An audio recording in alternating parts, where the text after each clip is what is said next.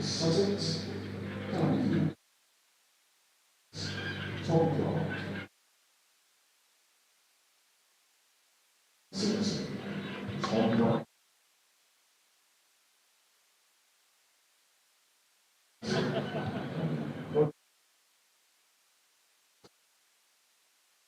Championship.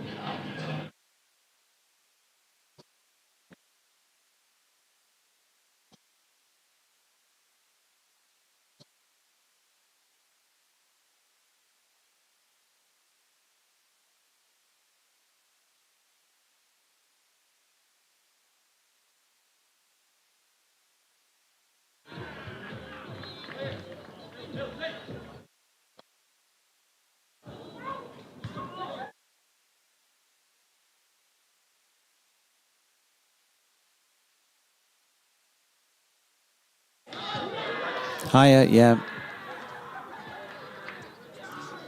Okay, thank you very much.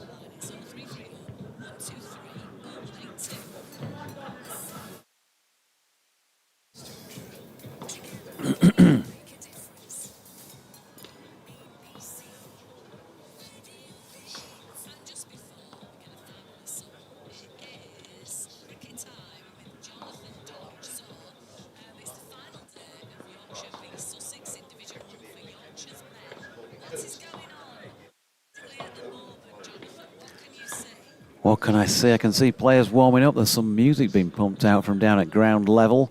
And the pitch is being rolled by the light roller. So they're just going through the last bits of warm-up routines. Of course, play starting in about 25 minutes' time. And when it does, Gail, Yorkshire are bowling. They need some Sussex wickets if they're going to turn this into a win for the first time this season. And it was an encouraging day yesterday. In fact, I would go as far as to say that it was very much Yorkshire's best day of the season so far yesterday. 2 centurions. Finlay Bean managed to get to 100 for the 7th time in his relatively fledgling career. And also Sam Whiteman, who's Doncaster born but has lived and played most of his life in Australia. He's back and scored his first 100 for the county of his birth. So congratulations to those two. And then we saw the sublime Joe Root knocking the ball around as he does. Unfortunately for him and for Yorkshire supporters, he finished 4 runs short of 100 himself. But first time we've seen him this season, first time he's played since the Ashes, and he did really well. So Yorkshire made 511 yesterday, which was a lead of just 9 runs on what Sussex had scored in their first innings. But then they bowled well as well for the last part of the day, took a couple of wickets. Sussex will go back in this morning on 31 for 2, so that's a lead of just 22 runs. So if the Yorkies can get in and among this morning with a few more wickets, then who knows, they may be able to set up a run chase later on, although he said sitting here looking at vapour trails of aircraft up in the sunny Headingley skies, apparently we've got a bit of rain coming later on.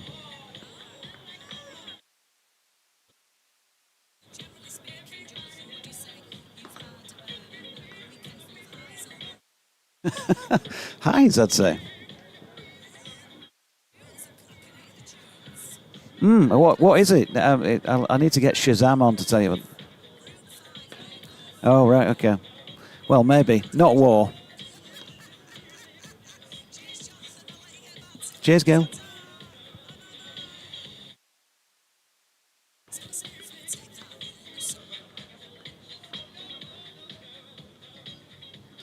Cheers, Olivia.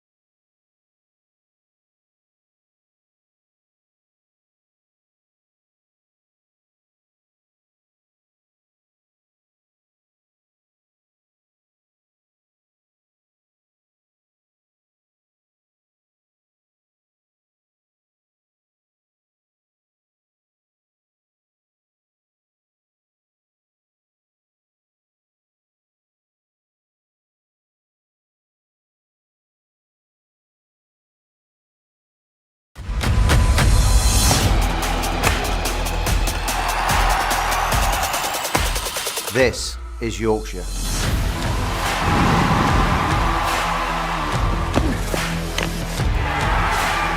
Built on pride. Forged through generations. Now, a new season begins. Driven by ambition. We play to compete. We play to win. Driven by those who stand with us. This is Yorkshire. We don't stand still. We move forward. Together.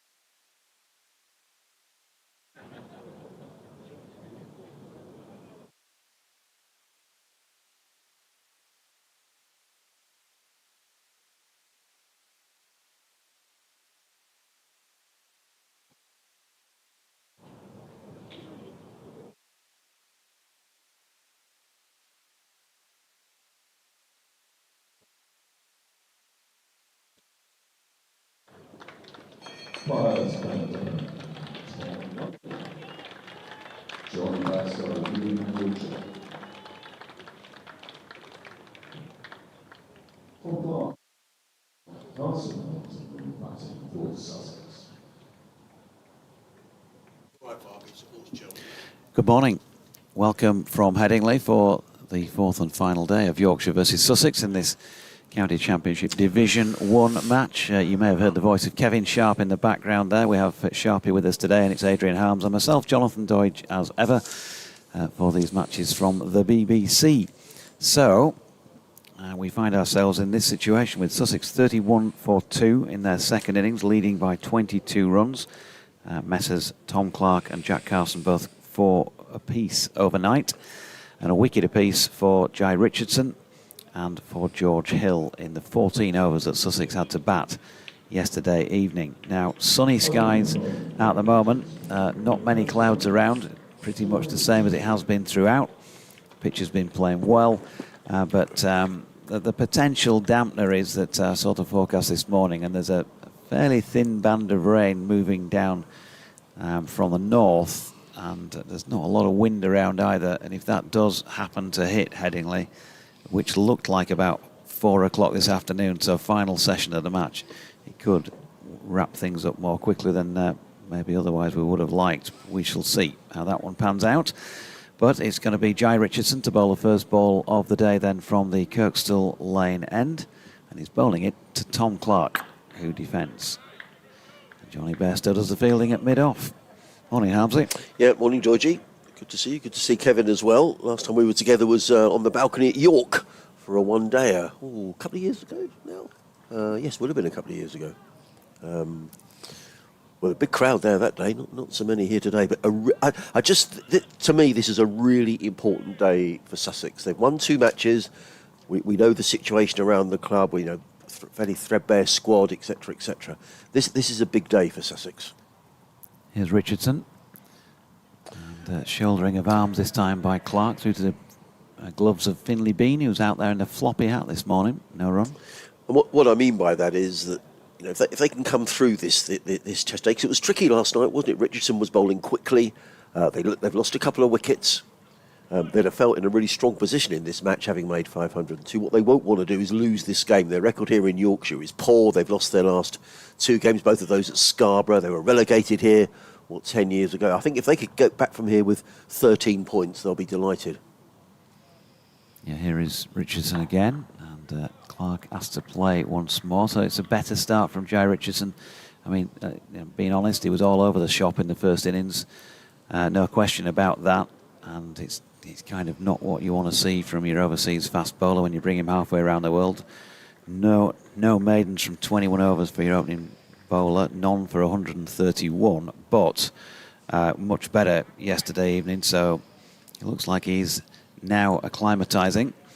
And Sam Whiteman, in a little interview I did with him last night after his century, was certainly strongly backing him to get it sorted. He's thrown one up there to drive. Invitation accepted, more of a punch than a full-on drive, but it's going to be 4 runs. Tom Clark getting it between the stumps and Johnny Bairstow there at mid-off.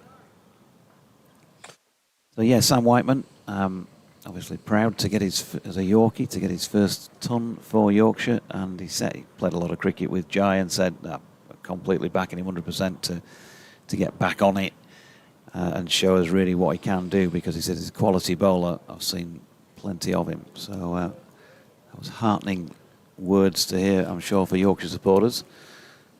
First boundary of the day, and this time it's going to be another 4 possibly. Don Bess is chasing one down to third man, and Tom Clark has got a boundary, but he was trying to pull his bat out of the way of that, which just gives you the feeling that there's a fair bit of pace already being worked up by Jai Richardson, and the delivery that got Daniel Hughes yesterday must have been pretty sharp, because he's an opening batter and he looked like he was beaten for pace, didn't he?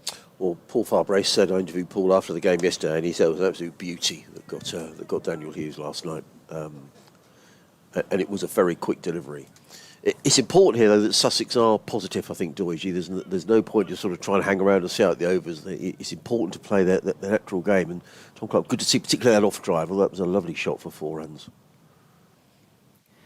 Richardson in again, and Clark right in behind that to complete the first over then, with the addition of 8 runs, 39 for 2, Clark on 12, Carson on 4. It's all well and good having pace, and I'm sure Kev would bear this out as somebody who scored first-class hundreds.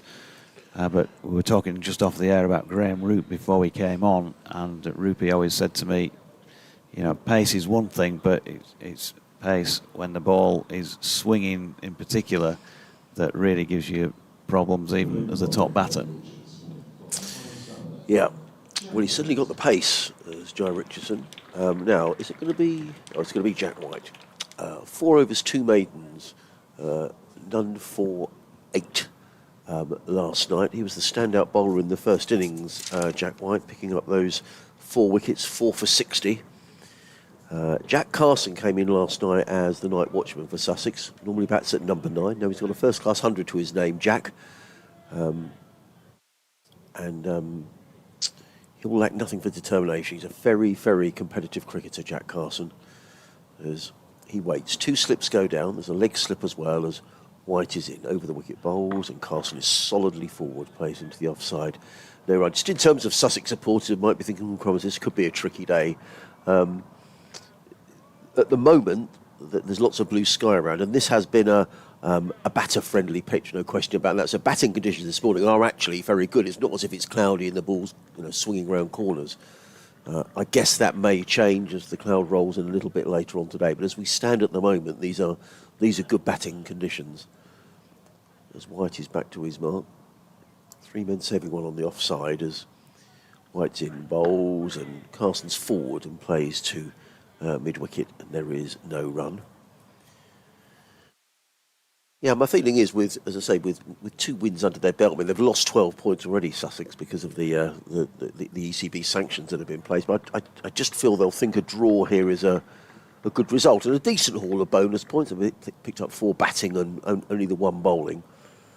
But games coming thick and fast. Home from here tonight, probably a day off tomorrow, then back up at the Oval on Friday. And you're pretty much the same, aren't you? You're back on the coach on Thursday, I guess, down to Taunton. Yep.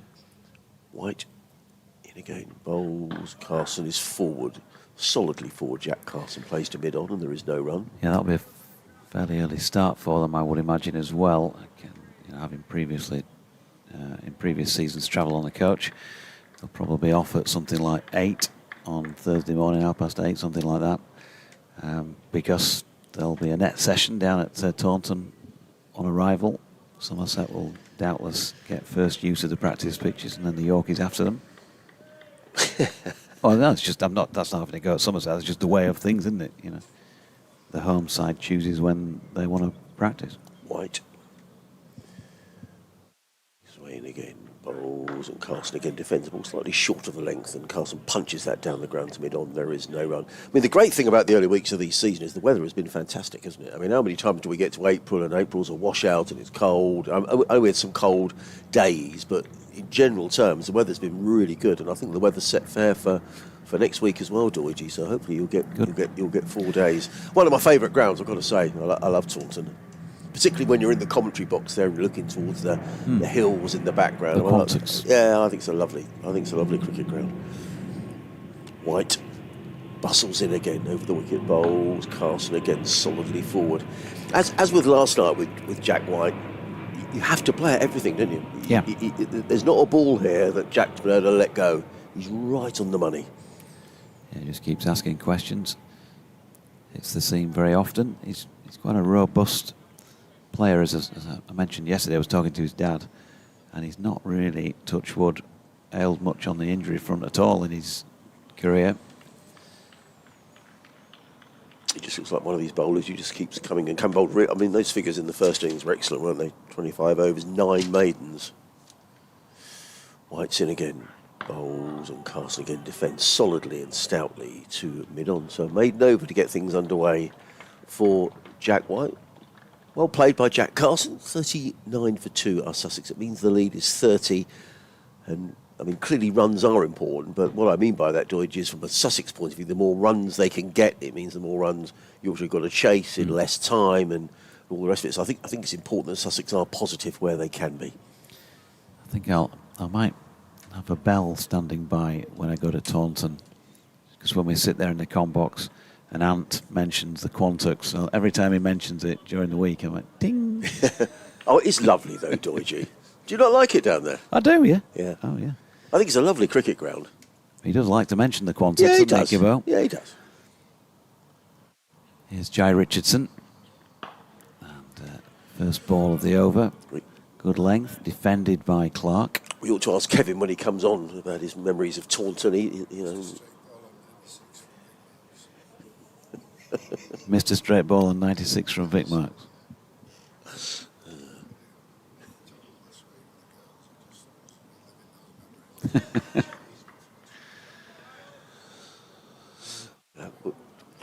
We'll have Kevin on commentary in about 20 minutes. That'll be great. In comes... Oh, sorry, you, Lodgy. Yep, Richardson to Clark. Ooh, good delivery. Just passing... Well, he was pulling the bat inside the line, to be fair to Clark, but it was nipping that way, past the outside edge. So a much better start in this inning. Still going at 5 and over. Having said that, Jai Richardson, 5.1 overs for 25. And welcome along this final morning to listeners to 5 Sports Extra with the news that Sussex, well, they got a couple of boundaries in the first over of the day. One a nicely timed push by Tom Clark, the other a bit more edgy. And that they are the only additions to the score so far. We're into the third over and Jai Richardson still bowling to Clark, who turns that to leg. And there is no run, so Sussex lead by 30 runs with those 2 wickets having fallen last night. Daniel Hughes bowled by Jai Richardson, 4th ball without scoring. And Tom Haynes, who faced 40 deliveries, tried to turn one to leg and got a leading edge back to George Hill, caught and bowled. A bit of work to do for Sussex with the bat. Plenty as well to do for Yorkshire with the ball, if they're to try and get themselves into a situation where they might be able to win this match. Third man, well, put a note in the diary. Yorkshire have dispatched a third man, the lesser spotted third man. He does the fielding to that Clark run down into that area. So a single, 40 for 2. Tom Clark on to 13. Jack Carson yet to add to his overnight 4. Adrian Harms and Jonathan Doige with you for this first spell of commentary. We also have former Yorkshire lefty, left-hander that is. I don't know what his politics are. Kevin Sharp, Worcestershire coach, who's now working, of course, with the Yorkshire women. Glory of a Rosie's win for them on Saturday. Doubtless we'll be talking about that as well at some point. But here's Jai Richardson from the Kirkstall Lane end, and Carson across and blocking this one. There's a smattering that I think it's fair to say that the attendance has gradually dwindled since day one. It was pretty good for a Saturday on Saturday. It was probably a few less yesterday, and it looks significantly fewer in number today, but a few hardy souls have turned out. There was a queue, George, as I came past the entrance just before 10 o'clock. That was for your autograph, though. That was. Final ball of the over, Richardson in, edged by Carson, but didn't go at it hard, and that would have helped. Jack White is down at third man, couldn't field it cleanly, but he did stop the boundary. But the ball bobbled away from him, and they've got back for 2. So 6 overs, no maidens, 1 for 28 for Richardson. 42 for 2. Clark 13 and Carson 6. And that means that the Sussex lead goes to 33 after Yorkshire yesterday bowled out for 511 in reply to Sussex's 502. Wonderful innings from Joe Root, who made 96 and looked odds-on to go through and get 100. He looked in terrific touch, did Joe Root. His first-class match since the Ashes, and he looked like he'd never been away. Good support from George Hill. He made 50. For Sussex, Henry Crocombe and James Coles both picked up 3 wickets, but it's really all about Sussex. Can they back themselves to a draw here today? And it's not going to be easy, as White was running in towards us and bowls to Clark, who's beaten outside the off stump, and I can't believe that's not hit the off stump. Sussex losing 2 wickets last night. They had to trace a really tricky 14 overs last night. They lost Daniel Hughes, the Australian, for a duck. He was bowled by Beauty, by Jai Richardson. And then Tom Haynes, looking to turn one on the leg side, got a leading edge and was caught bowled by George Hill for 13. Tom Clark on 13. Jack Carson on 6 came in as night watchman. Clark had made 100 on the opening day, or the opening round of matches against Leicestershire, but since then has picked up a couple of ducks, so he'll be very keen to return to form in this innings as White is in again, around the wicket. 2 slips and a leg slip. He's in and bowls, and Clark clips this one down towards fine leg. Now, if that came off a pad or whether he got a bit of bat on that, we'll have to wait for the umpire's signal, and indeed he obviously did get a little bit of bat on it. Yeah, it would have. Bat onto pad. It did come down here fairly quickly. Going to say, if it had been pad, it would have probably slowed up. Clark to 15. He did the same last year. Tom Clark got 100 in his opening match of the season at Edgbaston, and then, as I've said a couple of times, his form just fell off a cliff, and he was really mindful of that. So this will be a big innings for Tom, having picked up a duck in the first innings. White wheels around at the far end of the ground, the Howard stand. Is in bright sunshine, round the wicket bowls to Clark, who with an exaggerated lead, get the bat, the gloves, everything out the way. The ball goes through to Finley Bean behind the stumps, no run. So 2 slips, there's a point cover mid-off. On the leg side, there's a leg slip, mid-wicket, mid-on, and a fine leg. As an aircraft, is that taken off, Deutsch, or coming into land? We can't see. Yeah, if they're going that way, they're coming into land. Right. Well, it's a beautiful morning, but it's difficult to think. I mean, the weather forecast is saying it's going to rain later, but at the minute, it is a beautiful day. Just a few high cotton wool clouds, lots and lots of blue skies. Doyd, you were saying very little wind. And White coming into bowl to the left-handed Tom Clark, who's 15 not out. He's in the bowls, and Clark is up on his toes. He just checked his shot there, did Tom Clark. There's always been a little bit of extra bounce, and I spoke to Paul Farbrace last night in an interview you can see on the BBC Sussex Twitter feed, and he was saying there's still a bit in this pitch. There's still been a good bounce. I mean, it's been good carry, hasn't it? Although it hasn't really spun. You perhaps wouldn't expect that this time of the season, but it's been consistent bounce. Very, very few have kept low, Doige. No. So credit to the groundsman.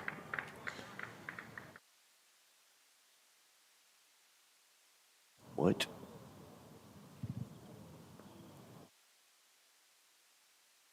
Bustling in around the wicket bowls, and Clark's fallen. He's hit on the pad. Now he got a good stride in there, did Tom Clark, which I think was probably what meant there was very little decision for umpire Lungley to make. And in fact, Jack White appealed and then almost withdrew the appeal, didn't he? I think Bat was involved. Yeah. He was a long way forward as well, wasn't he? Yeah, I think there was some inside edge onto pad. It felt like there were two noises. But he's Don Bess, after the decision he got yesterday, is probably standing there at leg gully saying, well, you can give those, surely. Yes, he got a shocker, didn't he? As White in again. Last ball of the 4th throw of the day comes in and bowls, and Clark's again beaten outside of the off stump. He's always probing, he's always there or thereabouts, is Jack White, and that's another excellent over. He's now bowled 6 overs. Jack White, 3 maidens, no wicket for 10. Sussex 44 for 2 with Clark on 15, Carson on 6. It means the Sussex lead is 35. Just to say, a couple of wickets have gone down around the country. Essex have lost a wicket down at the Oval. They're 24 for 1, still trailing Surrey by 39. Paul Walter, the man out there, to Gus Atkinson. The Oval, the destination for Sussex next week. Oh, actually, this week. On Friday, as games come thick and fast in the County Championship. Yeah, you look forward to it all winter, and then we find ourselves on the last day of Game 3 already, and sort of a quarter of the way through the season, isn't it, really, in Championship terms. Here's Richardson at the Kirkstall lane end, goes short first up, and Carson tries to play a sort of measured pull shot and does get a contact on it, knocks it into the ground behind him. No run. You're mentioning Jack White, obviously Jai Richardson opening the bowling. Yorkshire's missing opening bowler from this match, Ben Code. I don't know whether you're tuned in or not, Cody, but probably feeling pretty down at the moment. He'll look forward to the season all winter as well. And unfortunately pulled up with a side strain, I think, in the nets before this match. As Richardson bowls and Carson blocks into the offside. And Ben obviously plays in the 50-over comp, but doesn't play much T20 cricket. So when you're largely in the side for your championship performances and you can't play, you'd be feeling pretty glum, I'm sure. Well, as you say, it's a long Hopefully winter, isn't it? Okay, sooner winter rather than later. You Yeah. know, work in the gym, and we were having this discussion earlier. Interesting, Kevin's thoughts. You know, how do you keep training interesting during the winter months as well? With so much time spent indoors. Richardson in again, and Carson blocks that into the offside, and there is no run. Also, when you get to, I don't know what I'm saying in terms of a certain age, but I don't know, when you get past 30 sometimes, you know, as a professional sports person, you start to pick up injuries. It becomes a bit more difficult to manage, doesn't it? I mean, I'm no one to talk because I was injured forever trying to play sport from about 17 onwards. So it was decades rather than just 30 to 40. Richardson makes his way in again, and Carson plays that one down the pitch. Whiteman round to field. It was fairly quiet, I felt, Sam Whiteman. First time I'd had a chat with him last night. Didn't fit that, you know, stereotype of Aussie talker. Right, Aussie brashness. In your face and all that thing. Right, okay. Yeah, no, not at all. It was. Well, he batted beautifully, didn't he? Yeah, I'd say if it was anything, it was kind of bordering on the shy. Right, okay. Unless it was just my interviewing style that scared him, which is entirely possible. Here's Richardson, real effort about that ball, but Carson got across and was solidly in behind it. Perhaps he saw your sort of new hairstyle and he thought, blimey, Yeah, better watch out with be this fella. afraid, be very afraid. Yeah. I was just looking at your accreditation, actually, George. It's a very smart picture you've got on there. It's it almost looks as if you're after an important dinner or something. These passes, I mean, we need them for everything. I need one for horse racing, got one for rugby league, got one for this. You know, you've got your BBC accreditation thing, a badge to get in the building and all of that. You get them for everywhere when you freelance.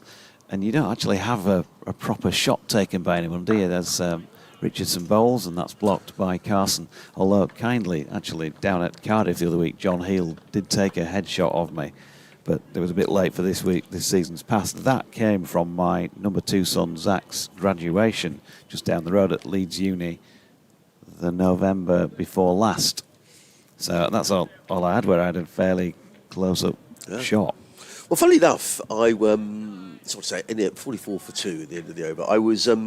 I need to get my passport renewed, and so I went into a well-known stationers, high street stationers, and they'll take your picture in there, and they've got a little machine, and it tells you whether it's suitable or not for the passport office. So you pay something like 10 quid for the photograph, but you know it complies with passport authorities. So anyway, I thought it was going to be a real palaver getting a new passport because mine had run out. Jack White is back to his mark. Yeah, I had to renew mine last year before I went to Oz for the Ashes. In comes White, running in, around the wicket, bowls, and forward comes Clark, stretching forward, plays defensively into the offside, and there is no run. And it's been really quick, so I just filled it out in line, sent it off. I had to send back my old passport, which I did. So I didn't think I did that last Monday, and I've had a text this morning saying your passport is ready, blah, blah, blah. But it's less than a week. Yeah, it was quick, I know that much, but we were at Scarborough for a game last year, and there was rain, and we were not going to play for a session. And I thought, I'll go get mine done. It was round about the time when it needed sorting, so I just thought, I'll go into the photo shop in town. Tell you what, it's a right racket, that, isn't it? Well, having a photo. You just have to sit there in front of a screen, and but you mustn't I can't remember smile. what charged me for it, but it was quite a lot. In comes White, bowls, Clark gets the gloves back high the way, lets it go through to Bean, and there is no run. Yeah, I mean, they charged me in this well-known station as 10 quid. For the photograph. I think mine was 13. Oh, really? And I remember saying, in expensive, classic Yorkshire fashion, how much? When he said to me 13.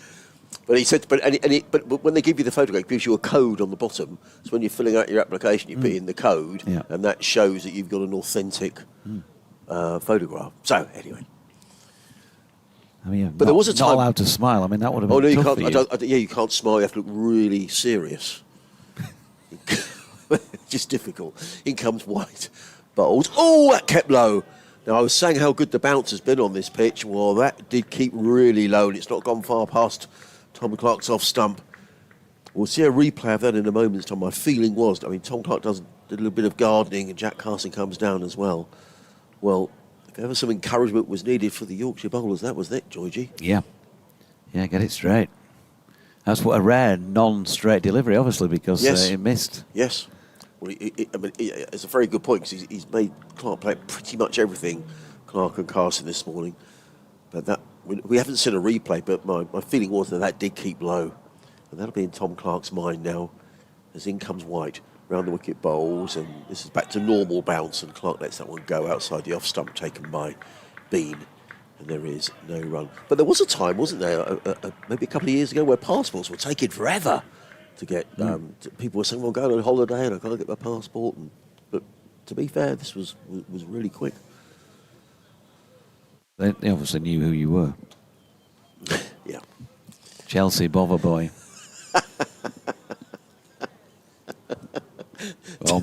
It's Armsy. We better get that sorted out. Well, whatever it was, they did it very quickly. 2 slips and a leg slip as White is bustling in again around the wicket bowls, and Clark defends with a high right elbow, just plays that down the ground to mid-on, and there is no run. Why are you laughing? Harms by name. Oh dear, it's an unfortunate name, really. Yeah. And there is... It reminds me of that There is no run.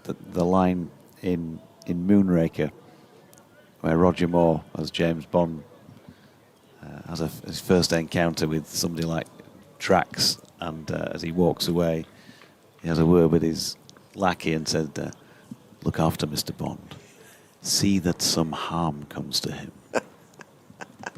In comes White around the wicket bowls, and Clark this time interestingly takes a step down the wicket. Interesting to get Kev's views on that as to whether that's maybe Tom Clark is thinking one's kept low, so I need to make sure I'm getting down the track here. End of the over, maiden over, White causing all sorts of problems here. 44 for 2, Clark on 15, Carson on 6. It's not easy for Sussex this morning, but they haven't lost a wicket so far. But the lead is still only a very precarious 35. The weather certainly at the minute looks set for. Where's north from here, Doige? I mean, if we're looking for this rain to be coming in, where is it coming from?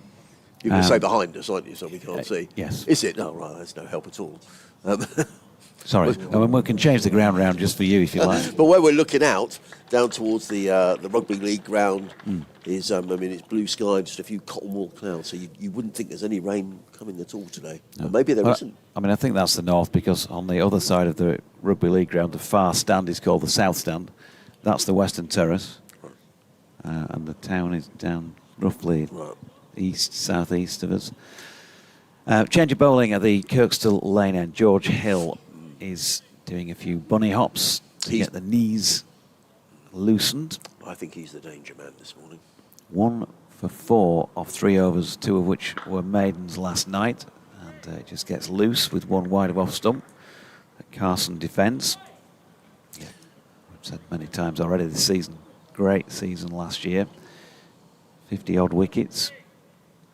Was largely responsible, of course, for running through Durham on that final day here, which ensured Yorkshire's survival in Division 1 and the drop for Durham. Hill in, good delivery, big appeal, and he's right on the money straight away. George Hill has Jack Carson, LBW. Harmsy called it.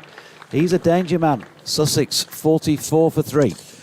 Well, I was a little surprised, Jonathan, that he didn't open the bowling this morning. I know perhaps you have to go with your overseas quick, but I think throughout the match and over the last 2 seasons when Sussex have played Yorkshire up at Scarborough, George Hill has been mighty impressive. The way he pitches the ball up, the way he moves the ball around.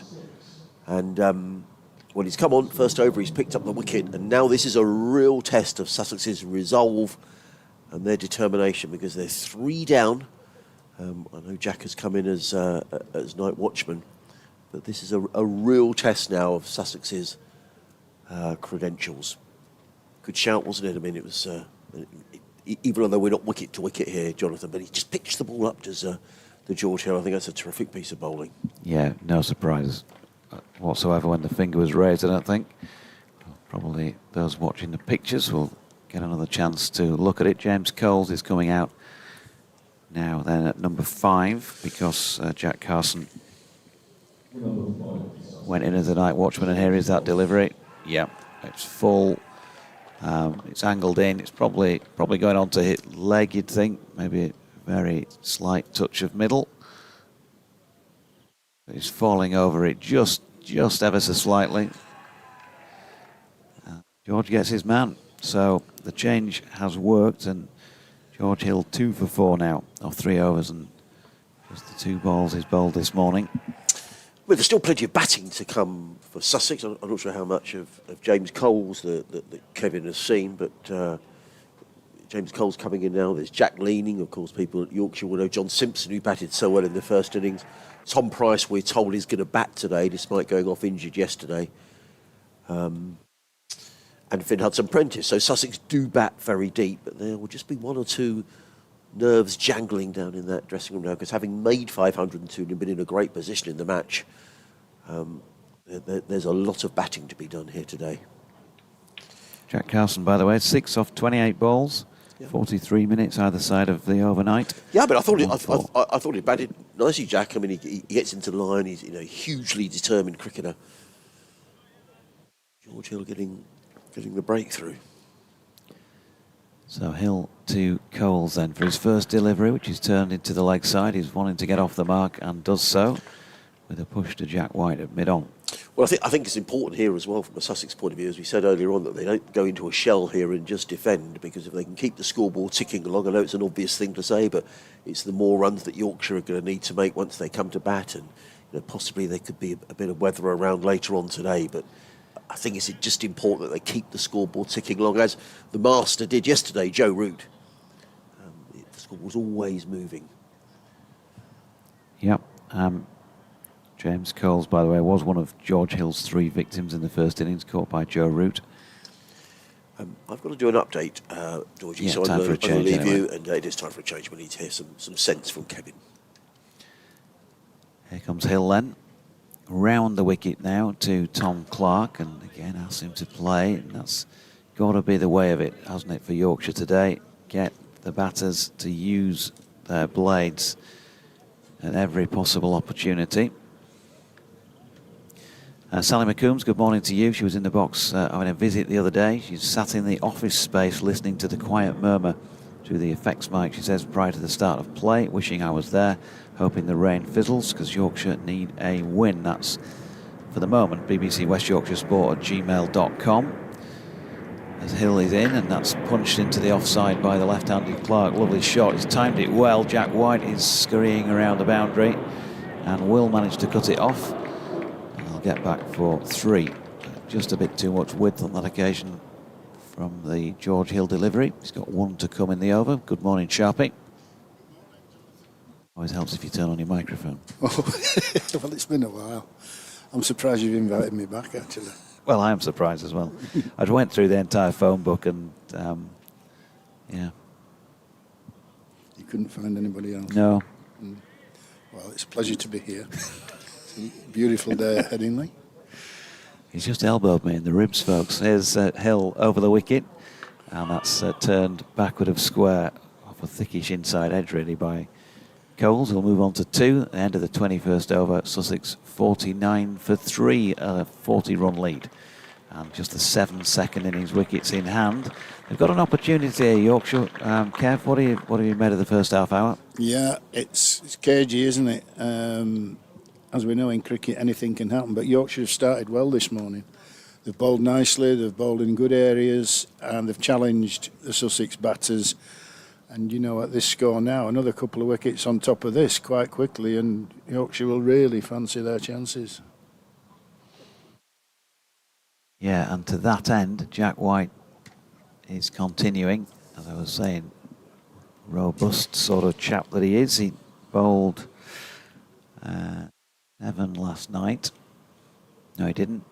I think he bowled, how many overs did he bowl overnight? 14. So there's been 7 this morning. So he's bowled 3 this morning and therefore 4 last night. We got there in the end. Yeah. A great addition to Yorkshire's squad, isn't he? I mean, it's just been first-class bowling. He's hitting that length, he's hitting the splice, he's that odd one that's bounced, and then there's that one that just rolled along the floor, which you just got to get those straight, haven't you? Mm.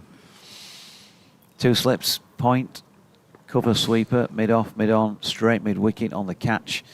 Another more regulation mid-wicket on the 1 and a wide, long leg under the scoreboard down to our left on the northeast corner as White bowls, and that's going to be 4. He's banged that one in just too short. James Coles was not going to miss that opportunity. Just flicked it away to the short boundary, 55 metres that side of the ground, 4 runs. Yeah, there's no margin for error, is there? I mean, there is that odd one that's bounced, which is, certainly what Yorkshire will be hoping for, a couple of nicks from those. But there's no margin. If you don't get it in the right areas, you're going to go for a boundary. It's a fast outfield, isn't it? As soon as you get it through the field, it's a boundary. Yeah, here comes White once again then.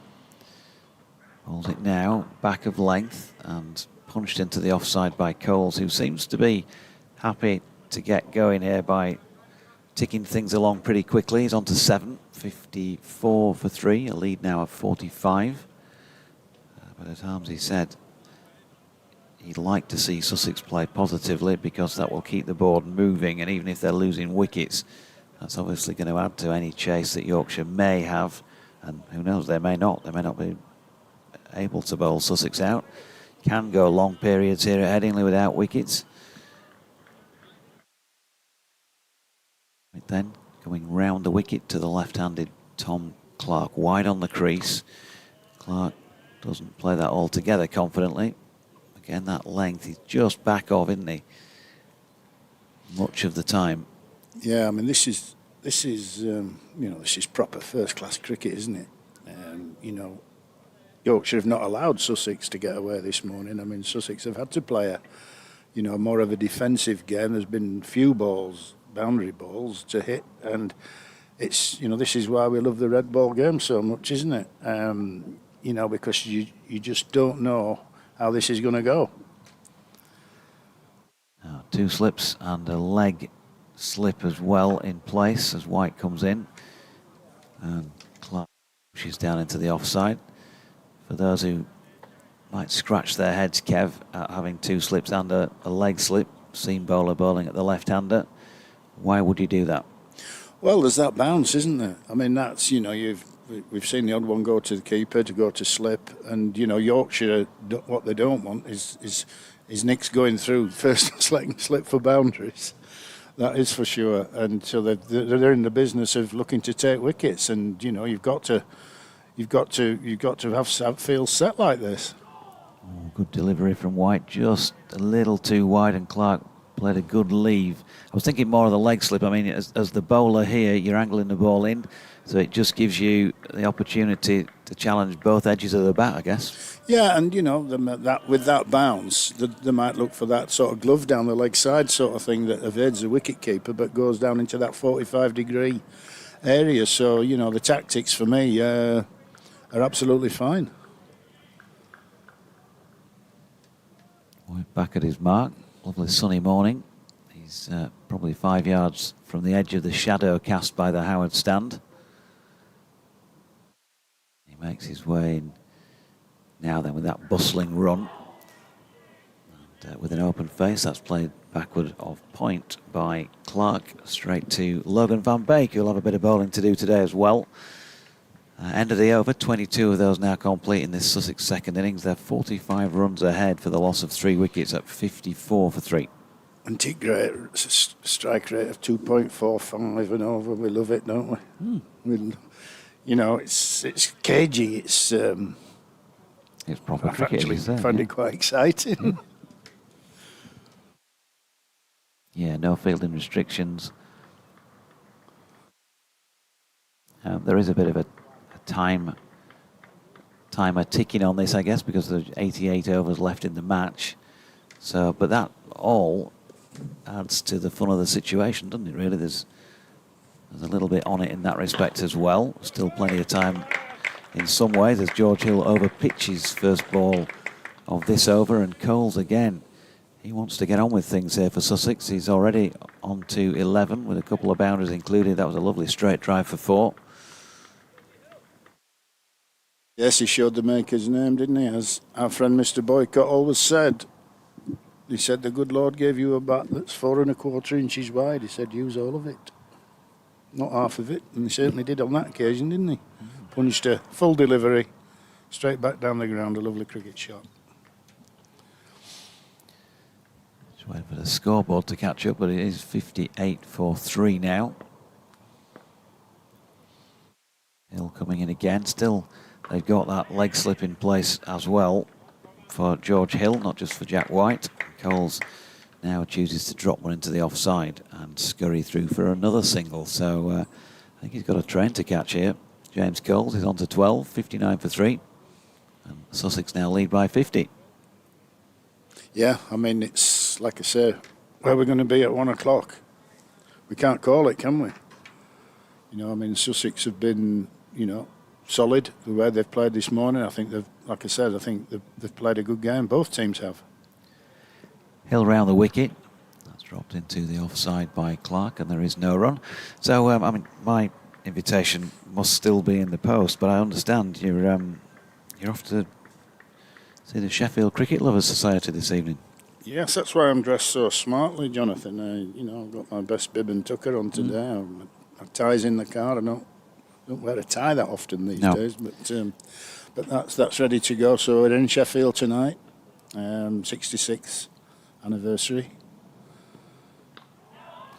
Hill in, and that's turned down to fine leg by Clark for a single. I can promise you folks that they do 9 o'clock court appearances in Leeds, and so Kev was kind enough to pop straight up after he'd been in court this morning. Oh, how I've missed you this winter. That wonderful sense of humour.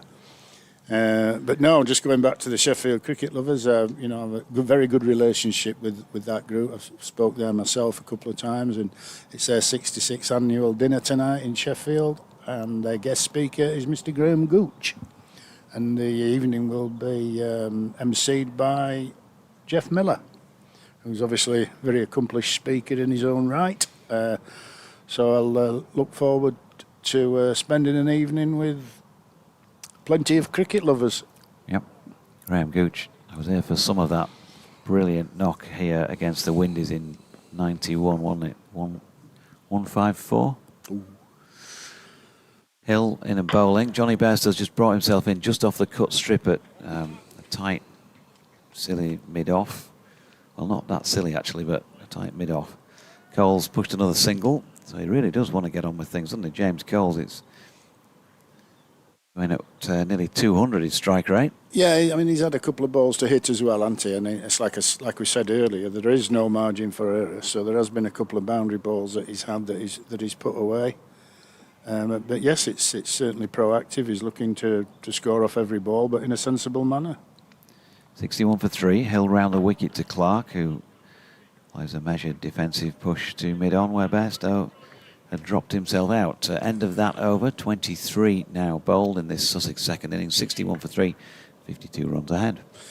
Yeah, I mean, you know, it's like you were saying with Adrian, that what Sussex won't want to do is not score. I mean, you know, the more, obviously, if they can keep that scoreboard ticking along, they'll get themselves into a, you know, if they don't lose the wickets, they'll get themselves into a safer position earlier.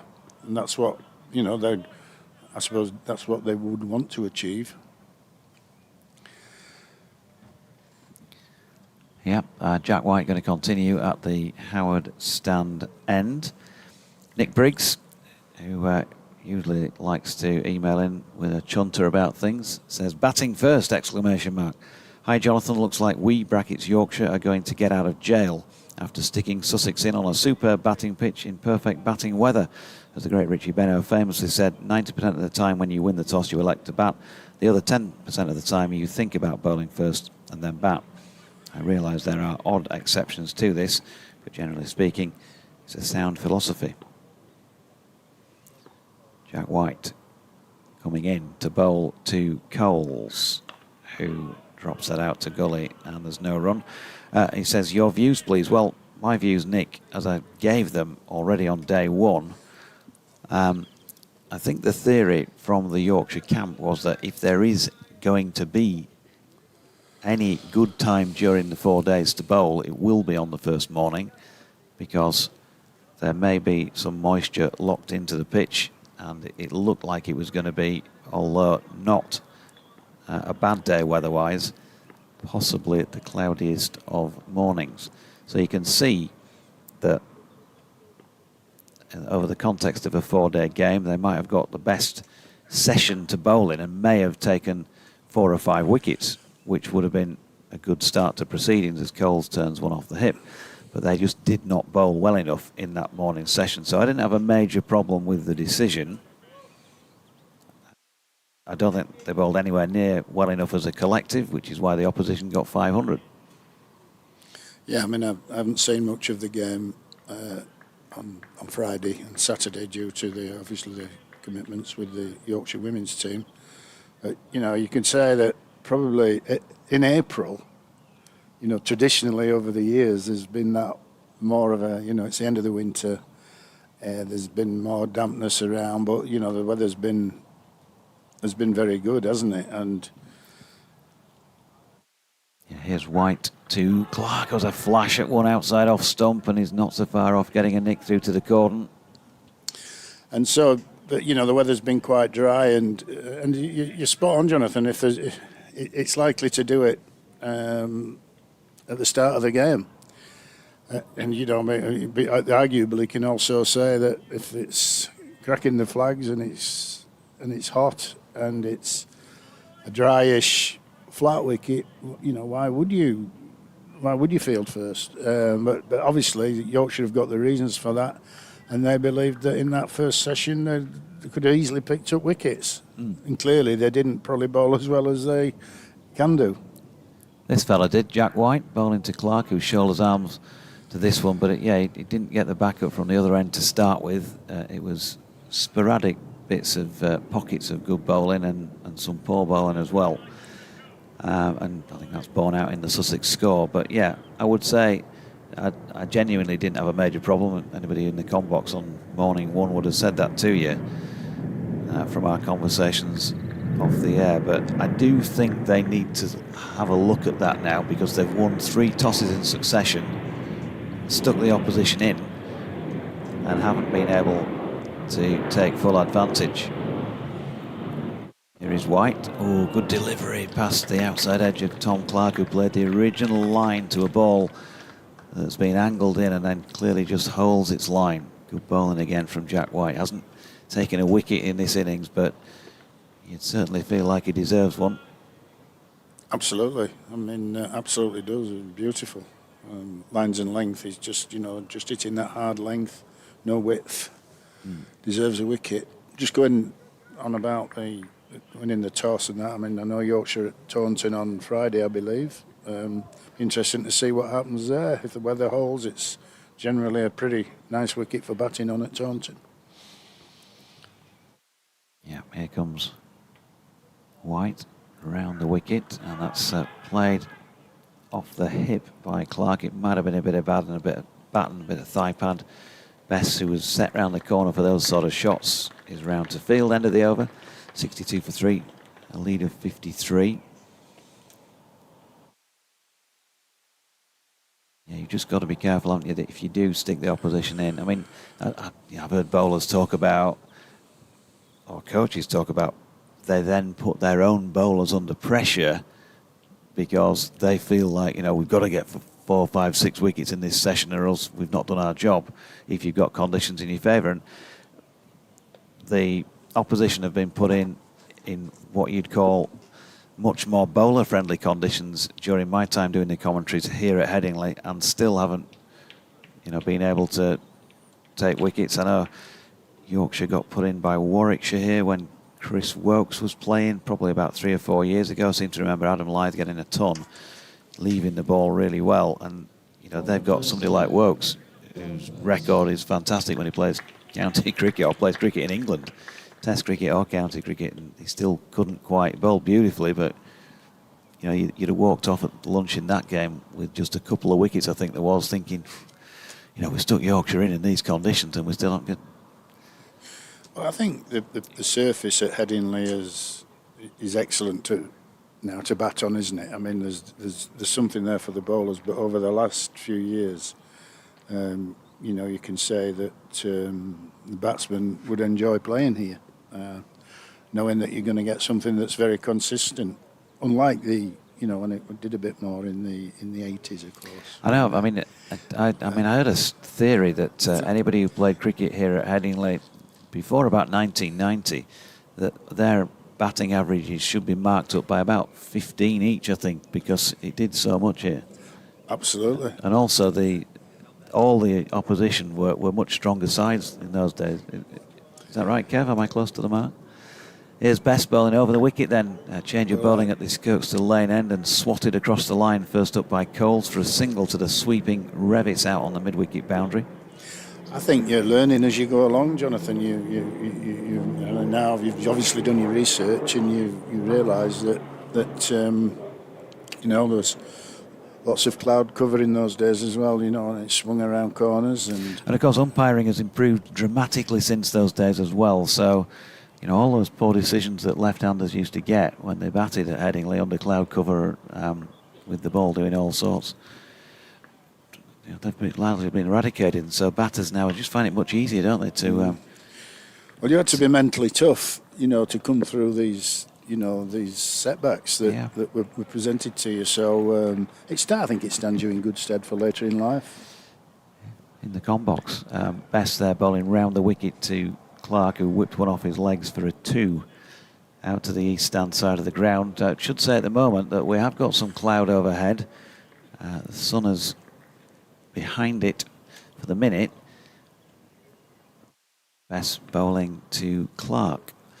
No run up. Don Bess has had some success, you know, against Sussex in the past, and I think he more or less won a game on the final day down at Hove probably 4 or 5 years ago. I think he got 6 for.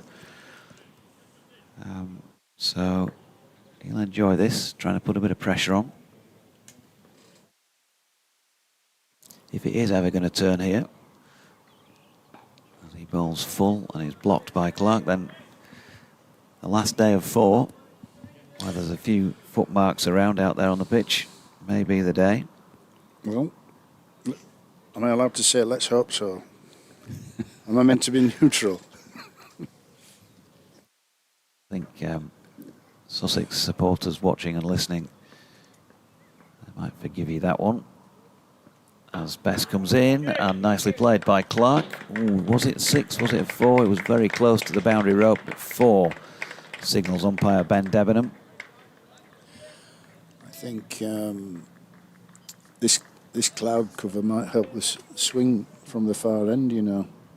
As we know at Headingley, the traditional thing, when the cloud comes over, it can start to swing. In fact, there's a very good story of when I was 12th man for the first time in my career, when I was 16 years old here. Here is Best, floats one up, that's punched into the offside Whiteman Fields, no run. I'd say a very naive 16-year-old, 12th man for the first time, and John Hampshire was a captain in this game. Boyks was club captain, but he's probably away with England, I'm thinking. And John Hampshire was captain in this game, and we were going to be bowling last, and he sent me to the groundsman's shed to see Mr. George Cawthry to bring a skyhook back to pull the clouds over. And I went down and I asked Mr. Cawthry if he'd got a skyhook for us, please, and he just immediately burst out laughing. I don't know why. No. But he didn't have one. So I went back and said, well, it doesn't, there's not one in the shed. I had to learn very quickly. The dressing room was in uproar. George Hill has switched to the Howard stand end then, and his first delivery of this latest over, the 26th of Sussex's second innings, is turned by Coles out to mid-wicket where Revis fields on the east side of the ground. 1 run. And unbelievably, that match was against Sussex. I can remember Tony Gregg playing in that match for Sussex. 1976, that would have been, I believe. Wasn't born then, obviously. No comment. I've got another one to tick off tomorrow, I can tell you. 70 for 3. In comes Hill, angled in towards Tom Clark. He's had a flash at one from Jack White, and he had a push at that one from George Hill, didn't he? So he's on 25, Tom Clark. He's been very much the more pedestrian of the two out there, which is no slight on him. He's just playing the ball as he sees it. But a couple of times he's seen what he thinks has been a scoring opportunity, and he's not been so far away from getting an outside edge on one.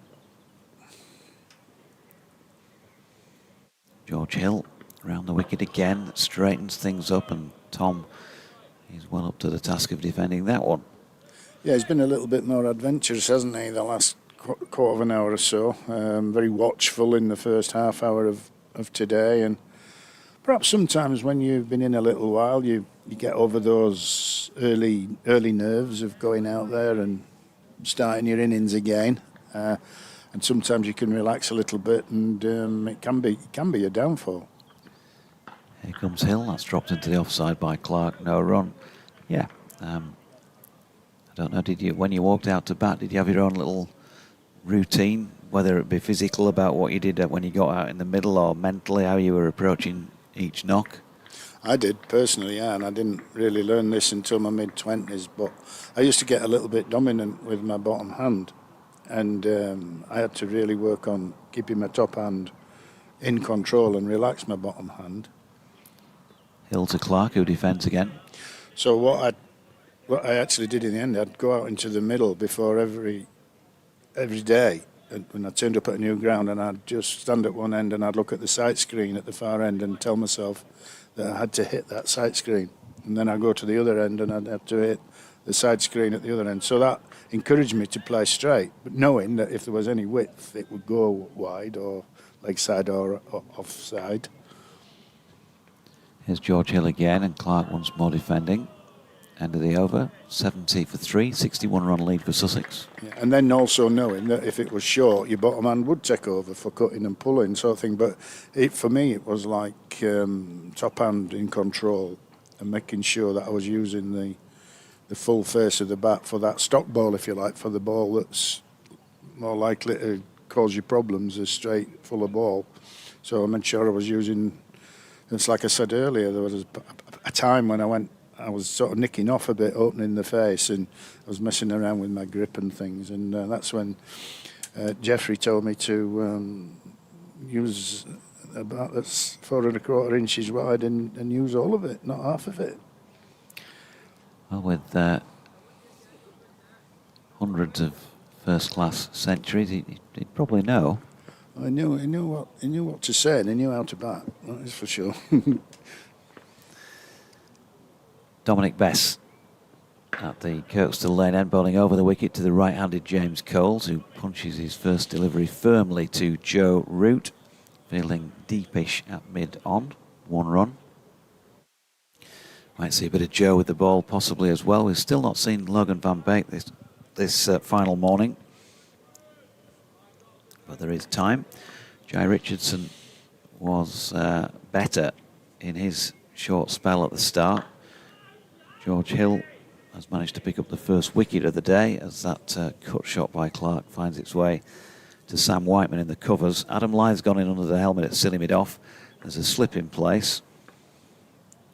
Sort of in-out field at the moment as Bess bowls, and Clark, left-handed, of course, should be getting the outside edge of his bat, challenged to some extent here by the off-spin of Dom Bess. He blocks again there. To be much spin at the moment. I think Dom will be looking for the one that runs straight on him between bat and pad. Pitches again.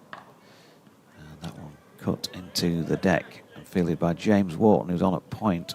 Who is off if James Wharton is on? Try and work that one out. Johnny Bairstow's dropped himself out at long on, just down to our left, a few yards in from the boundary, in front of the northeast stand. Clark flicks one off his legs. Van Beek is out there to do the fielding. So he's not off the field. It could be Jack White for the moment. Yeah, looks like there is no Jack White out there, having had that first spell. So Gone to change his vest. Might have done. As they did in the old days. Best floats one up. And it's a back foot punch by Coles out to the sweeping Van Beek in the covers. 1 run. So the scoreboard is ticking. They began the day 22 runs ahead. They've added a further 42 to that. 73 for 3. A 64-run lead. And Yorkshire have picked up just that 1 wicket inside the first hour, and Jack White coming back on now for James Wharton. We did sort of feel like they might need to pick up 3 or 4 early on while the ball was still relatively hard, and also just to properly put pressure on the opposition. Doesn't mean they can't still pick up 3 or 4 in the next hour, but yeah, maybe they would have wanted more than the 1 they've got, Kev. Yeah, I think Sussex will be the happier at the moment. They've lost 1 wicket, and that was the guy who came in as a night watchman. Here's George Hill, and Coles punches into the offside. White fields, but they get through for 1. Kev, if you can just, we'll just do a quick swap around if you want to come over here. And Harmsy can come back in the chair, and I'll get out of the way of the pair of you for half an hour as George Hill makes his way back to his mark. Clark on 26 is on strike. Coles, there's been a bit of hustle and bustle about him. He's on 19. The partnership for this 4th wicket so far worth 30, and Hill wide on the crease, round the wicket. Lovely shot.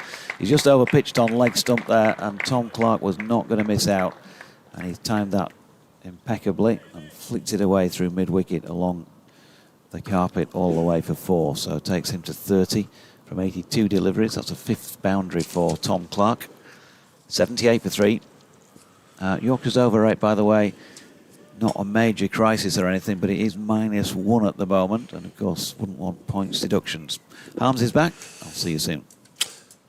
As the sun disappears behind increasing cloud here at Headingley, and racing in his Hill, bowls to Clark, who defends down the onside of the track, and there is no run. Hill fields off his own bowling. 78 for 3. It means the Sussex lead is at 69. Tom Clark on 30. James Coles is on 19.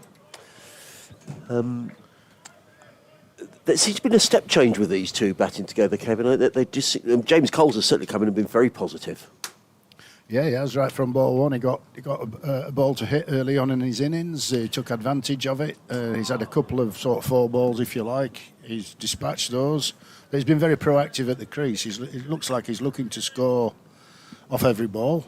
He's doing it in a very safe manner. So, I mean, it's like I heard you say earlier on in your first piece of commentary today that Sussex won't want to stand still and not score. They'll need to just keep that scoreboard ticking along at a sensible rate to put the game out of Yorkshire's reach. Eventually, that will be their aim. In comes Hill again, around the wicket, bowls to Clark, who defends solidly and stoutly to mid-on. There is no run. He's had a bit of a working over it, Tom Clark. He's played and missed quite a bit outside of his off stump. How difficult is it, given when this is happening, to sort of put that out of your mind and think, well, I'm still here, let's face the next ball? Yeah, I think I was just saying to Jonathan a few minutes ago that he was very watchful in the first part of his innings, and this last sort of 15 minutes or so he's looked to play a few more shots, perhaps at 1 or 2 deliveries that he would have left alone earlier on in the day. Here comes Hill again. 2 slips go down. He's in and bowls to Clark, who's up on his toes, steers that into the covers, no run. Yeah, and we're just saying that sometimes, we start your innings again at the beginning of the day, and there's a little bit of anxiety, a little bit of nerves, and then as he's been at the crease an hour now this morning, and you might feel a little bit more relaxed and feel as though you can play with a little bit more freedom. But that also can be an Achilles heel if you're not careful, because you could just nick off to a delivery that you could have been a bit more watchful to. You listen to live cricket on the BBC. Myself, Adrian Harms, alongside former Yorkshire left-hander Kevin Sharp. Great to see Kevin again. I was going to ask you, Kevin, we're watching James Coles here, who went away to the South African T20 in the winter, largely unknown, really. To be fair, we knew him around Sussex and around the county circuit, but he did well out there. He's come back. He's gone for an enormous price in the hundreds, something like £350,000, life-changing amounts of money. And now there's expectation on his shoulders. I sort of think back to your career when you were a youngster coming through. Does that bring additional pressures that there's now a weight of expectation saying, "Poor, this lad's a good player"? Yeah, I've seen so many lads when they become professionals. Just break off as in comes Don Bess over the wicket bowls, and Coles is back and slams this away through the offside, picks up 1, and that's all he'll pick up. He goes to 20, the total is 79 for 3. Yeah, I think that you grow up as a kid and it's fun, isn't it? We're playing for fun, and then suddenly you can become a professional and it becomes a job, and you're getting paid for it, and there is that expectation, and I think it can affect and has affected many players over the years.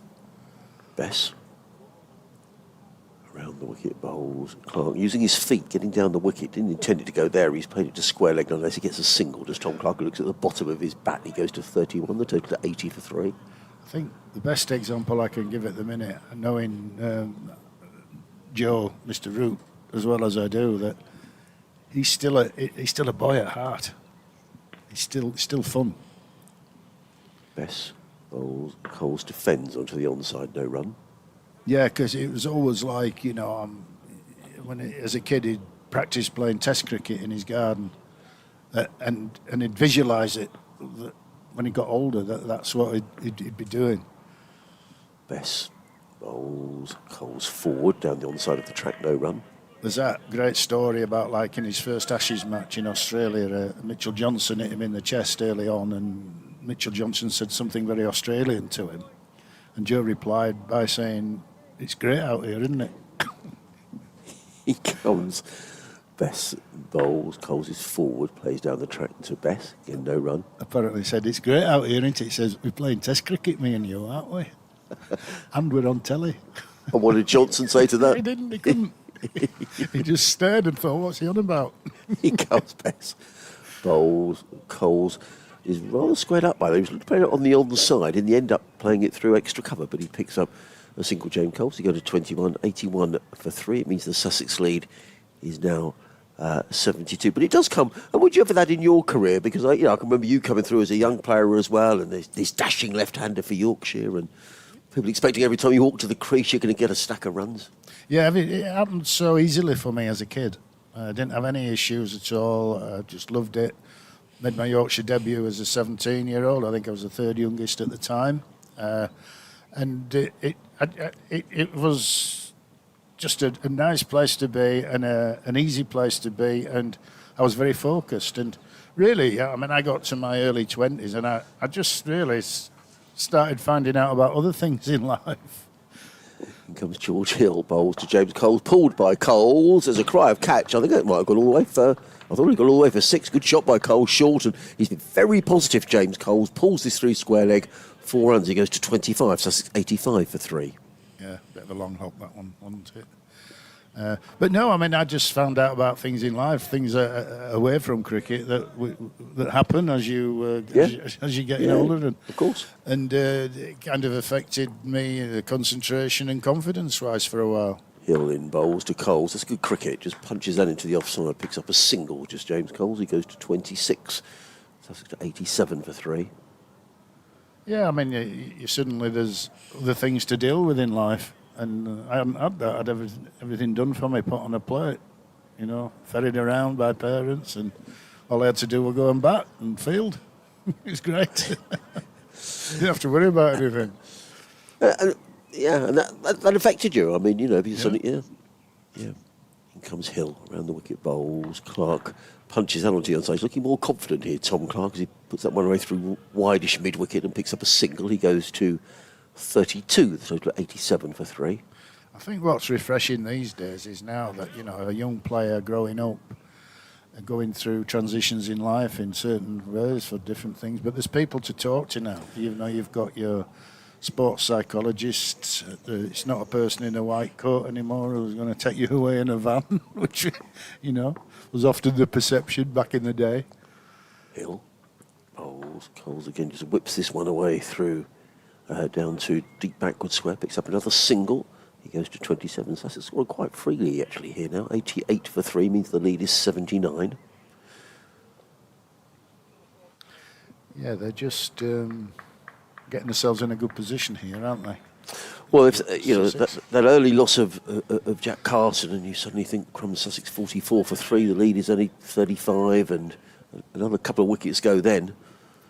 These two have just steadied the Sussex ship, and they're scoring a decent lick as well. In comes Hill, bowls to Clark, who's rather squared up, but he gets a single nonetheless into the covers. That's been an expensive over actually. It's been a run off pretty much every ball and a boundary as well. I think that 9 off the over. 88 for 3, is that 9 off the over? 8 off the over. 32, Coles 27, 88 for 3. Sussex, there is a lot more cloud around now, certainly over the city of Leeds, some quite threatening looking clouds. Still lots and lots of blue sky. I don't think it's going to rain anytime soon, but certainly there's far more cloud around than there's been on the first couple of days as he makes his way in again over the wicket bowls to Coles, who defends down the offside of the track.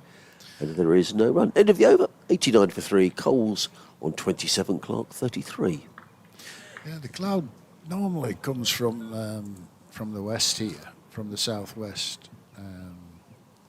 It looks today as if it's actually coming from a bit further north. Yeah, I think that's where it is coming from today. And what we can't do from here is see behind us, of course, because we're actually south facing, so we can't see what's building up behind us. But it's definitely thickening up a little bit. Well, half an eye on what's going on at Durham, because you'd have thought if it's going to rain up in the north, it's going to probably rain there first. Durham 36 for 1, needing another 300 to beat Lancashire. Derbyshire in trouble at home against Gloucester. They're 153 for 6. Still trailing Gloucester by 64. Gloucester without a win this season. In comes Bess, bowls to Clark, who cuts firmly to the fielder on the cover boundary. One more to Clark. He goes to 34. Sussex to 90 for 3.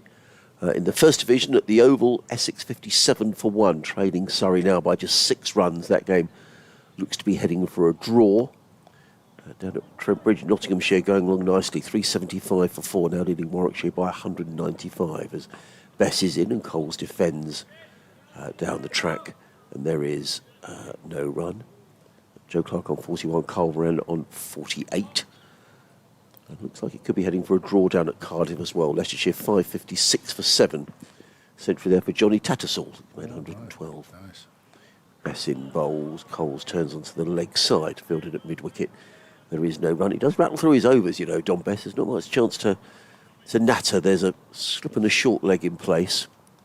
Yeah, the seam bowler at the other end, well, like that, and probably like a little bit more time in between overs. Bess bowls, and Coles, well, the Coles in two minds there. He was kind of neither forward nor back, and he made a kind of nondescript shot, and the ball just dribbled down towards short leg. And there is no run, but Coles is still there. He's been very positive. Coles 27 in 26 deliveries. Bess in bowls. Coles defends this time to a straightish mid-wicket, fielded there by Sam Whiteman, who made that very good 100 yesterday. Bess back to his mark. There's a bit of discussion about should there be a change in the field, but Bess wants to leave it be.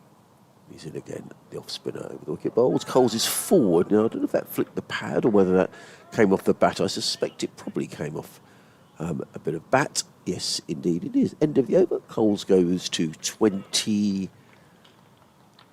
And Sussex to 91 for 3 here on BBC Sports Extra. Adrian Harms, Kevin Sharp, former Yorkshire left-hander. And just coming back to James Coles, I just wonder, because with all the issues Sussex have got off the field, a lot of people were saying, well, the younger players will go, the likes of James Coles, the bigger counties will come in. I just wonder how important it might be for James and his development that you're staying around Sussex. You're with lads you've grown up with, you with people that you know. They're playing first division cricket. I just wonder how important that is to have good people around him, Kevin, rather than perhaps going somewhere where people don't really know you as well. Yeah, I mean, I don't know the extent of what's obviously going on at Sussex, really. But, I think he'll know himself at the end of the day. Give yourself as much time as you can for decisions that may need to be made. And I think your gut feeling will tell you what the right thing to do is. Change of bowling is Logan Van Beek coming in from the football stand-in, as we used to know, driven by Coles. He hasn't got all of that, but he's got a single out to extra cover. They're coming back for the second. That's good running, actually. Tom Clark is quick between the sticks, and in fact, in the end, it was a comfortable 2 for Coles, who goes to 30, and Sussex to 93 for 3. What would you be looking for a young player? What a young player of obviously such a fine player like this would be the opportunities. And, first division cricket and good opportunities. Van Beek again bowls to Coles, who again plays it down the ground. The ball hits the stumps. He didn't quite time that, James Coles. The bails fall off, and there is no run. But there's, of course, you've always got the added attraction of lots of counties of test grounds. So, to go play at the Edgbastons or the Trent Bridge or the Old Trafford or the Headingley is Oval, Lords, Cardiff, Rose Bowl. Very attractive. Van Beek runs towards us, bowls. Short, Coles pulls that away onto the leg side and picks up a single out to square leg. One more to the total. He goes to 31, Sussex to 94 for 3. Well, I guess it comes back to the old question. It's not just in cricket, but it happens in football as well. When you get a club that nurtures young players and bring them in. And James Coles has come through the partnership that Sussex have with Oxfordshire. He's the youngest ever player to play for Sussex. So they've sort of nurtured him and brought him on. And I guess if cricket was like football, he'd command a pretty handsome transfer fee with James Coles. Yeah, fair enough. I mean, just when you're talking about football, I mean, it's like the Tottenham player Archie Gray. Yeah. Went to Tottenham last year, I think, probably thinking that he'd be secure in Premiership football. And Spurs are in danger of going down. Oh, there you go. In comes Van Beek bowls, clipped away by Clark. I didn't actually see where that went. Oh, he's gone for 4 runs. The reason I didn't say, because the fielder down below us was looking as if to say, where's that gone? And I missed it completely. What he's done, he's clipped that beautifully away through a wideish mid-wicket for 4 runs. But the fielder down here on the backward square leg boundary, he was saying, well, I don't know where that's gone. No. No, it was hard to see that. I didn't see that disappearing across the ground, but it's gone to sort of straight mid-wicket. So, but it looked a lovely execution. It's quite a full half volley length delivery in leg stumpish, and he's executed that beautifully. Good balance. 38 to Tom Clark.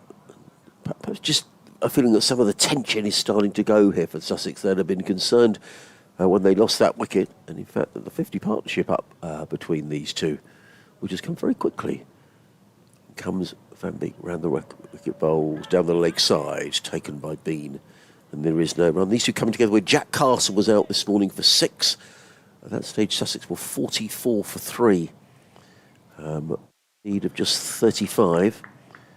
But these two have been very noticeable when James Coles came out to bat. He was very positive straight away. He's 31 off 31 deliveries.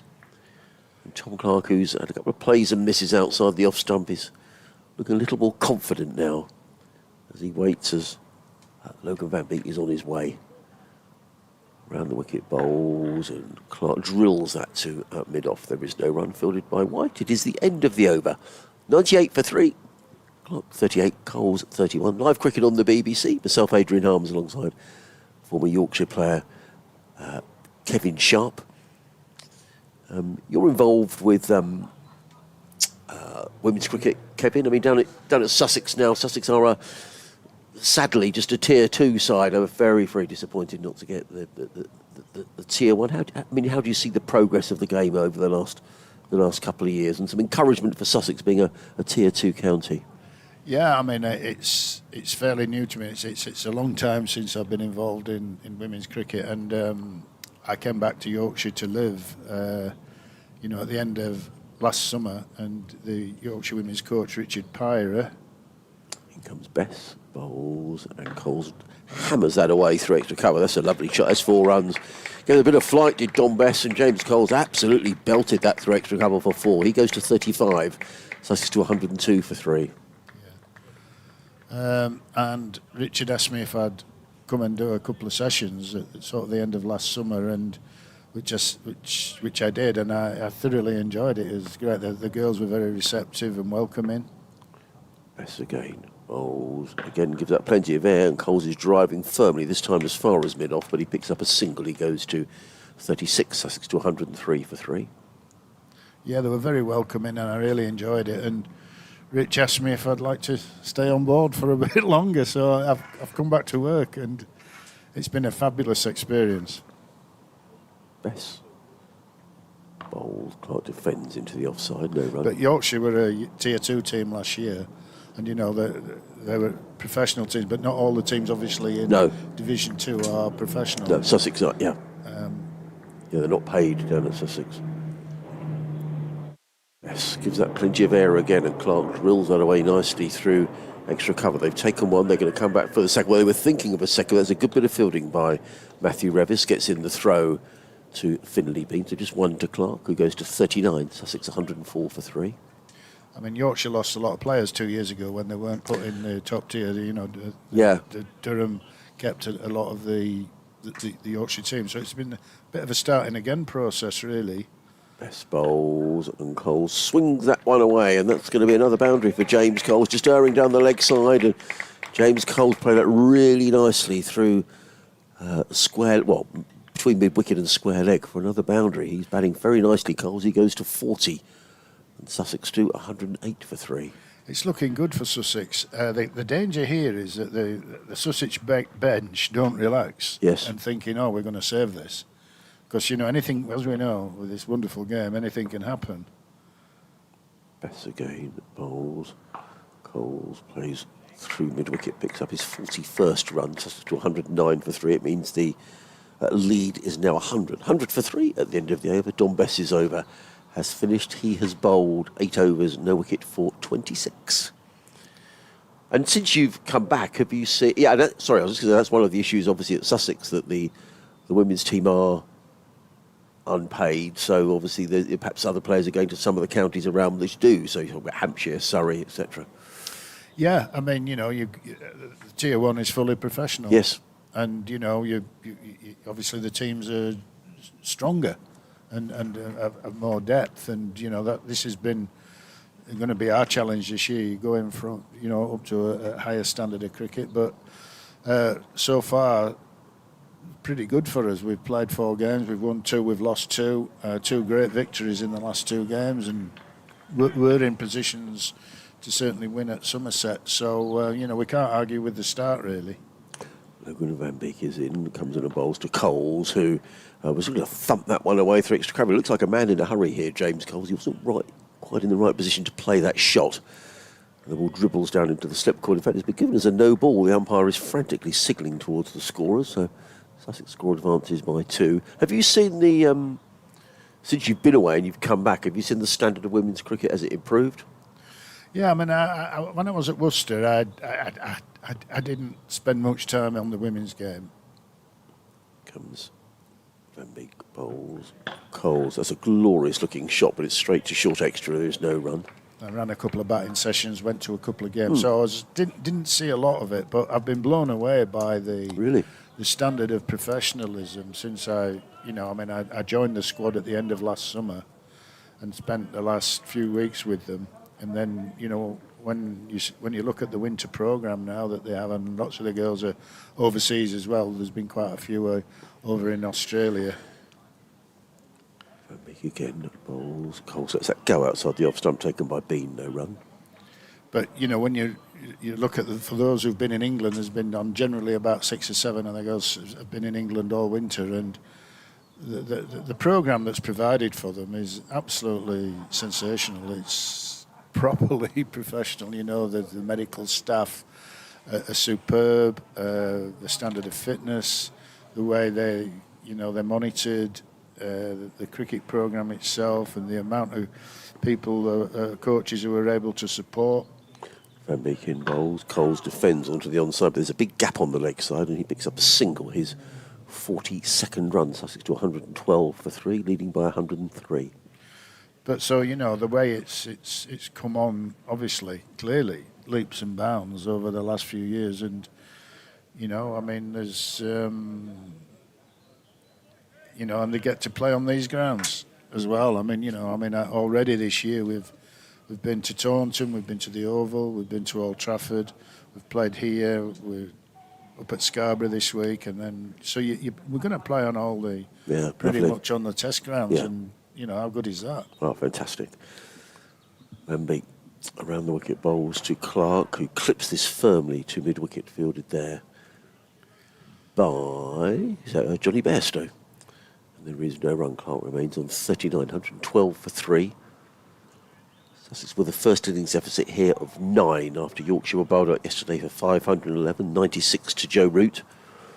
Yeah, you're saying you know Joe well. I mean, he just looked a class apart yesterday. Yeah, I watched a bit on the TV yesterday, and he just so much time, hasn't he? I mean, it's his first knock since the Ashes, and he just, look, you know, I mean, to watch him, it's just so pleasing on the eye, isn't it?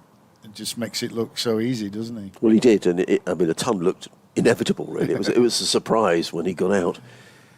Here comes Van Beek, round the wicket, bowls, drilled by Clark to mid-on. It's probably a slightly unfair question. I posed this to Jonathan yesterday about, you know, where does, you know, he's not finished yet, Joe Root, but where does he stand in the game in terms of the great players, Kevin? Well, he's got a chance of beating Mr. Tendulkar's record, hasn't he? And that puts him at the very top. But, you know, he's always been, even from knowing him from 12 years old, you knew there was something special about him. And Beek around the wicket, bowls. Clark drives into the covers, good bit of fielding. And there is no run. End of the over, 112 for 3. Clark 39, Coles 42. What was so special even at that age? His maturity. I mean, he was only tiny as a kid. He was, you know, 12 years old. He was tiny. And the first time I met him, I invited him here. I was batting coach at the time, and he'd been put on a scholarship, which was a recognition that by the youth coaches that, you know, we got a good young player, and I, as batting coach at the club, would invite as someone put on a scholarship to meet them and introduce them and make them feel welcome at the club. And so I invited Joe up at 5 o'clock one evening. His dad Matthew brought him from school. Unbeknown to me, he'd turned up a bit early, and I was having a session with Anthony McGrath in the indoor school, quite an intensive sort of session. And obviously Mags is head coach here now. Just break off. Bess in and bowls.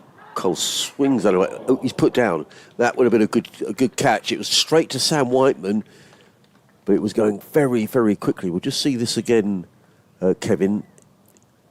James Coles, just see this. We're not going to see it, are we? It's slightly out of camera. It went high to his right. He didn't cling on, though. It was a great effort. I mean, he's nailed it, hasn't he? He's hit it hard. And, yeah, you can see it there now. He's just dived full length, top corner. Just pushed it around the post, actually. Great save. Next delivery, Coles drills that through extra cover, picks up a single. He goes to 43, 113 for 3. We'll carry on the Joe Root chatter in a minute, because it's a fascinating. In fact, we can chat away between balls because they're rearranging the field. Oh no, Bess is ready now. Slip, backward point. There's a shortish point as well, then an extra cover and a mid-off. Just arranging the offside field here for Bess. Clark's just stretches forward, plays with soft hands, the ball just drops in front of him, and Finley Bean runs from behind these stumps to field. And there is no run. Ticks round to not far off 12 as Bess in again. Bowls. Clark plays to that fielder at point, who's Adam Lythe, and there is no run. Ground completely in shade at the moment. Still plenty of blue sky around, but suddenly the cloud is building as Bess around the wicket. Bowls, Clark uses his feet, gets down the track, plays it back to Don Bess. And there is no run. One more ball to go, and then we can hear this fascinating story from Kevin about Joe Root. Bess in bowls, Clark defends into the offside. No run, and over 113 for 3. Clark 39, Coles 43. Yeah, and so unbeknown to me, Joe and his dad were watching my session with Mags, and then Mags left, and I met Joe, and his dad left him with me. I took him into the office, and we were just chatting away, and it was his maturity for his age. It was like talking to an adult. You know, he could have been 25-year-old. He knew his strengths, his weaknesses, what he needed to work on, what he wanted to do. And I can remember thinking at the time that I was a bit blown away just by his conversation. I can remember thinking at the time that I thought, well, if you can bat as well as you can talk, you're going to be pretty good. So we got half an hour, and I said, right, we've got half an hour. Do you want to go into the nets and do some work together? He said, yes, please. So I said, right, what do you want to do? And he said, I want you to challenge me. And I'm like, this is a 12-year-old.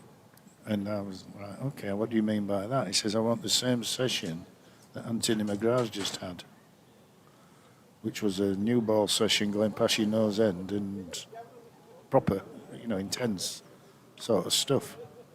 And I looked at him and I was like, gosh, what is going on? So I said to him, I can't do that. I said, I'll hurt you. Comes Van Beek over the wicket, bowls. Coles hammers that away through the covers, picks up a single, he goes to 44, 114 for 3. And he said, no, he smiled at me and he says, I'll be all right. Don't worry about me.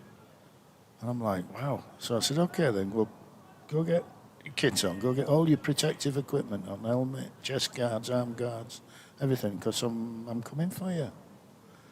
And so he came waddling into the hall with his big pads on like kids have, you know. Pads are always a bit too big.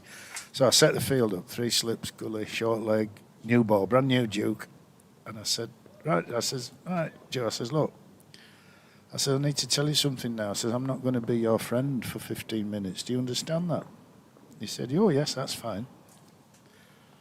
Van Beek in bowls to Clark, who defends down the track, no run. So I ran in, 8 yards, new ball, and I could throw then as well. I wasn't bad then, it's going back a few years now. And he defended it, and he left it, and he played it late. And technically, within 6 balls, I knew that he could play as well as talk. Wow. And so the little voice in me said, hit him on the head, or him a bouncer. And I thought, I can't. Van Beek in bowls. Clark defends into the offside. And I thought, I can't. If I hit him on the head, then I'll get sacked.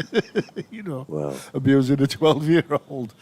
Anyway, I did. I let him have one, and it was a beauty. And he just rocked back, and it just clipped his grill on the way through, and I came bounding down, staring at him and he just looked at me and smiled and nodded, and he said, that were a good ball, wasn't it?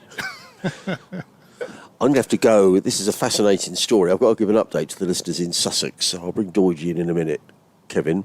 In comes Van Beek bowls. Clark pulls it away through mid-wicket for 4 runs. Lovely shot. Clark goes to 43, 118 for 3.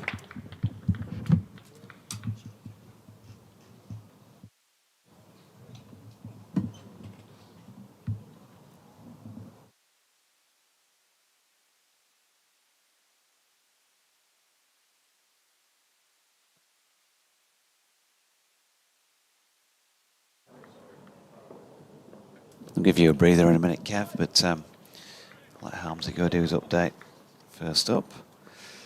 And you might be telling him about Logan Van Beek bowling at the moment to Tom Clark, who's just hit a 4. Just slightly hanging his bat out of that one, wide of off stump, and it's an edgy sort of glance, really, wasn't it, to third man?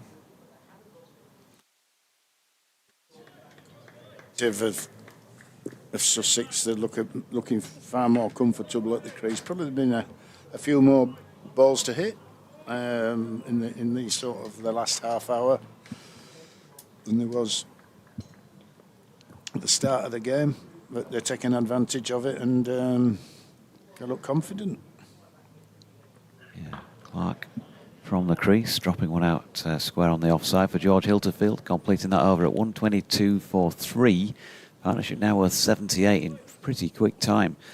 That wicket of Jack Carson fell 65 minutes ago. It's taken him just that amount of time to put on 78 runs, 15 overs and 4 balls. So they're beginning to sort of take this away, or any thoughts of Yorkshire winning this away from the hosts, because they've still got to find 7 wickets. The lead, obviously, not big enough yet if there was a major collapse. No, I think I'm just saying to Adrian that the danger for Sussex is that they don't relax in the dressing room and thinking that they're pretty much saving the game now, because as we know, anything can happen. Yeah, Bass bowling, and Coles clatters that one off the back foot, but clothed it really along the deck to Joe Root at mid-off. Yeah, they should all still expect to bat when you sat in the dressing room, and don't relax thinking the game's over. Bess over the wicket, and solidly defended by Coles. And having shifted your seats, well, when Harms has finished his chocolate biscuit, we'll bring him back in up to lunch and let you go off and get an early lunch. Is there some biscuits left? No, I think he's eaten Adrian said that all you of them. normally demolish those. As that is run backward a point, and they get a single. Yeah, he does keep saying I'd demolish them, doesn't he? I think I've had one a day, but, you know, he is prone to exaggeration. Well, He's a Chelsea fan. Somebody's not telling the truth here. No, we should root them out. Yeah, he said he's a Chelsea fan, and that Sussex coach, Paul Fabregas, is a Chelsea fan as well. 3 to come in the over. Best wide on the crease round the wicket. He's going to go for 4 here. That's a lovely cut shot by Tom Clark. Too much width, and Tom Clark will bring up his half century. 51 in 108 balls, 145 minutes of batting. That was a 9th 4, and he's been the more measured of the two this morning, hasn't he? But thoroughly deserved an odd flash now and again. Yeah, he played very solid to start with, didn't take any risks at all. A little bit more adventurous as his innings gone on, but Sussex deserve to be where they are. And here comes Root again. Clark down the pitch and using his feet, not Root, Bess I should say, down the feet using his pitch, down the pitch using his feet, down the tubes this commentary's going. As Bess comes in again, wide on the crease. So big appeal here. Bess on bended knee. Ben Debenham stands tall-ish and says not out. It's not like you to get your words mixed up. No. Jonathan? Shevin Carp. I've been called a lot worse. I can imagine. Tom Clark, by the way, was getting to a half century for the 14th time in his first class career, to go with 5 centuries. We'll do a swap then, and we'll rough you off to pasture for a few more minutes. Might even bring our lunches up for us, Harmsley. He might even bring our lunches up for us. Sharpie. 27 for 3. 118 runs is the Sussex lead, with still these 7 second innings wickets in hand, and Yorkshire time is beginning to slip away. 73 overs though still to go, as Coles plays across the line and misses a pull shot, wrapped him around about the thigh pads. There was an appeal, but it was definitely more on the hopeful and confident side. It's wonderful to have, you know, when you get players like Kevin, old players, telling you stories. A wonderful story about Joe Root and player development. Fascinating stuff. Comes Van Beek running towards us, bowls, and Coles. He's nicked that down the leg side now. I don't think that was a chance to Finley Bean. I think it bounced in front of him. We'll just wait for the signal. In fact, it was a leg byes anyway. Sussex are racing along here, you know, Jonathan. They were 44 for 3 when Jack Carson was out. Now 131 for 3. And we said they needed to be positive. And I thought James Coles, the minute he walked out to bat, was very positive. And the way these two are going, I'm not saying they put the game to bed yet, because anything can happen. And the lead is still only 122, but suddenly they're putting Sussex in a much better position than they were an hour or so ago. Van Beek in bowls. Coles defends down the offside of the track. There is no run. Yeah, because we said before play started that if Yorkshire were to put some serious pressure on Sussex, they'd probably want 3 or 4 wickets in the first hour, something like that, and then that would have gone a long way towards them trying to win the game. Yes. You certainly would have wanted 3 or 4 wickets across the session, and so far we're nearly done, aren't we? 22 minutes of play in this final day morning session, and they've only got the 1 wicket at this moment. Beacon again, bowls. Coles up on his toes and punches that into the offside. There is no run. Things can, of course, change quickly. It's They cricket, can. so there might still be 4 wickets on the board in those 20-odd minutes. I mean, these two came together in the 21st over. So in the 17 overs that they've been together, they've scored 87 runs. So they've been the best part of 5 and over since they came together, which is just what the doctor ordered as far as Sussex were concerned. And Beacon again bowls, and Cole's looking increasingly confident. Trips the ball through mid-wicket. He's 46 off 50 deliveries, James Coles. I was going to say the end of the day, but it isn't the end of the day. 132 for 3. Clark 51, Coles on 46. Lots and lots of blue sky around. There is more cloud around today, but there's still, the clouds are still very high. I'm sort of keeping an eye on events at Durham, actually, Doidgy, just because you'd have thought the rain, if it's going to come, is going to be there, but it's not raining. Durham 72 for 2, still needing 264. Looks like a good game up at the Riverside to beat Lancashire. Van Beek again, round the wicket bowls. Good delivery, shorter delivery, but well played by Clark, who swayed out of the line. Ball goes through to keeper Bean. It's the end of the over, 132 for 3. Richard Mills says, morning, Doidgy. He's in sunny Sewerby. Can't imagine any Yorkshireman smiling to pay 13 quid for a mugshot. That's scandalous. Come on, Yorkshire, he says. Peter Shaw says, just to say I've been enjoying the comms. Kevin's skyhook tail almost stealing the show. With double leads, though, I was impressed by your generic Cockney twang on the harms processing fantasy. Did I miss that? Oh, no, I didn't. No, I wasn't here. Yes, it was. Yes. Martin Mellor, good morning to you. He says, good to see Bess bowling with a bit of loop, often too flat, in my humble opinion. And we'll get to the emails.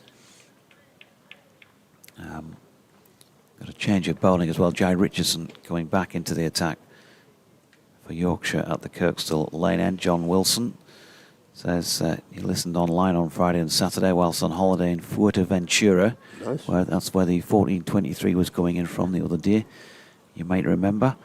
And due to the chance of watching Joe Root batting for Yorkshire, I had 3 hours sleep after flying home and drove to Headingley yesterday, so wasn't too disappointed despite Joe missing out on his ton.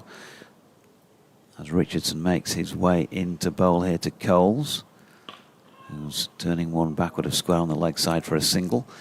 He says, last time I'd seen him bat was probably like you in the Adelaide Test. I understand you've had problems with emails this season, so if you do get a chance to say it live on air, the best way of emailing, then please do, as I don't use social media. Well, at the moment, it is the one you've got, John. So, without boring with all the details, the BBC Yorkshire Cricket account, which I was trying to get all of you to email on last season, throughout the season, was rendered useless at the point of the first match of the season. Richardson in, that's pushed into the offside by Clark, no run. It is coming back, and it's in the throes of being sorted. But for the moment, the email address that you have used is the correct one. Also, he says, can you pass on best wishes from all of the Beverley boys to our friend, former league umpire Arthur Bartlett in the Ousburn area? As we understand, he's not in the best of health and can't attend at Headingley at present, so should be listening in. So echoing those thoughts as well, although I don't know Arthur, hope things pick up for you. as Richardson bowls round the wicket and Clark defends into the offside. Glenn Bagshaw's also been in touch with regard to the commentary headsets around the ground. So, well done, Glenn. And with communication as it is, you won't be surprised to know that I didn't even realise that there were headsets in use around the ground in this match. Nobody had imparted that information onto yours truly. But apparently there were technical issues with that around the ground in the first 3 days. Trying to get you an answer on that front since I've seen your email, but I don't have one just at this moment in time. Clark turning that Richardson delivery square on the leg side for a single. So there are some headsets. As far as I was aware last year, they were only in use for Yorkshire T20 matches when they used their own commentary team here. Can't remember them being in use on Championship matches, but that may be just my poor memory. And certainly wasn't aware that they were in use on this match. Short ball, pulled by Richardson, 4 runs through mid-wicket for James Coles. Simple as that, banged it in short. It wasn't quick enough to ruffle Coles, and that takes him to a half-century, and a swiftly made one as well. 52 balls for 51 runs, 76 minutes, and that was a 6-4. It's his first half-century of the season for James. Made 47 in the first innings, but he's looked in terrific form in this knock from the minute he's walked to the crease. Here comes Richardson. Bangs it in short again. Coles ducks away underneath it to bring about the end of the 39th over of the Sussex second innings then. They're not out and clear yet, but they're getting into that sort of territory even at this early stage because they've still got the 7 wickets to play with. 138 for 3. So a comfortable lead. Just looking around the country, Jonathan, it looks like, I don't know if we read into this or what listeners make of it really, but if this game were to end in a draw, it certainly looks like the other matches in Division 1 of the County Championship are going to end in draws. Nottinghamshire 400 for 4 at Trent Bridge, leading Warwickshire by 220. Down at Cardiff, Leicestershire have actually declared on 586 for 7, leading Glamorgan by 146. So they've only had 17 wickets in the match there in 3 and a bit days. Down at the Oval, a similar story. Essex 84 for 1, trailing Surrey by just 21. And possibly heading for a draw here as well, as in comes Van Beek bowls to Clark, depends on to the offside, no one. So I guess the point I'm coming to is that are wickets getting flatter? I don't know. I mean, do we want to see a load of draws in the Championship? Are they well contested games? And certainly there's been a couple of drawn games at the Oval already this season where it does seem to be very flat. We shall see.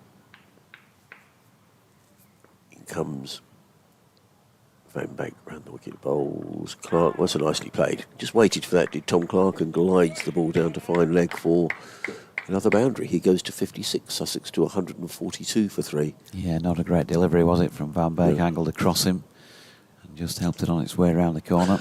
I suppose what I'm saying in a roundabout way is, and I mean, this certainly hasn't been a boring game. When you think about last night, the game is blown open. Do we want to see more results? Is I guess what I'm saying. Do we want to see more result pitches? We don't want to see games over in 2 days, but are we seeing a few too many drawn games? Yeah, it's hard to get that balance right. It is isn't it? very difficult. And Beek in again, bowls short. Clark decides to pull a short delivery as far as Bairstow, who's fielding out in the deep at mid-wicket, and Clark goes through to his 58th run. You're talking about first-class players, so if it's to their advantage as a batter, then it makes it easy for them, tough for the bowlers, and vice versa. I think it's been said numerous times on television commentaries by, I think, Nasser saying that the best cricket, or it might be Michael Atherton, is played when the leaning is just slightly towards the ball, dominating the bat, sort of maybe 55-45. I would agree with that. So it's not impossible to score runs, but there's some assistance for the bowlers. And back in bowls to Coles, who clips that to mid-on, and there is no run. And perhaps the suggestion is, as I say, it's not easy, and this isn't meant as a criticism of groundsmen anywhere. I'm sure all groundsmen are looking to get good pitches that do exactly as you've said there. That give that give the bowlers a chance, but also it means the batsmen have got to work hard for their runs. But there are runs to be made if you bat properly. It's very difficult to get that, but at the minute, certainly, it just looks maybe the conditions are favouring batters, as in comes Van Beek bowls. Oh, Coles very nearly plays on.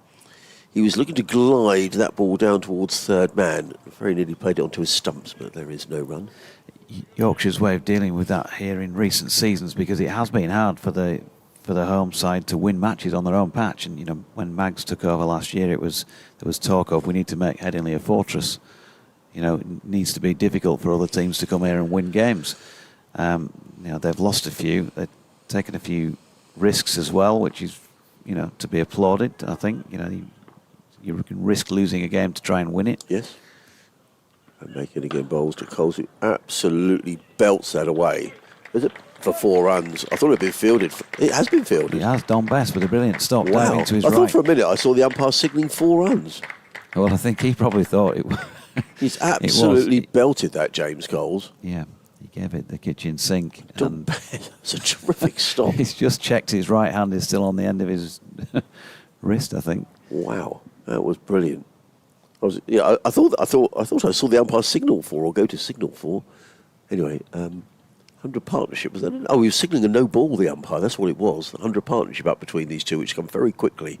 Van Beek again bowls, and Cole just clips this one away through mid wicket and picks up a comfortable single at the end of the over. Sussex 146 for 3. It means the lead is 135, so it's not done yet, as Jonathan was saying, but Sussex have certainly eased some of their concerns as a great plume of smoke rises into the air way over in the distance, beyond the city of Leeds. Let's hope there's nothing serious over there. But it is different, and suddenly down at Hove, Ben Gibson, the groundsman, and Paul Farbrace is very keen that the wickets do have a bit of grass on. Paul likes to see wickets that do give bowlers some encouragement, that the ball does carry into the slips, but that you can make runs if you bat properly. So I'm not saying it just because it's Hove, but they do seem to have got a good balance down at Hove at the moment. Some good result pitches, without it being totally in favour of the bowlers. Here comes Richardson over the wicket, bowling to Coles, who up on his toes defends to Johnny Bairstow at mid-on. Still 2 slips in place for Yorkshire. Fine leg, deep backwards square, mid-wicket on the boundary, mid-on, mid-off, cover and point. They're all on the 1.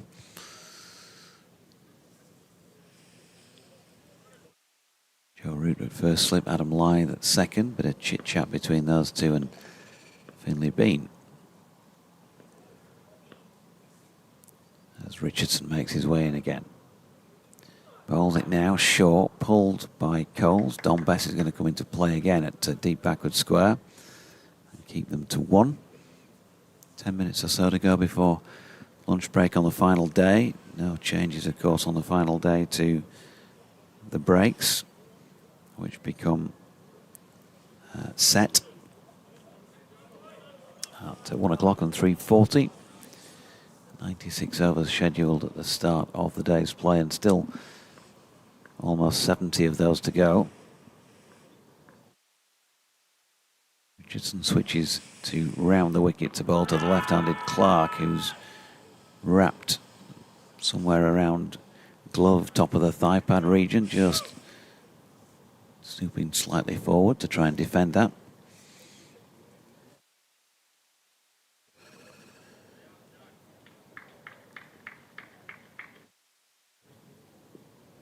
There's certainly no sign of any inclement weather, George. I mean, it's a little more cloudy, but the clouds are very high, aren't they? So we get a full day. Yeah, just checking on the forecast as Richardson's in again. Wide of off stump, driven for 4. Too much width from Jai Richardson. Tom Clark has whacked that one away through the covers. Past the chasing Matthew Revis for a boundary. Yeah, my weather app, if it's correct, is saying at around about 4 o'clock there is now just a 10% chance of rain. So clearly doesn't look like he is a major threat. But there is definitely some moving through, so maybe it's just bypassing this particular area. It was moving southward from above us. Richardson in again, dropped into the offside this time by Clark, who's going to scurry through for another one. Bairstow doing the fielding. No one to come in the over. Well, I think we said at the start of play that, I just stress, Sussex haven't made this game safe yet, but this was a real test of Sussex resolve, and these are two young players, Jack Carson, who batted earlier as well, who have come together, and it's against some high quality bowling, and they've come through this test really well, because there was a bit of pressure around this morning on Sussex, having lost those 2 wickets last night. Richardson over the wicket and gone. He's bowled got him. James Coles. I don't know if he's pulled that onto his stumps, you know. The bails have flown off. The leg bail has flown off anyway. He was trying to turn that away down leg. Now, I'm not sure if he's just bowled him straight through leg stump or if he did get a little tickle back onto his stumps. It was hard to tell with the pace of the delivery in real time. But either way, James Coles has gone for a brisk 53, 60 deliveries. 152 for 4 in 85 minutes out there, but he has helped very much his team to try and change the game and stave off any thoughts that they might be under serious pressure. Looking at it again, and now he's just bowled him with a leg stump Yorker, really. He's stepped right across and missed it completely. Yeah, I'll be annoyed about that, James. And an annoying time to lose a wicket as well. Just having said, I think I just said that prior to that delivery, Sussex aren't there yet. But a stern examination for Coles and Clark today, and he will be cross about that, James. I mean, he batted beautifully, really. Yeah. But it just goes to show it's never done till it's done, Doige. Certainly not. And anybody who thinks my eyesight is dire, you're probably right, but we are commentating rather than off the pictures from what we see in front of our eyes, and we are 7 or 8 strips away and up on the 5th floor as well, so yeah, it wasn't easy to tell whether he'd just missed it or he'd maybe just flicked it onto his stump. Well, initially I thought, by the way, seeing Finley B moving down the leg side, that I thought maybe James had clipped it straight through to the keeper. Interesting. Sussex cannot afford to lose a wicket here. So Coles, the tail of the tape, 53, 60 balls, 86 minutes he was out in the middle, and he hit 6 fours. In comes Joe Root, interesting bowling change. Coming into bowl to Tom Clark. I don't know if this is to do with over rate before tea, before lunch. Root again bowls. Ooh. Now, I don't know if that was put down.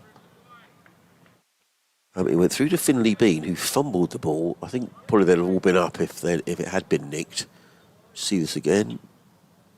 No, it turned. Root in again, bowls, and again Clark's beaten outside the off stump. Well, that's 2 in 2. And that means that Adam Lyth is being brought into second slip. I mean, that definitely turned, certainly the first one. Root in again, bowls. Clark smothers the spin, plays it to backward point, and there is no run. The Sussex lead is 143. Root, bowls, Clark drives through the covers, picks up a single. He goes to 63, Sussex 153 for 3. Brings Jack leaning on to strike, so we are going to get another over before lunch, Doige. As Joe Root just rates, Jack leaning, just trying to waste a little bit of time to make sure that it is just one more over before the lunch break. Slipping a short leg of the close fielders. Tricky time to come, is it? I'm sure he was. Comes Root, bowls, and leaning is forward and plays the ball to mid-on. There is no run, so a good tight over from Joe Root, and just a suggestion of a bit of turn. We'll certainly get one more over before lunch. I suspect that's all we are going to get. I just wonder whether we might be tempted here, Johnny Bairstow, just to bowl Don Best for an over and try and get in 2 before the break. But he's not. He's going to turn to his strike bowler, who's picked up his second wicket of the innings as Jai Richardson. 153 for 4. So the Sussex lead is 144. There are still the possibility of 60. Is that 68, Jonathan, on the scoreboard? Or 66? 68. Yeah, so there's a lot of cricket potentially to be bowled. Yeah, here's Jai Richardson then bowling to the left-handed Clark, who defends. There is no run. Jack leaning at the non-striking end. Obviously had his time here. Just looking at his record through the seasons. Best season for him in first-class cricket was 2021. Averaging 47 nearly that year. Half a dozen half-centuries and a ton, as he's at the non-striking end with Clark defending into the offside again. Now, there was a massive, it was in the Bob Willis Trophy, you know, when would that have been, 2021? Down at Canterbury, and Jordan Cox, and I thought it was Jack Leaning, so she had a massive partnership against Sussex. A record. Or Kent, maybe it wasn't Jack Leaning, certainly Jordan Cox.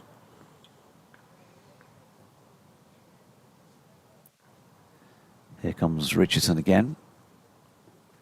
And he's wide on the crease, bangs this one in short. Clark easily ducks underneath it. I'm trying to think now, he's without having the details in front of when he finished here. Just looking back, yeah, 2018, he didn't have the best of seasons, didn't manage 100 in first-class cricket, 26.5 he averaged, and then 26.25 in 2019, which was my first season doing the commentaries. He was clearly, definitely around then. I'm not sure if it was when he moved to Kent was before the COVID season or after it. Richardson in, that's an attempted flick off the legs by Clark. He's missed it with the bat, but it's hit the pad, which is what the appeal was all about from Richardson. Disappeared away for 4 leg byes. Yes, it was. Kent made 530 for 1. Jordan Cox made 238. Jack Leaning made 220 not out. It was August 2020. So it was just the first season then that I was commentating on the county that he played here. A broken stand of 423. Yeah, once again is Richardson, and Clark turns that one backward of square leg. Van Beek will go round to do the fielding, 1 run. So 158 for 4. A healthy lead now of 149 with 6 second innings wickets still intact, and 67 overs to go.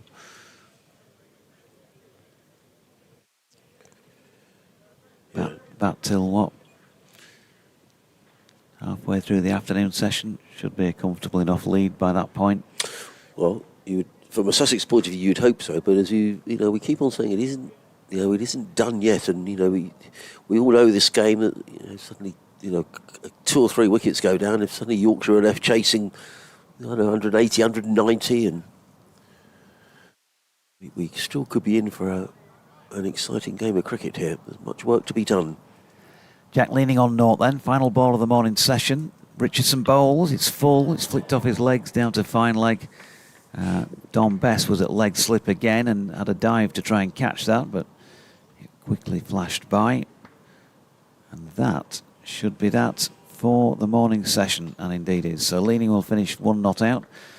Clark 64, and Sussex have moved from 31 for 2 when play resumed this morning to 159 for 4. The feature really been James Coles's 53 in fairly quick time to go with Tom Clark's 64. Jack Carson, the other wicket, to have fallen And much as was the case yesterday, Richardson and Hill with a wicket apiece in the final session yesterday. They've got a wicket apiece this morning. And Sussex, as I say, well, they're moving towards complete safety in the match, although they haven't got there just yet. No, they haven't. And I have to say, I think when Jack Carson was out, Sussex were 44 for 3. I was feeling distinctly nervous. But I have to say, I think James Coles, although he'll be disappointed to get out on the stroke of lunch, I thought he set the tone. He came in, he played really positively, straight from ball one. I think that gave confidence to Tom Clark as well. And I think Sussex would have certainly settled for this at lunch. As I say, it's not done by any stretch of the imagination. But if they can back now, for the next session, you'd think that Sussex would make the game safe. But as you say, if a couple of wickets go quickly after lunch, it could very much be game on. See you after the break.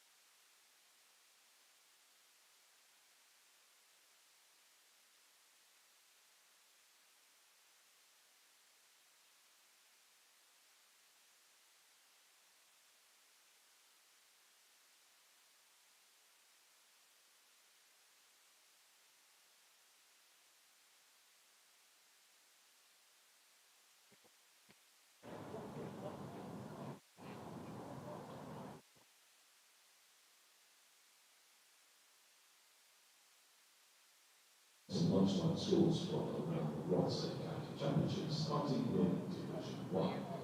The women are in their second innings against Leicestershire. Leicestershire by 140. In their second innings against Warwickshire.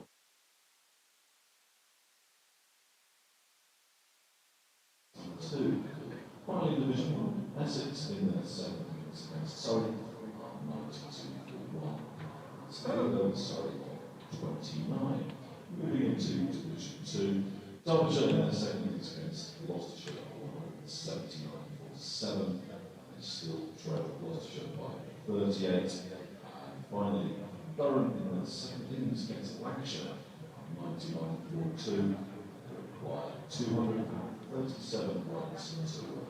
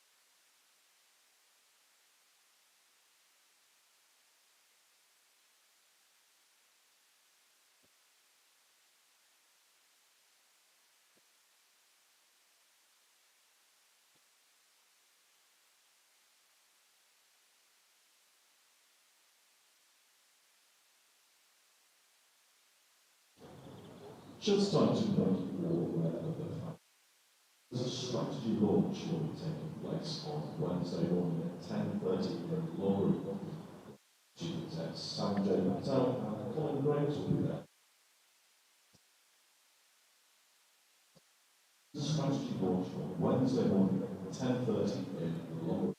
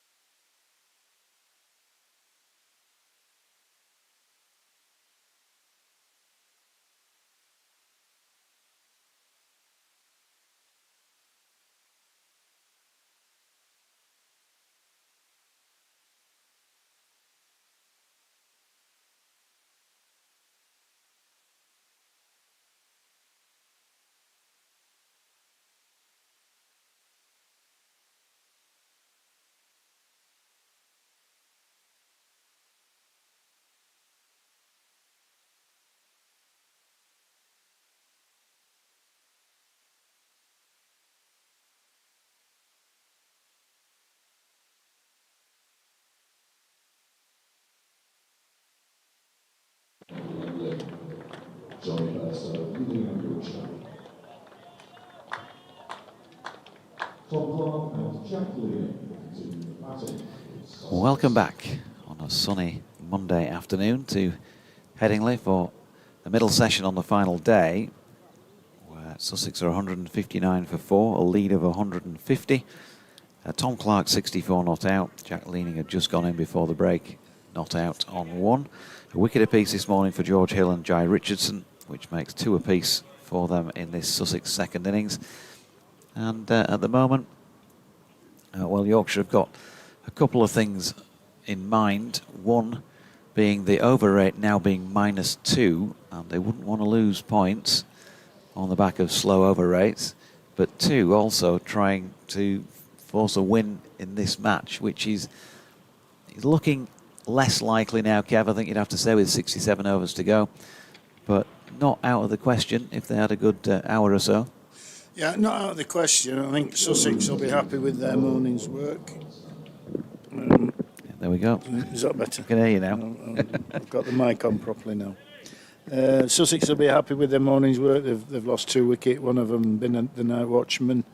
So, you know, they've got themselves now in a pretty good position, really, to save the game.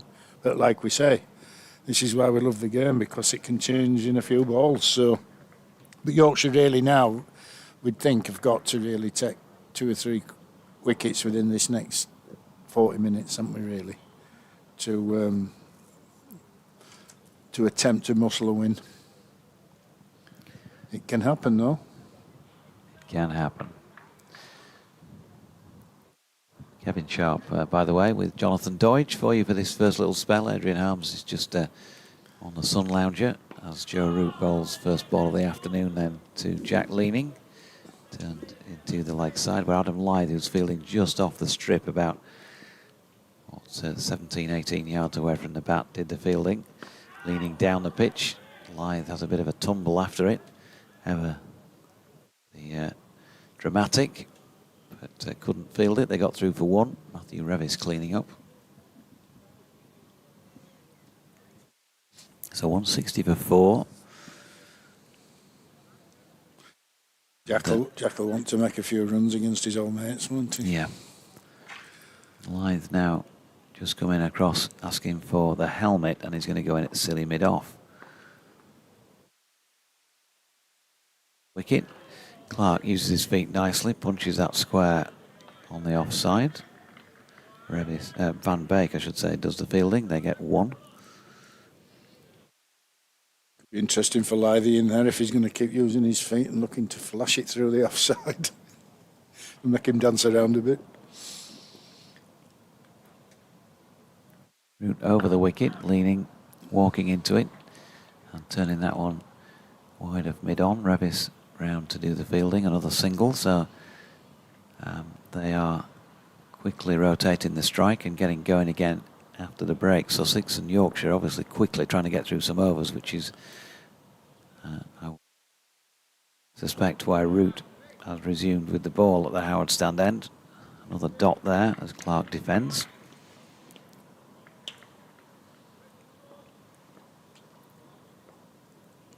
And in comes Joe again, and an outside edge from Clark will bring him 4 wide of George Hill at slip.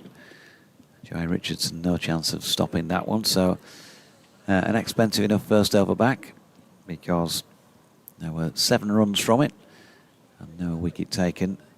And when you start to have to think about other things like over rates, Kev, it doesn't do the overall thinking of we need to get wickets here the best service, does it? Because you feel slightly compromised, although they are going to go with Jai Richardson at this Kirkstall Lane end. Yeah, it can affect momentum somewhat.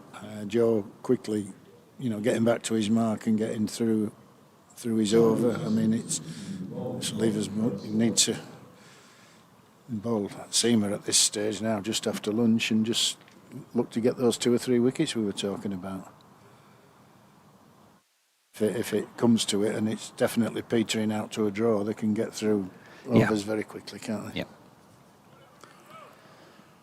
So Johnny Bairstow just getting the feel that he and Jai Richardson want. 2 slips, backward point, cover, mid-off, mid-on. George Hill's gone into a catching position at straight mid-wicket. A couple of strips away from the right-handed Jack Leaning. There's a squarer mid-wicket, Don Bess.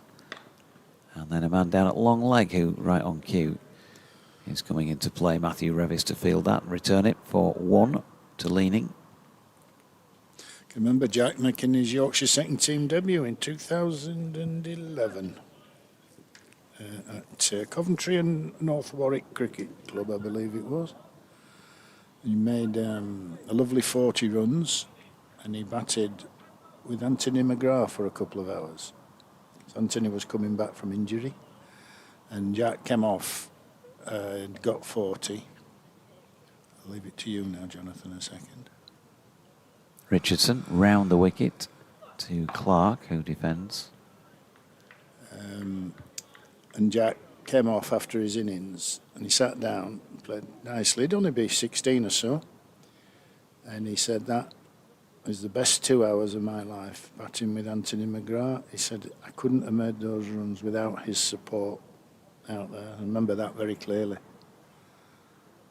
It just shows you what a senior player can do for a young lad if you get the chance to play with them and bat with them. Yeah. George Hill just been sent to sweep on the cover boundary. And Richardson's delivery is short of length and left by Clark. I'm pleased he's gone on and, you know, been able to play as much first-class cricket as he has done. You know, I think he's enjoyed his time in the southern part of the country. Yep.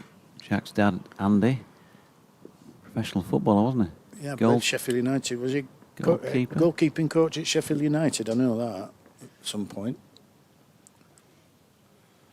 In comes Richardson then, round the wicket, and that one passes the hip of Clark, who was reaching high to make sure that there was no bat or gloves in the way of it. So Yorkshire still trying to get a first ball on the money really in this afternoon session, and they're going to need a few of those if they're going to give themselves a chance of chasing. Don't really look like rain at the minute, does it? No. In fact, Well, it's cleared up a bit now. Yeah, and the app before lunch was saying just a 10% chance around about 4 o'clock, so not a lot. Richardson in, dropped into the offside. This delivery by Clark. Scurrying a bit quicker through the 1 to try and make it into a 2, but Bess prevents that. 1 to come in the over. What would Yorkshire back themselves to chase? How long would they need if Sussex got another 100 here? 65 overs remaining. Well, back in the day, when games used to get set up during the war, you'd go around about 270 in 65 overs, round about that mark, you know, to give both teams a chance. So the team batting last. Richardson to leaning, who flicks it round the corner, but Bess is on cue to field. No run to complete the over at 168 for 4, a lead of 159. Yeah, so what you'd want is the batting team to be just having to keep going. So it kept the game alive as well. So, you know, I mean, if it got to a stage where the batting team were obviously getting bowled out, then they'd look to play for a draw. But, by doing those declarations, it very much, it became like a one-day game on the last 2 sessions of a game. But, you know, now you're talking 65 overs left. 159. It's you have to bowl them out fairly quickly. Yeah. So Root continuing at the Howard stand end, right arm round the wicket to the left-handed Clark, who defends. Welcome along to 5 Sports Extra listeners for this afternoon session on the final day. He's looking like the draw is the most likely result, but shots like that from Tom Clark, which was a false one to Joe Root's delivery, suggests that Sussex are not totally out of the woods yet. They're 159 runs ahead at 168 for 4 in their second innings. Tom Clark on strike is on 70, uses his feet to come down the pitch and eases one down to long on for a single. Jack leaning, who will now be on strike, former Yorkshire player of course, not out on 4. He came to the crease just 6 minutes before lunch when James Coles was bowled by Jai Richardson for 53. He shuffled right across outside off stump to flick one down to fine leg and missed it, and was bowled with a full leg stump delivery. Root there bowling to leaning, who turned it to leg but couldn't get it past the infield. Jack Carson, the other wicket to have fallen in the morning session today, was LBW, looked pretty much stone dead to George Hill for 6. As leaning turns one into the leg side again. Yorkshire also here have got a -2 over rate shown on the scoreboard. That would have been reassessed at lunch. It was -1 this morning, so they've fallen further behind. And of course, potential points deduction if they finish off in the minuses, as leaning pushes one back to Root to complete the over. So Joe Root's on at one end, if you like to keep things ticking in that respect. As Kevin Sharp's just pointed out, that they do, if it looks like being a draw, Yorkshire have the option of sticking spin on at both ends and firing through a few overs and trying to eradicate that minus figure. But Root on at one end and Jai Richardson at the Kirkstall Lane end off the, obviously, full run-up. Taking longer to get through his overs. Encouragement, though, for him today. He's certainly bowled a lot better than he did in the first innings. 11 overs, 1 maiden, 2 for 44 in the second for the Aussie. He was coming in now. Bowls to Clark, who has been very solid throughout the day. He did have a couple of flashes in the morning session, Tom Clark, and swings and misses, but otherwise he's held it together well. Just defended that one back up the pitch.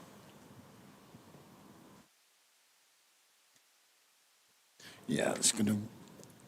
Yorkshire will go as hard as they can for the next hour. I think we'll know in an hour from now pretty much where this game's heading. Still 63 overs and 5 balls possible. Richardson to Clark. Turns it to Whiteman at mid-wicket. No run. Gets into position early, doesn't he, Tom Clark? And I think the feature for me watching him for so long today is just that very straight blade as he makes contact. Full face of the bat. Full face of the bat. It's like a plumb line, top to bottom. And it served him well. 2 slips in place for Richardson. He bowls now from around the wicket, and Clark drops it into the offside just to the right of Johnny Bairstow, probably 10 yards to his right, and he's unable to prevent a scampered single. Yeah, it's a nice technique, hasn't he? It's like he's just said, he has that pre-delivery movements, but he's really on the point of release. He's very still, feet still, head still, eyes level. That would be, as a batting coach, that would be my non-negotiable, to say that you can do whatever you want in a pre-delivery movement as long as your head's still and your eyes level on the point of release. And of course, good alignment. Richardson to leaning, full. And leaning turns it to leg where George Hill had been brought in off the boundary where he'd been positioned for Tom Clark, up on the 1 at mid-wicket. The afternoon, we were just saying 10% chance at 4 o'clock of some rain, according to the weather app on my mobile phone. There was more cloud around this morning overhead.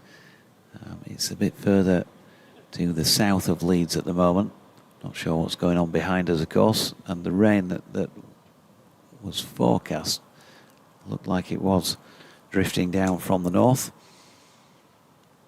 But it's fairly non-threatening, fluffy stuff up there at the minute. Vapour trail going east to west of passing aircraft somewhere way up in the heavens as Richardson bowls to Leaning, who plays that out into the offside. Jack Whitefield, they get a single. Yeah, it's becoming, it seems as though the pitch as the ball gets older, becoming more placid. You know, obviously the newer ball is a bit of bounce around, but that's seems less often now. Johnny Bairstow just waving in this direction. I wonder if you want me or you on as 12th man, Kev. They might want me to bowl a few. Well, yeah. Sussex could be breaking records then. Richardson in and bowling, and Clark turns that one square on the leg side. He's going to get 1, and they're turning it into a second. Logan van Beek. I would be doing the more fielding. than happy to add to my 12-wicket tally. What was your first class average? Bowling average. Well, don't forget that I was also the You just have to give declaration us, bowler as you well. just have to give us the figures. You don't have to give us the pre-figure I excuses. think it was about 75. And But the don't batting forget, average? About 30. But obviously, wickets did a bit more in those days, as you know, as you've learned, you know, through our conversations. Uncovered wickets when I started.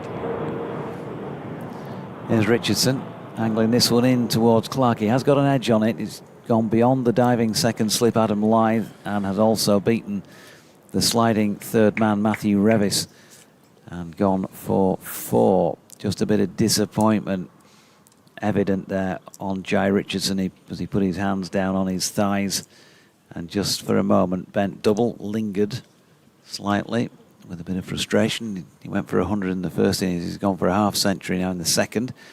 12 overs, 1 maiden, 2 for 50. Just that 1 maiden he's bowled in the entire match. 175 for 4, a lead of 170. 179 for 4, my apologies, a lead of 170. He mustn't forget about the uncovered wickets as well in the late 70s. You know, should it rain overnight, then, you know, it was difficult to bat on damp, seaming, spinning wickets. In fact, Here's Root to Leaning, who launched this one away over Cow Corner for 6. Couple of rows back into the Taverner's stand. Used his feet well. yeah, great shot. Jack would have enjoyed that.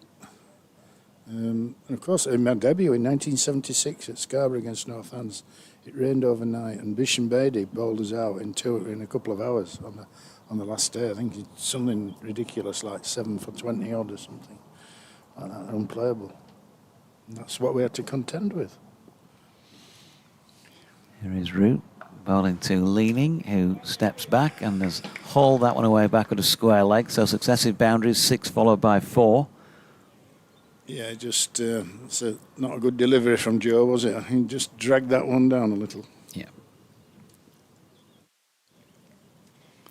Seemed to very good effect with the bat yesterday, but got a delivery that just climbed on him a little bit. And just had a little push at it, got a tickle through to be caught behind. As Leaning again goes back foot, again works that one back with a square, and again picks up 4 runs. So runs really are coming now. And Sussex kicking on towards safety. 184 now they lead by at 193 for 4. Yeah, I think Joe would have enjoyed facing those couple of deliveries himself. I think I might have enjoyed facing those. Yeah, just a little bit short. And he's forward and pushing to Sam Whiteman in the offside this time, Jack.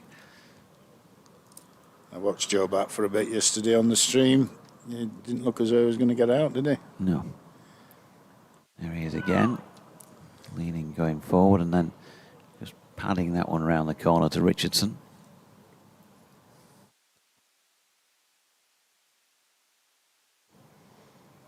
Jack Leaning on 19. Partnership now worth 41 for this 5th wicket. Only came together a few minutes before the lunch break, and we've only been playing 18 minutes since it.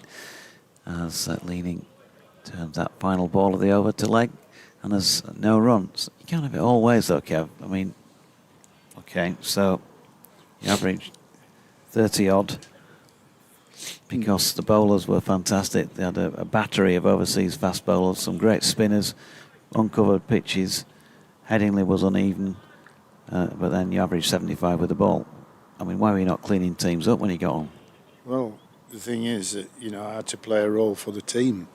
That was the thing, you know. There's no I in the team. If you take the deck bowling out and, you know, going for 58 in 2 overs at Cardiff, you know, I did that for the team. I had to take that on the chin. There's Richardson over the wicket to Clark, who defends to Johnny Bairstow in the offside, no run. So your various captains over the years, they knew that they could rely on you as being a total team man. Well, don't forget that I won us a game against Essex here in a championship game by nicking off Don Topley with a wide long hop. That meant we only needed 30 off 5 or 6 overs to win the champo. And David Bairstow as captain had tried everything. He tried everything, we couldn't get the last wicket, and then so he threw me the ball and said, "Get on with it." And it only took me 3 deliveries, of course. Don had come in as night watchman and played very well.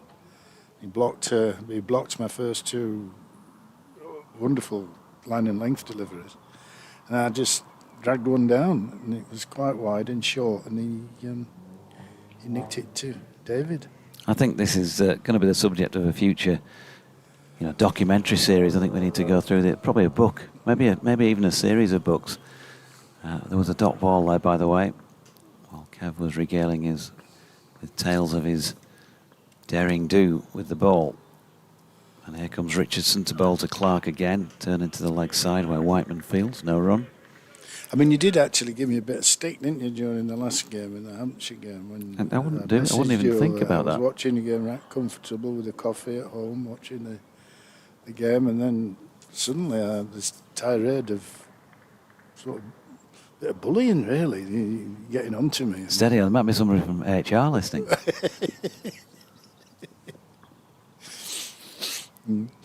But you know, I mean, those 58 runs I went for in 2 overs at Glamorgan set the game up. Richardson is in. He's tried the Yorker, and that's a good attempt as well, and well played by Tom Clark, who rings the left hand, because it would have got him right at the bottom of the bat, that bit that you just can't avoid the vibration at the top end of it. 193 for 4. We've ticked on past 2 o'clock now. Lead 184. Yorkshire desperate for wickets. This ball now nearly 49 overs old. Can't be relying on a second new ball. It's going to be too late. Richardson, especially at the pace that Sussex are scoring at. Richardson's delivery is short of length. Clark just pushing one deep into the offside. So what you're really saying is that you weren't used in a role with the ball by any of your captains in a role that really suited what you had to offer as a bowler. You were just underused and underappreciated. Well, occasionally it did happen. I mean, I was used very well at Bradford Park Avenue one day when I got my career best of 2 for 14, dismissing Winston Davis and Terry Davis. Oh, really? Mm. 2 of the world's, were they in the top 3 batters in the world at the time, I think, as that's punched through square cover by Jack Leaning. And Richardson just giving him a bit too much width to work with. A full delivery. You can see what he's trying to do here. He's getting the ball full. But line-wise, not bowling consistent enough line, is he, I guess? Well, that one wasn't, was it? I mean, that was wide.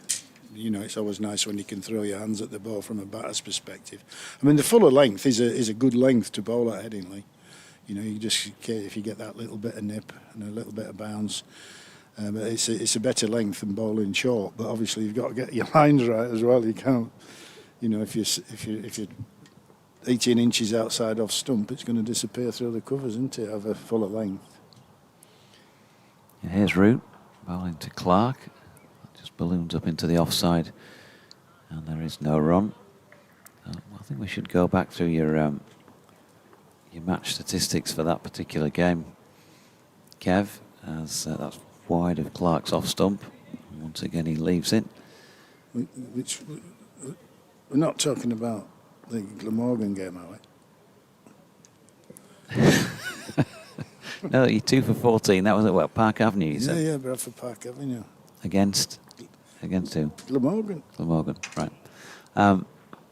So back foot this time from Clark, who defends out into the offside and is fielded by Dom Bess. 3 to come in the over.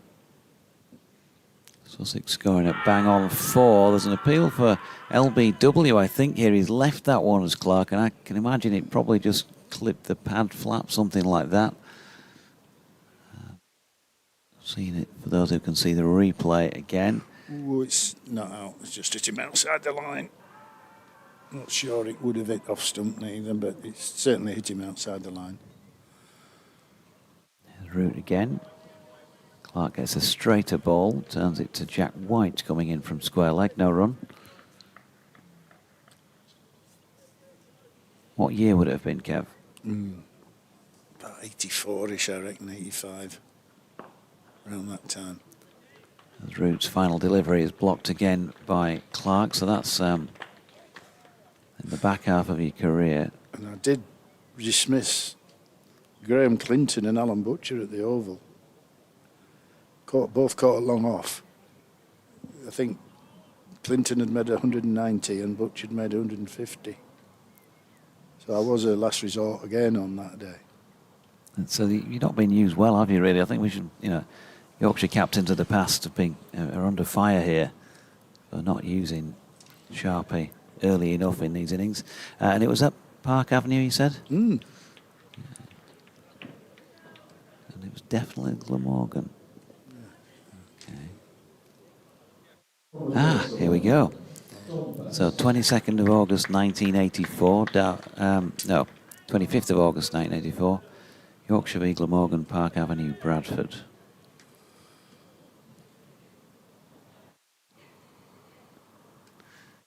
Don Bess into the attack at the Kirkstall Lane end, bowling to Jack Leaning, who runs one down to long on.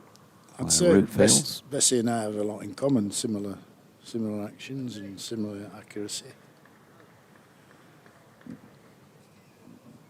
What are you looking at me like that for?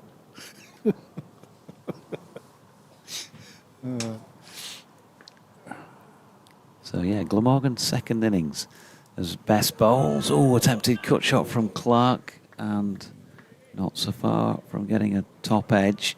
George Hill's waiting at first slip. Adam Lythe is at silly mid off. And he's not lying, folks. Terry Davies caught and bowled sharp for 15. As Clark goes back foot and has cut that one firmly out towards the sweeping Revis. They'll get 2. 7.5 overs, 3 maidens, 2 for 13.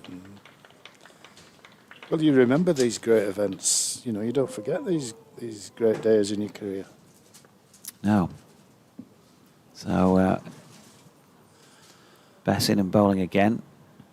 Oh, now then there's an appeal for LBW. The ball disappears beyond the diving George Hill at slip. It's not out, and it is a leg by Terry Davies. It was indeed a big wicket because he averaged 15.37 in his career. Did Terry, played exactly 100 first-class matches during his career. So there would have been wild celebrations, I'm sure, when you got him out. And then Winston Davies, as Jack Leaning drops that into the offside, and Bess fields and tries to throw the wicket down the non-striking end. They've got through 4-1. Winston Davies,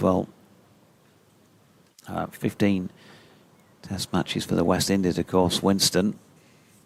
And his first-class batting career also included 5 50s, in fact, in his case. High score of 77 and averaged 14. Big wicket. Yeah, so Bess in, and that's pushed into the offside. And there was no run to complete the 51st over of the Sussex second innings, then at 203 for 4. Clark 81, Leaning 25. The lead now 194. And it's all Kevin Sharp's yesterdays in the com box at the moment. Well, of course, there was that wonderful occasion at Grace Road where I came on to bowl and Nicholas Bilson Cook was batting. And he said to me at the non-striker's end, if you get me out, I'm retiring. And guess what happened next over? So his chip bombed straight back at me. And he didn't walk off to the dressing rooms. He walked off to the main gates at Leicester as if he was leaving the ground. Route to Leaning. He says, I can't take this, he said, on his way off. And I was running after him, putting my arms around him, saying, I've got you out, you're going to have to retire. That was a dot ball first up. Leaning now working one to leg, but to Bess, who's at mid-wicket, no run. I mean, the other thing to say, really, the observation about that match and that devastating spell of 2 for 13 back in 1984 at Park Avenue, Bradford, is that it's always good to know that your efforts are not wasted, isn't it, as Leaning plays a one down to long on. And after you destroyed Glamorgan in their second innings, the match was, of course, drawn. Well, so a big effect on the game there, Kev. I don't think I was kept on for long enough. 7 overs wasn't enough. Who would have been skipper then, Bluey? Yeah, I believe he would. I think David was captain 84, 85, 86, if I recall that correctly.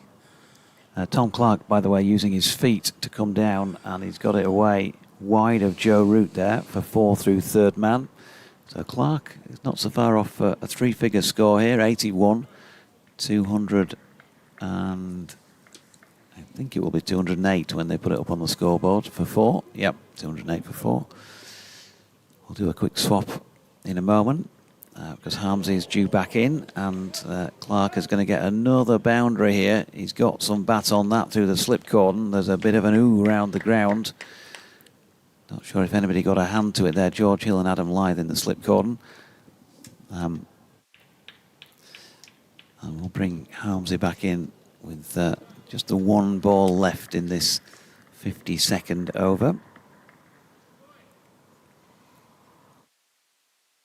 203 now. Sussex lead by, and Yorkshire still in search of wickets that are just not coming. There's only 58 overs and a ball left in the match. Root in, and Clark this time without edging drops it into the offside, and there is no run. Harmsey is back. Bye for now. Hi, Doidgy. I've got to do an update at 2:30, Doidgy, but I could nip out and then come back in again. So Sussex inching their way towards safety here.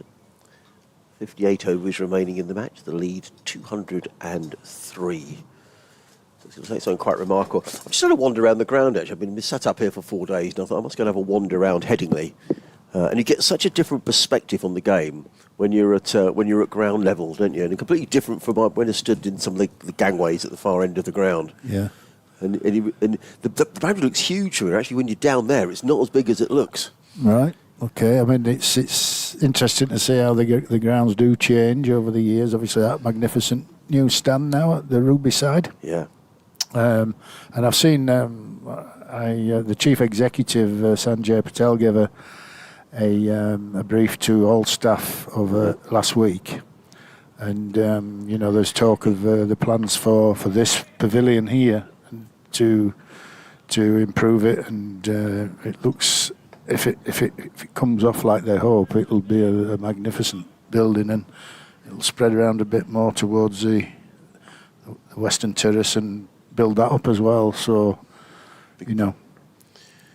Don Bess, single to Jack Leaning, 213 for 4. Bess around the wicket bowls. Clark defends down the track with every ball that goes by. Kevin, this feels like it's that it is going to head to a draw. But I would say it wouldn't. I'd like to see Sussex do well, but I think Sussex have done well here, considering they lost their early wicket this morning. They've battled away and look as if they're going to see this out. Of course, you never know. But it would take quite an effort now, wouldn't it, to take 6 wickets and then knock off. It's going to be over 200 runs Yorkshire would need. Well, it'd be a huge surprise, wouldn't it? Yeah, it would. The way that the game's evolved and developed. Here comes Bess again, bowls. I'm just sort of looking at a play by Clark on the onside now. I'm looking when a new ball be due in 23 overs. Then that would mean there'd only be 34 overs left in the match. So it's everything is pointed to the fact that it's time for Don Bess to get a hat-trick if he's going to do it. Well, that's what it needs. Bess in bowls to Clark, who's solidly forward, plays with soft hands down the track. There is no run. You're talking to Doidgy about your 12 wickets. Well, what about your memories of Hove? You have to tell us about those at the end of the over. What immediately comes to mind? Here comes Bess. Bowls. Clark defends to mid-wicket. There is no run. End of the over. 213 for 4. Clark is on 89. Leaning is on 27. These two coming together when James Coles was out when the score was on 152. Yeah, what immediately comes to mind is not batting for me. It's been sat on the players' balcony when Paul Jarvis went out to bat at number 11 in what could have well have been his debut. But he went out to bat with Garth LaRue on the end of his run with no helmet on. Oh. And Imran Khan was at fine leg. And as Jarv was walking out, we'd no idea that he was going to go out without his helmet on. And you've got Imran Khan and Garth LaRue in the opposition. And the next thing we could hear is Imran shouting from fine leg. Comes Root, bowls, he shouted, defends, no run. Garth, he hasn't got a helmet on. Kill him.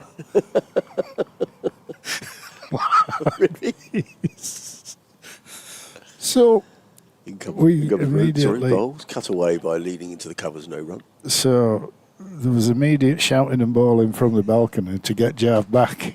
He nearly got timed out, but we had to get a helmet to him. And I think the umpires. Root bowls leading plays that for a single through the covers. He goes to 28, the total 214 for 4. Yeah, I think the umpires were quite lenient because he could have well been timed out, but we had to get a helmet on him and make sure he had And was the first other protective equipment on as well. was the first ball short? Oh yeah, it was lively because but there was a little bit of a bowlers' union in them days. Of course, they tended to. I mean, the faster bowlers tended to look after each other a little bit and pitch it up when they came into bat. Clark drives down the ground, no run.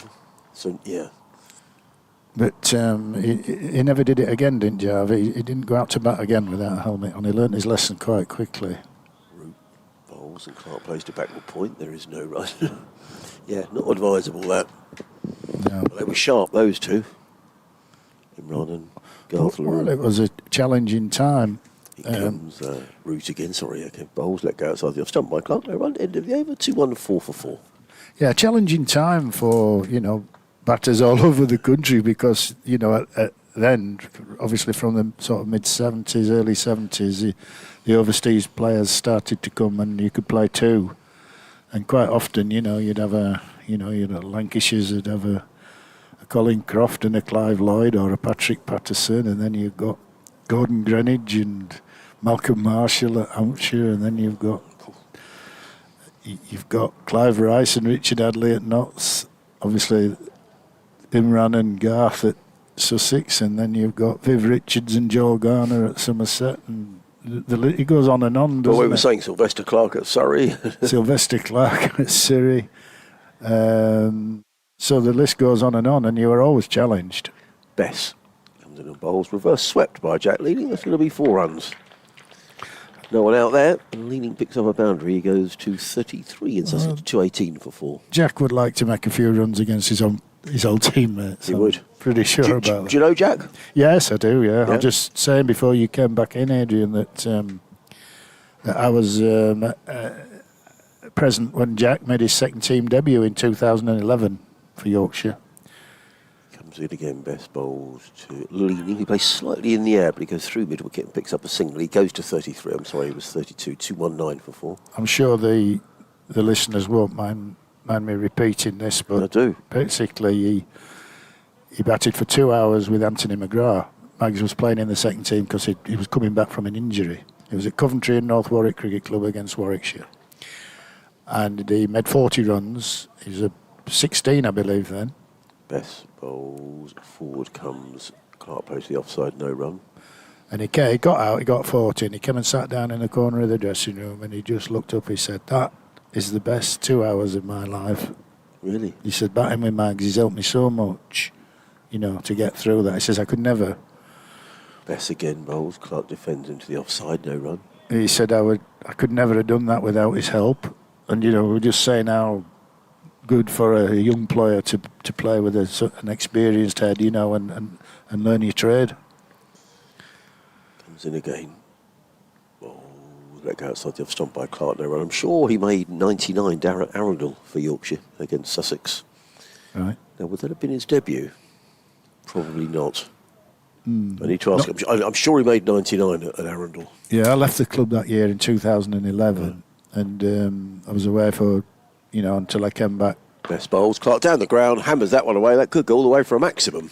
No, it's gone for 4. 1 bounce, 4 runs. Good shot by Clark, who's closing in on his second 100 of the season. He goes to 93. Sussex to 223 for 4. Well, he deserves it. He's played really well. But no, since I was at Worcester for 10 years, but What a beautiful place to play cricket that is. yeah. Well, it's an old school English cricket ground, isn't it? Yeah. The cathedral. Oh, and, beautiful. I love going to New Road. yeah. There's a story about they have a concert on there occasionally, and a few years ago, apparently Elton John played there. And they usually put the stage opposite the Graham Hick Pavilion. And Yes. under the cathedral, looking back up Yeah. towards the Graham Hick Pavilion. But Elton John said he'd only play there if he could look at the cathedral while he was playing his piano. Really? Yeah. So they put the stage under the Graham Mick so he could play his piano and look directly across the ground. Well, and it is magnificent. I mean, and actually, it's probably my favourite press box on the circuit down at New Road. It's sort of open. It's you got the press next door to each other, almost in with the radio guys. In comes Root and bowls, leaning drives to mid wicket. There is no run. And there's always loads of banter going on in there. It's a terrific place to be. Yeah, I mean, it's a family club, you know. Oh, it's lovely. I mean, when I went there in 2000, Steve Rhodes invited me down there. In comes Root again and leading drives down to long on. Picks up his 34th run, 224 for 4.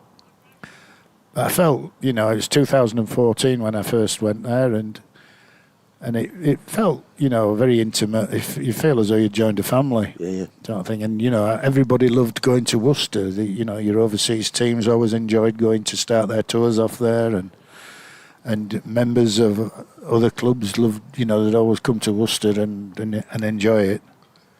Comes Root again, bowls to Clark, who lets that one go outside the off stump. There is no run. The sad thing, of course, now is the floods have come more often this last 5 or 6 years, and there's talk now of actually having to possibly move. Oh, and Clark has gone. He's caught behind.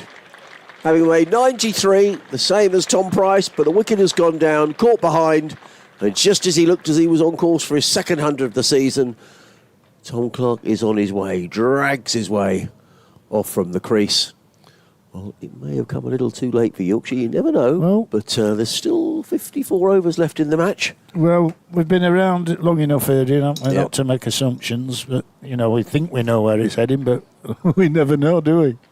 Funny things have happened in this game. That looked a decent delivery from Joe. I wonder if looked as though it bounced and turned a bit. Let's have a look.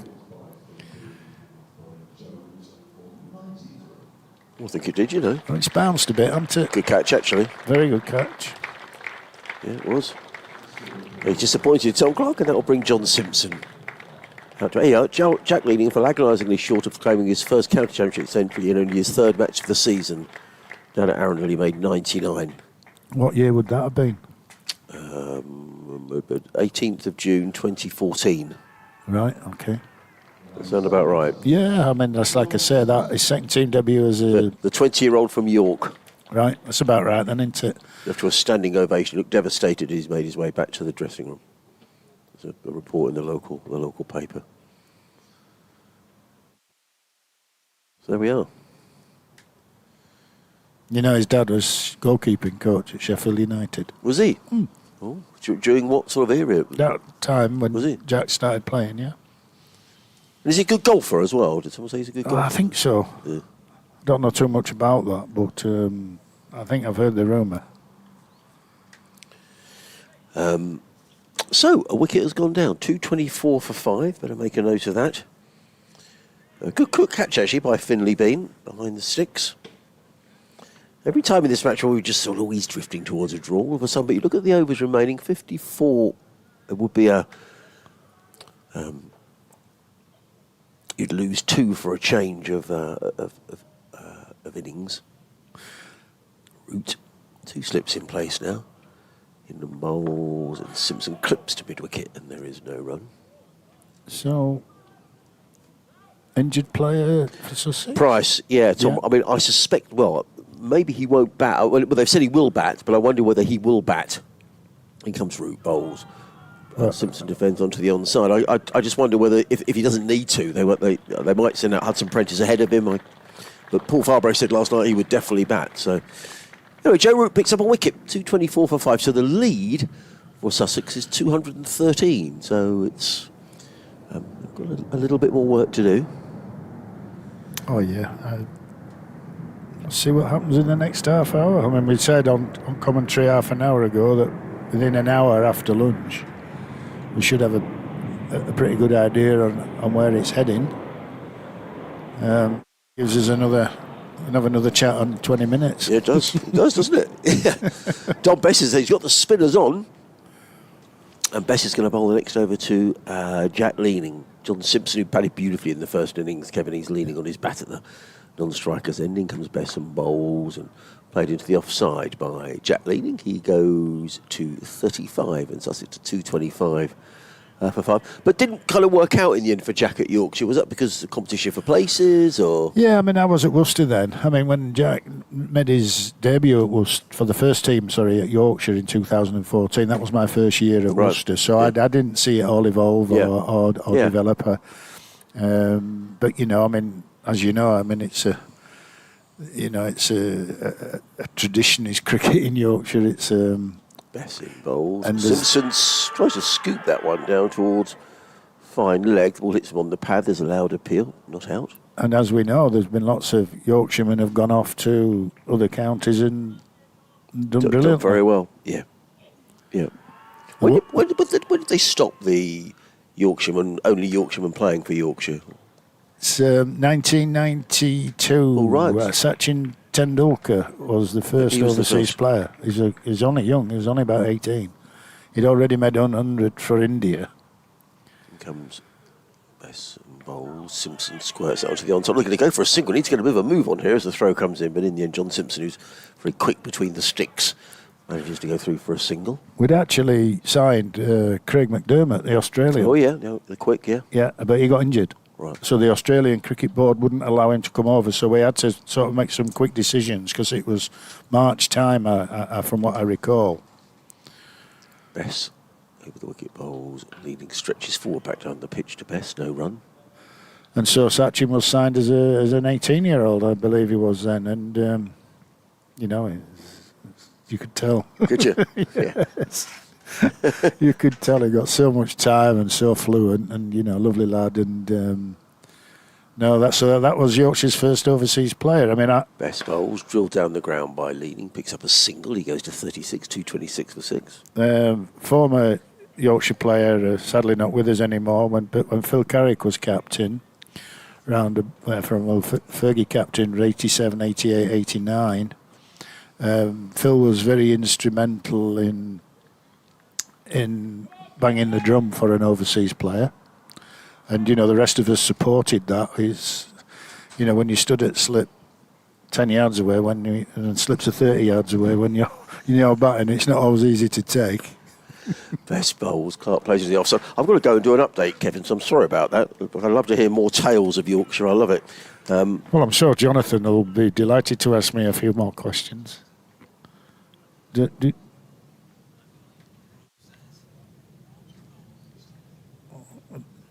I think Jonathan will be with us in a second. I've run all the way. He's out of breath. Fitness levels not what they were. We'll just cover Harmsley for a minute or two because the poor chap's got a dash next door. Joe Root over the wicket. Jack Leaning steps back and cuts. Matthew Revis in from the cover boundary to field. 1 run. Can we get 3 wickets in 3 overs? It's me not being neutral again, isn't it? Yep. That's fine. Here's Root. Round the wicket. Down the pitch comes Simpson. Punches it into the covers. Picks up another 1. Still 52 overs and 4 balls to go. And still not completely done, but obviously 220 run lead. The draw a very strong favourite as Jack Leaning runs it down to long on, for 1 run. I was going to say long leg for a moment. So bang on 4 and over. That's helped Sussex, hasn't it? Just keep Yorkshire out of reach as well. The rate at which they've scored, they've not been kept under wraps here.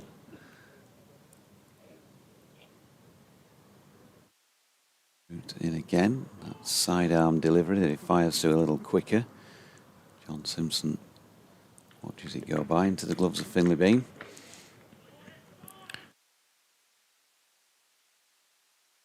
And here's Root again. Wide of off stump, flat bat from Simpson out into the covers for a single. Well, it's left hand, as you see. Well, As Jeff used to tell me, left-handers get all the bad balls. I didn't agree with him. you do surprise sometimes. Here's Root. Ooh, leaning back foot and misses an attempted cut shot. Just kept a bit low on him, I think. End of the over. He's survived it. He's not out 38. 231 for 5. Yeah, he's trundled on quite quickly as Jack, hasn't he? He's looked very comfortable at the crease. It's like we said, he'll want to make runs against Yorkshire. He'll remember his days here fondly, hopefully.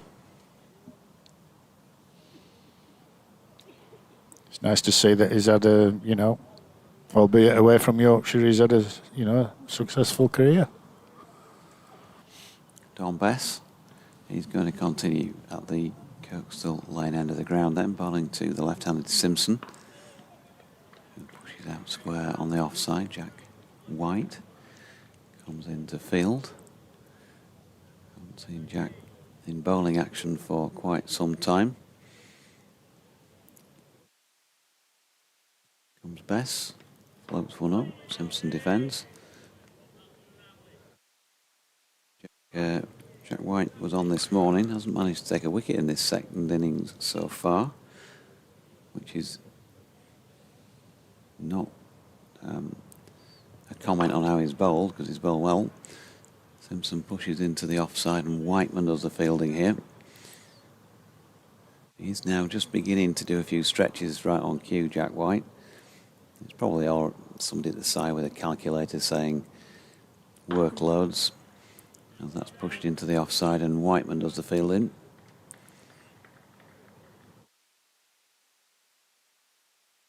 So George Hill at first slip, Adam Lyth hasn't had a chance under the lid at short leg, but still hoping for one. Bess, he's stretching to his right there, Lyth, as the ball passes his right hand.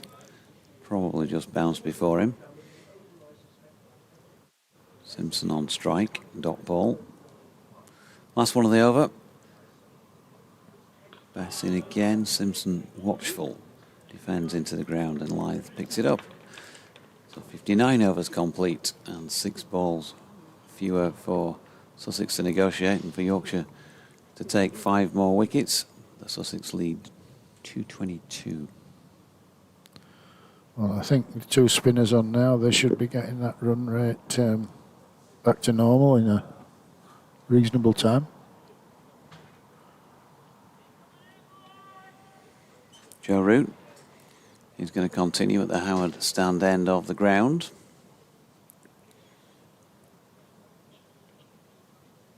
Into Jack Leaning, who stretches forward to defend. Harmsley is back.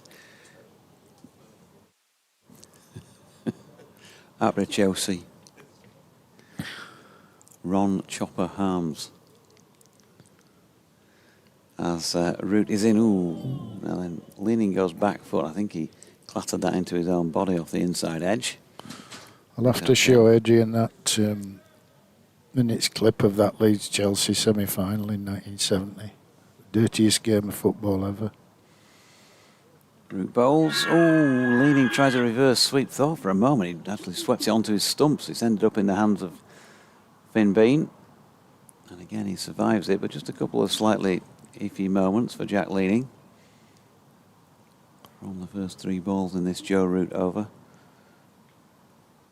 Joe again, Leaning this time, gets underneath one, so a further slightly iffy moment. Then he loses his footing turning at the end of a first run when he was thinking about a second, Jack.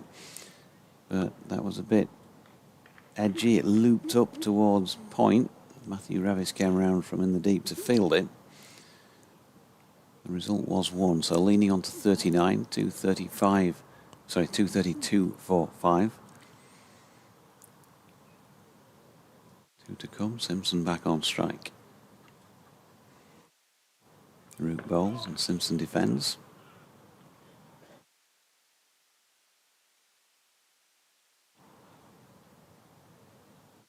To come in the over before we let the Clive Walker of the commentary box back in. Simpson punches into the offside, and there is no run. 232 for 5, a lead of 223.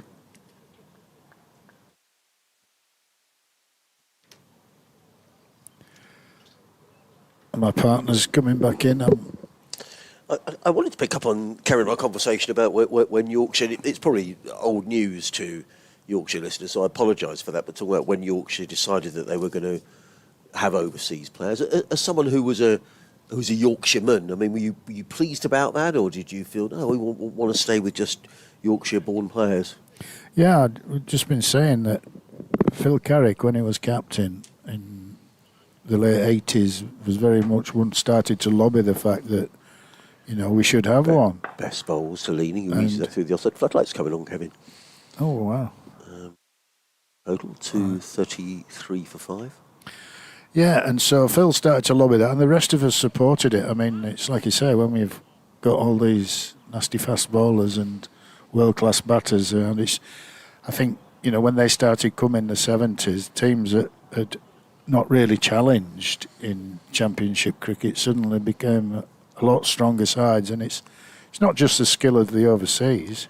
Bessin bowls, Simpson defends into the offside, no run. It's what it does for the rest of the team. You know, I think it would bring 5% more out of yourself as an individual. A lot of players told me that when, you know, if a Hampshire player was batting with Gordon Greenwich, you know, and you're a young player, it can only be of benefit. Bess bowls, Simpson defends down the track, no run. So, you know, and again, Sachin became our first overseas when it was meant to be Craig McDermott, the Australian. He got injured, and Sachin came as an 18-year-old, and, you know, you could straight away, you knew. I mean, he'd already made 100 or 2 for India, and, you know, you could see the class from the minute he arrived. This lad in India, who's 15, isn't it, who's smashing it all around the park in the IPL. I mean, it's just extraordinary, really. No, no. No. But no, we all lobbied for it. I mean, times were changing. Yes. Best bowl, Simpson cuts that one away to backward point. There is no run. Rehearses the shot as John Simpson.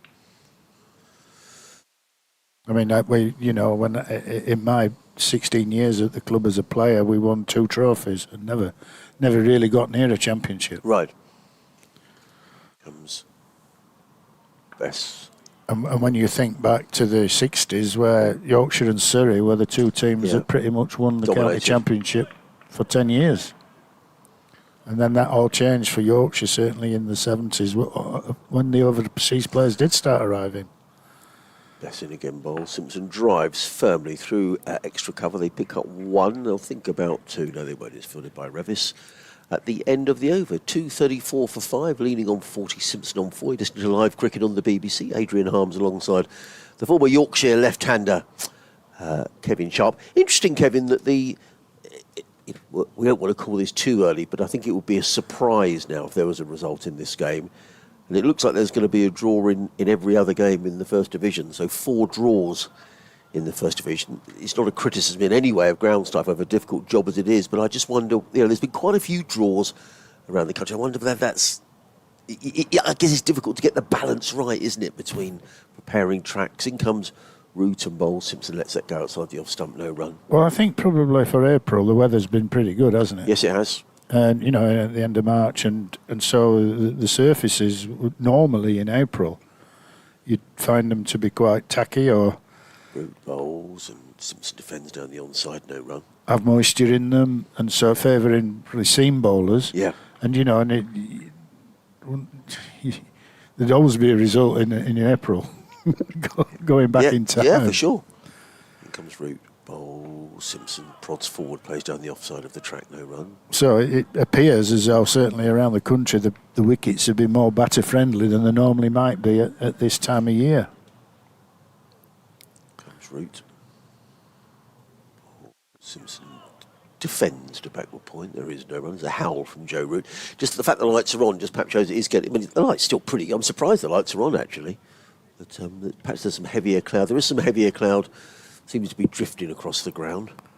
Yeah, it's clouded over a little bit this last 20 minutes. Root in, balls to It Simpson. doesn't look very threatening, though. So, and excuse me, I don't mean to be disparaging in any way or disrespectful to your age, but when you were playing, was it still uncovered pictures or were they covered then?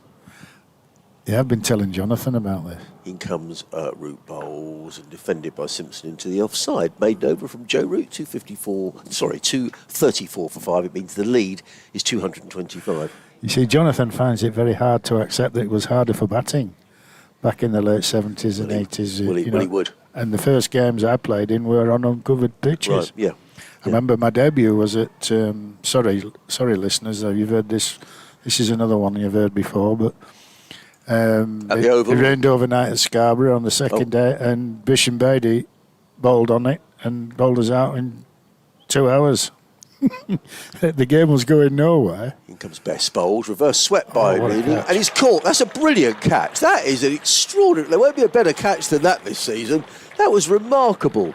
Reverse sweep by Jack Leading, and he swept it straight into that. I think that's George Hill there at leg slip, who stuck out a hand, and it stuck. That was a terrific bit of fielding. Brilliant stuff. Leading is on his way again, just as well. Every time we've said in this game, oh, it's definitely going to be a draw, a wicket falls. And Jack Leading is on his way. I don't know if we'll see that again, but that looked to me like a remarkable catch. It was. Kevin. I mean, totally instinctive. I mean, I've called it as George Hill. That was just at first glance. Pretty sure that you're right. What an amazing catch. I think he's grinning, Jack Leading, as he makes it. He probably can't, well, yeah, he's grinning. He probably can't quite believe it. There we are. It was caught by George Hill. That was a remarkable catch. I wonder if we will see that again. I'm sure at some stage we will. Here we go.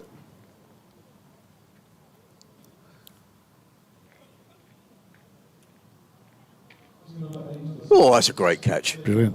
You see, what George has done so well there, once he's seen that he's going to play that shot, he's moved to his right quickly as Jack is getting into position. Oh, yeah, he has. He's moved across. Yeah, good spot. He's moved across the yard, and which has enabled him to reach it. That's a remarkable catch.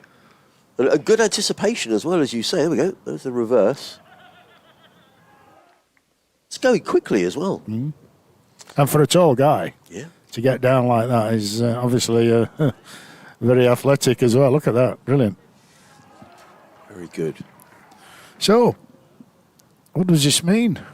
Well, it means the lead is 225. It means that there's still 47. We're already halfway through the day's play. I mean, we've got 47 overs left. We would lose 2 for a change of innings, so there's still Sussex could do it back in another half hour here. Knows. I mean, just supposing 4 wickets fell now, Yorkshire would give this a go, wouldn't they? Oh, gosh, yeah. I think Mr. Bairstow would fancy his chances. Well, in comes Best, a multi-new man who's Hudson Prentice, who's solidly forward, plays out into the offside. There is no run. Short leg and a slipper in place. The floodlights are on. Best is in again. Bowles defends down the offside of the pitch. We'll continue our discussion on uncovered pitches in a minute. As to whether cricket was better when pitches were It was uncovered. entertaining. Yeah, not necessarily better. In comes Bess and Bowles. Played into the offside by Hudson Prentice. There is no run. And I'm not suggesting for 1 minute that there are featherbeds around the country. However, you'd rather watch that sort of cricket than cricket on a featherbed, wouldn't you? As in comes Bess and Bowles. Forward comes Hudson Prentice, clips to mid-wicket. There is no run. As I say, this has been a good pitch. I mean, there's been good bounce in this pitch. There's 2 games that really stick in my mind. Bess in Bowles. Hudson Prentice defends into the offside. No run. End of a good over. Made over from Don Bess. 234 for 6. Yeah. One year they actually covered the run-ups and the footholds for the bowlers, but left the pitch uncovered. And because initially it was everything was left uncovered, you know, the footholds would be wet, so spinners had to bowl because seamers couldn't stand up. But then one year they tried this experiment where they covered all the run-ups and footholds so the seamers could run in on the damp pitch and scare you to death. So that didn't work very well that year. And then there was a game at Folkestone, one of my early games, probably about my second or third game for Yorkshire where it was uncovered and some dampness got it, and Derek Underwood was bowling, Alan Knott was keeping wicket, and Jeff Boycott probably made one of the best hundreds you'll ever see. Really? Yeah. In comes at root, bowls to Simpson, who's 4, defends down the offside, no one. It's quite a nice story for me because I was batting with Jeff for about 3 overs and he was leaving balls that were pitching on the stumps. Comes root, bowls, Simpson defends, And no they were run. spinning and bouncing and turning, and they were leaving balls pitching on the stumps. It was remarkable to watch. Such class. And then I faced about 18 balls from Derek Underwood. Root again, bowls, Simpson defends to backward point, no run. And I couldn't get a bat on it. I kept lunging forward and it kept turning and bouncing and hitting me in the ribs and all sorts. And I turned round to Alan Knott, and I'm bearing in mind I'm sort of 17, 18 years old. Root, bowls to... Oh, he's bowled him! Another wicket goes down. So John Simpson, who made 135 in the first innings, is suddenly gone. Now have we got game on? 234 for 7. Simpson has gone. Joe Root has picked up a couple of wickets. The lead is 225. We've still got 46 overs left in the match. Well, I wonder. Is there a little panic going on in the Sussex camp? Well, Fidance Prentice came in, and so he's coming ahead of Tom Price. Now, I wonder if Price is going to bat. This is interesting. Well, I can't remember if it was you or Jonathan said that Farby had said that he would bat. Farby said he would bat. He said last night that he would be fine to bat. I wonder if they were just thinking, if he doesn't, if we can prevent, if he doesn't have to bat, we don't want him to, but he's going to have to bat here, Mm-hmm. Looks like it now. There's someone. Oh, he's coming out with a runner. Look. There we go. Well, that doesn't augur desperately well for Friday at the Oval. Yeah, he was fielding down. Paul was laughing about it last night. I mean, it's half joking when he said he'd never seen someone twist his ankle doing the long barrier. Oh. And he said, he'll be fine. They don't do the long barrier anymore. Well, but I don't know, maybe I'm imagining it because we know he's got an injury, but he just looks like he's walking a little gingerly. Would that be fair? Yeah, that's fair comment. Anyway, you carry on your story about Geoffrey Boycott and his 100 at Vertu. Yeah, so I'd faced about 18 balls at one point from Derek and not hit one. And I turned round and I said to Alan Knott, I said, I don't know how I'm going to score a run, Mr. Knott. And he said to me, play him off the back foot. He says, you're lunging forward. He says, play him on the back foot and knock him into square leg for one. So I did. Mixed ball, and Derek Underwood started having a go at Knott. He said, what are you doing? He says, you're coaching him. Bearing in mind you've got your England left arm spinner and you've got your England wicket keeper together. He says, you're coaching him. And Knott, he said to him, he says, he's only 17, he needs to learn, leave him alone. Isn't that lovely? Isn't it, just? Right, I think I'm getting kicked out. You've got to go. The boss is kicking me out. Oh, no, well, he's the man. I know where my place is. I know when it's time to do as I'm told. Well, it's been huge fun. Well, we'll have more time in this because there's going to be more cricket played here. This is, again, it's getting interesting. 234 for 7. In comes Root. Bowls. Price plays. He's in trouble with that leg, Tom Price. He just played that shot into the covers and just looked a little uncomfortable as he played it. Well, he's batting. But and Kevin's bought the biscuits, and they're on the left. There we go. You see, I knew that would happen.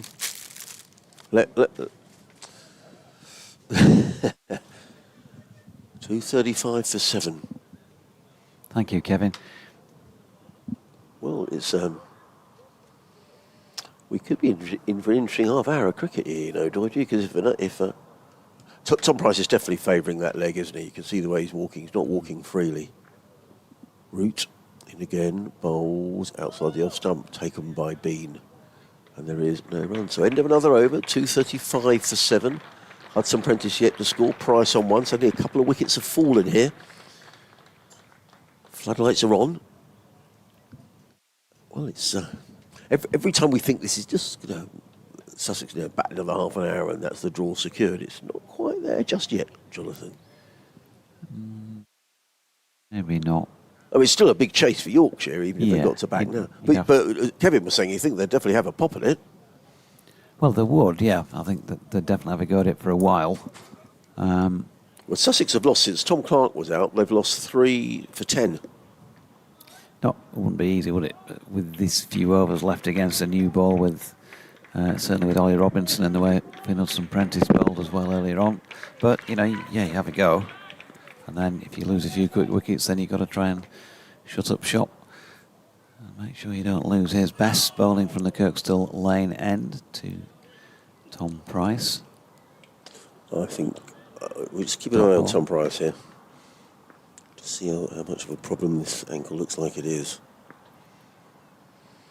Best in again. Price steps forward and cloths the drive really up to Johnny Bairstow at mid-off. I mean, I'm sure he wouldn't be batting if Sussex felt that he was in a lot of pain out there. Yeah, if it was too big a risk, he was going to be out for weeks. Because they've still got Robinson and Crocombe to come. And they could obviously, if it was that bad, they could have gone through the substitution process, possibly. Anyway, now then, there was just that moment of hesitation between the runner and the non-striking batter. Jack Carson got in at our end, the Kirkstall Lane end of the ground, running a long way, of course, wide of the actual playing strip. Well, he hits then and he's out, isn't he? I mean, it was hard. Because of the angles, that would have been hard to tell for us to be of our eyes in two places at once. That I would have said for me anyway that the range of sight was too wide to get a proper handle on that. But Best missed with his throw anyway. It would have been possibly a decision to make for Ben Debenham. But Hudson Prentice back on strike. And he pushes forward and misses one that goes past the outside edge of the bat. 1 for 52 for Bess. It's been as hard as ever taking wickets for him on this surface. But he's been plenty tidy enough. Dropped into the offside by Hudson Prentice. There was no run. Ben Scarborough, our jazz musician, has been in touch to say give him regards to Doige. Ben Crossland. Oh, he's thrown that one in quick. Oh, fired it in quick, not thrown it. Don Bess. It was a Yorker. It took all of us by surprise, including Finlay Bean, unfortunately, because it's gone for 4 byes. Well, that's so easily have bowled him. Don Bess is staying their hands on hips. You really did give that some shoulder. So 240 for 7. So the lead is 232, 231. We've got 45 overs remaining in the day. Carson, who is the runner, Hudson Prentice and Price are having a natter because they got themselves in a bit of a pickle with that run. I bumped into a friend of yours, had a little circuit of the ground. I bumped into Mark, who's a friend of yours. He said hello, which was good of him. Got a few friends called Mark. Have you? Yeah. Oh, well, he's Mark Yorkshire. Mark Yorkshire. I think he was here, he was up in the box. Yeah, Mark Bailey. A couple of days ago. Okay. Is it me or you? I think it's me. It's you. Joe Root is going to come in from the Howard Stand end of the ground. 240 for 7. Over the wicket bowls, Hudson Prentice drive to backward point, fielded there by Jack White. And there is no run. Root again. Bowls, forward comes Hudson Prentice, eases that through the offside, picks up a single. In fact, it was, my apologies, it was Tom Price who eased that through the offside and picks up a single. Tom Price with the runner, even we're getting confused up here now. Price goes to 3. In again bowls, Hudson Prentice plays back to Joe Root. There was no run. Joe Root 2 for 41 in his 13 overs. This is his 13th.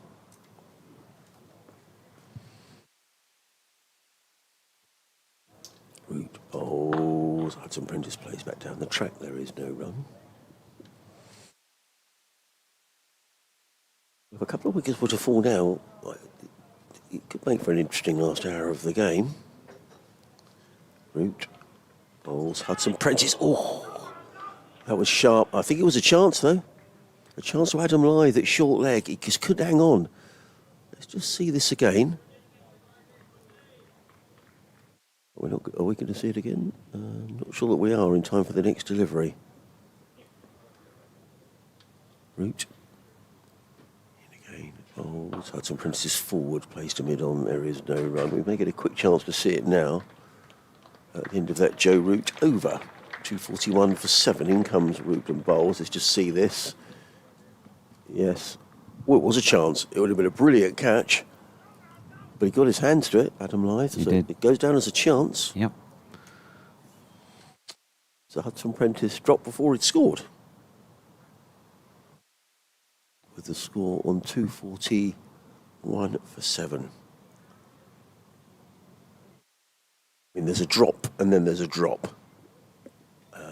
That would have been a brilliant catch had he taken it. Yeah, so Don Best going to continue at this Kirkstall Lane end.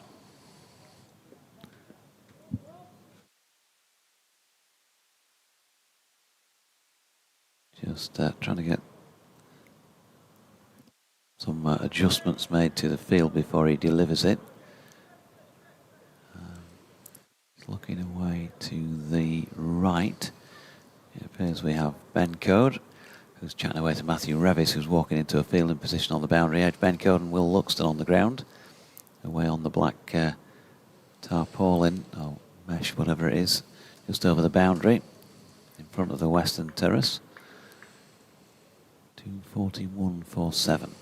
Best bowl, paddle sweep played by Tom Price, and that's going to bring him at least a couple and maybe 3, yep, because it was well fielded by Matthew Revis. Had a long chase there, flicked it back, and George Hill did the throwing, bit of relay fielding, but it's another 3 ultimately, and that means 3 more to score for Yorkshire if they can take 3 more wickets. Time beginning to run out. Runs as important as anything here for Sussex. I think 20 or 30 here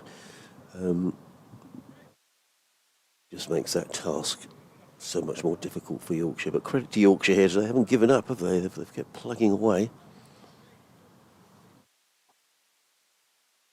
Again, changing the field. Whiteman being brought across from off to leg. Slip, short leg in place. 45 behind square. Mid-wicket on the boundary, straight mid-wicket on the 1. It's an appeal for a catch by Adam Lyth, who has got both hands round this.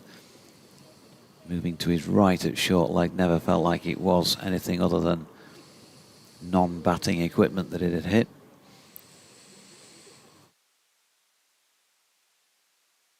.244 for 7. Bowls again, ooh, edged by Hudson Prentice, but fortunately for him, into the deck and stopped at slip by George Hill. Sorry, John, it doesn't seem to be turning, a lot, but it's obviously doing something out there, isn't it? Yeah, here's Bess again. That one looks like it turned because he played it towards the inside of the bat, so maybe just a bit of turn in towards the right-hander from the off-spinner. Whiteman fielded.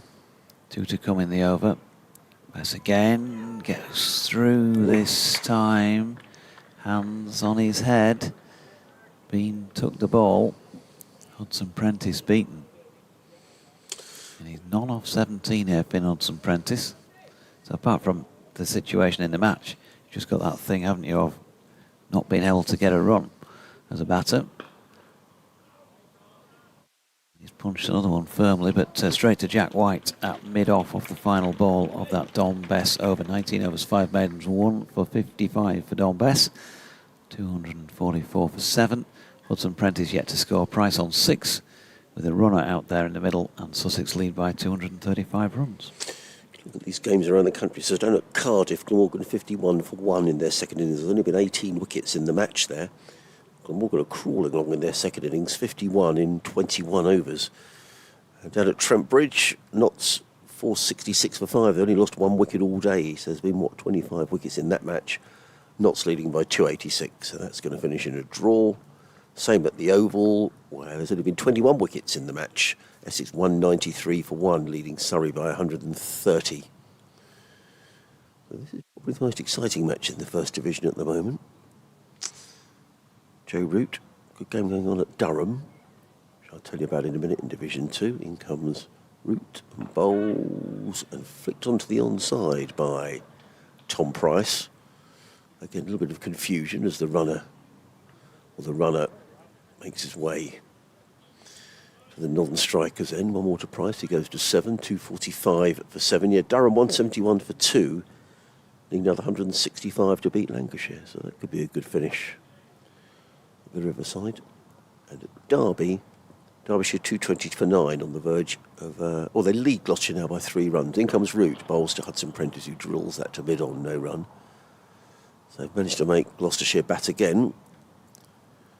That's a win that could lift Gloucestershire off the bottom of the county championship and put Kent there instead. In comes Root, bowls. We had to dig that one out, did Hudson Prentice to backward point, fielded by White, and there is no run. Clock just ticks past 3 o'clock. They're rattling through their overs, you know. Here are Yorkshire. And again, bowls. Hudson Prentice plays that quite late onto the onside, fielded by Adam Lyth. Again, there is no run.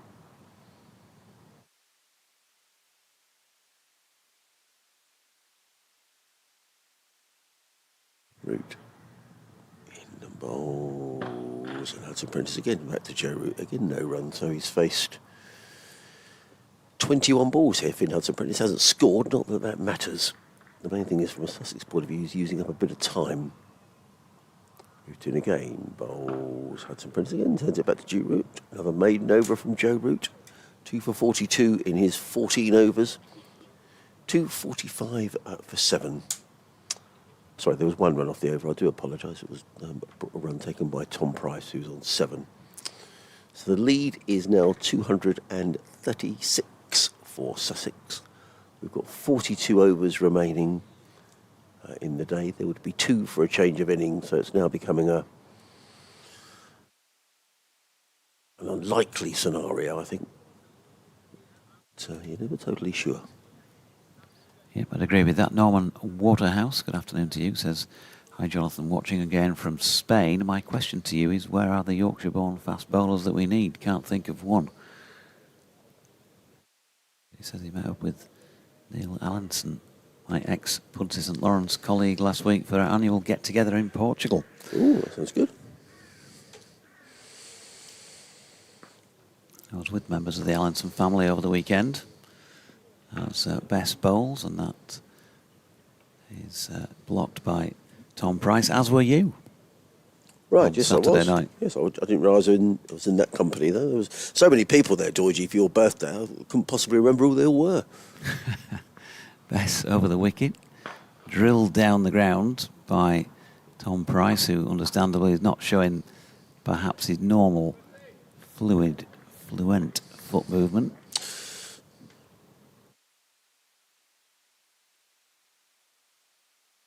Bess with ball back in hand again. Floated up, and that's blocked again by Tom Price.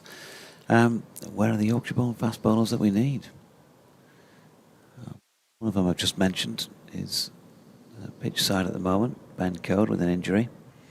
Ben Cliff playing his trade in the 2s at the minute, but waiting for an opportunity, and you wouldn't be surprised if that comes in the next match or 2 as well.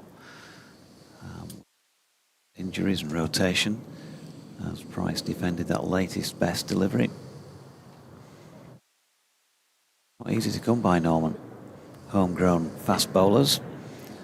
Oh dear, that was a bit of a week. It was a big thrape, wasn't it, from Tom Price? I don't wish to be unkind to him, but it was a bit of a slog feel to it. because he can't move his feet really. He's just he hindered can't. by that And lack this- of movement. Got away for 2 backward of square. Yeah, and I don't think this augurs well, really, for the Oval on Friday, if I'm being honest. I mean, it's Monday today. He's not got an awful lot of time, but No. that just, there's so much of the season to go. Sussex won't want to risk it, I don't think. Bess, fired this one in more quickly, and Price Oh, he's had to really- move then and jab down on that. That was nearly a gazunder. End of the over, 247 for 7. Yeah, you can just see he's not moving at all comfortably, is he? And I'm quite surprised he's out there to a degree, He's having a chat to Finn. I wonder if he's going to come off. He's staying out there. I just wonder, the closer it gets to Sussex securing whether he might just retire here, because there really is not a lot of point in making that ankle even worse.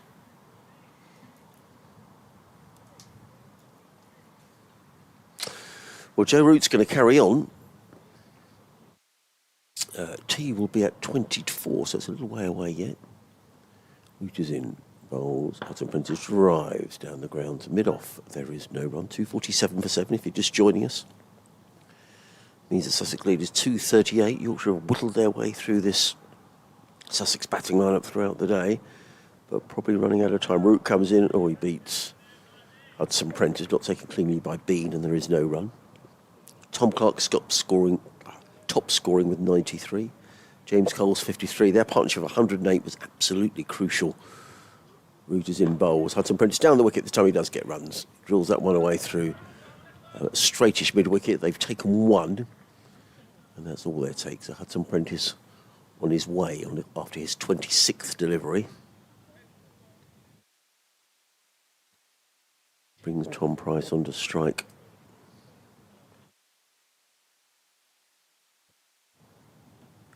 Sorry, 50, another half hour till tea, 33 minutes. Bit of a discussion about a change in the field. Johnny Bairstow talking there to Joe Root as Price waits. Root in bowls. A nice shot by Price, nothing wrong with that. Down the leg side, and he clipped it away for 4 runs. Down to fine leg, he goes to 13 and 252 for 7. Smattering of applause around the ground. Yeah, fired it in, didn't he, Joe? Can do that occasionally. He'll bowl a bouncer. She fires in significantly more quickly than what you normally see. Price waits. Again, bowls. Price leans back. He's going to be caught, and he is caught. At backward point by Jack White. So the 8th wicket goes down, and a nice pat on the back there from Adam Lyth to Tom Price. I think a recognition that he's really struggling, Tom Price, and just watching Tom as he wanders off. As I say, Sussex with another game on Friday. He's an all-rounder. Although he's been brilliant with the bat since he's been at Sussex, but unless there's some sort of miracle cure over the next couple of days, I would say that Tom Price's involvement as an all-rounder at the Oval may be in some doubt. I mean, medicine being what it is, perhaps they'll sort it out over the next couple of days. But certainly struggling, Tom Price. He had a run up, so he goes for 13. And another wicket for Joe Root. He's picked up 3 in the innings now, Dorji. Yeah, 3 for 47. They put John Simpson up as the man dismissed, but it definitely was Tom Price because he was right-handed. He was, yes. 252 for 8 as out comes the skipper. We saw a very responsible Ollie Robinson in the first innings. He made 40 not out. Same needed here, methinks, for the next 20 minutes or so.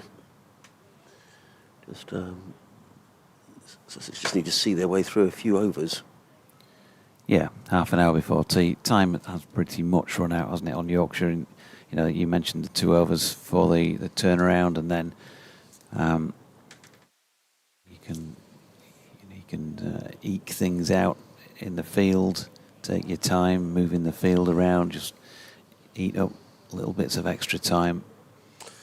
Mind you, Sussex have lost 4. And just drag it out. I know there's balls to be bowled and all that. but you can stick the field anywhere you like. Yeah, Sussex have lost 4 for 28 since Tom Clark was out.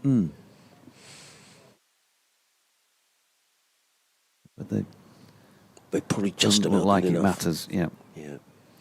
So, Joe Root. The line's got better, actually, I think, in the last few minutes.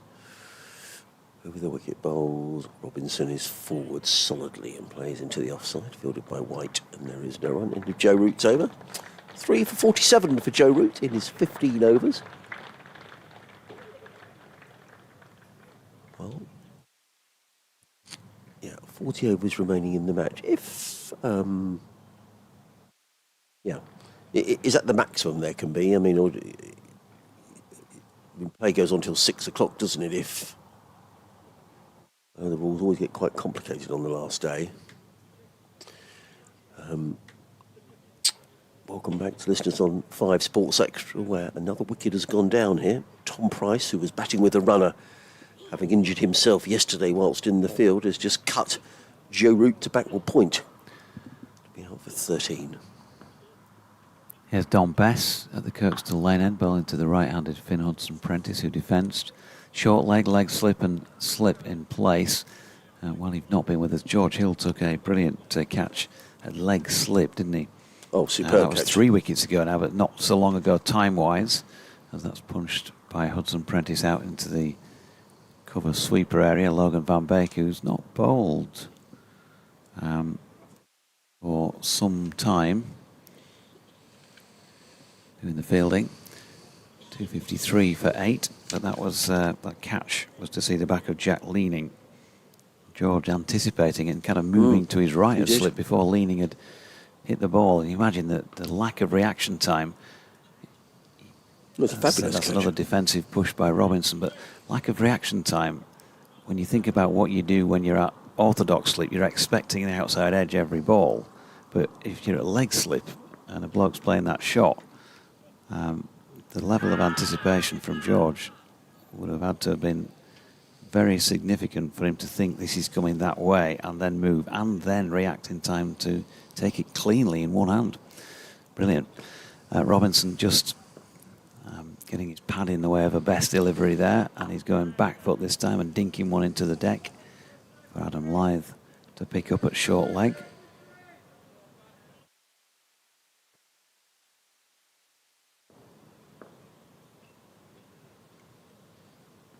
Here's Bess in again, passes Ollie Robinson, who was going back foot and just covering his off stump. End of the over then. Another one bites the dust. 39 remain in the match.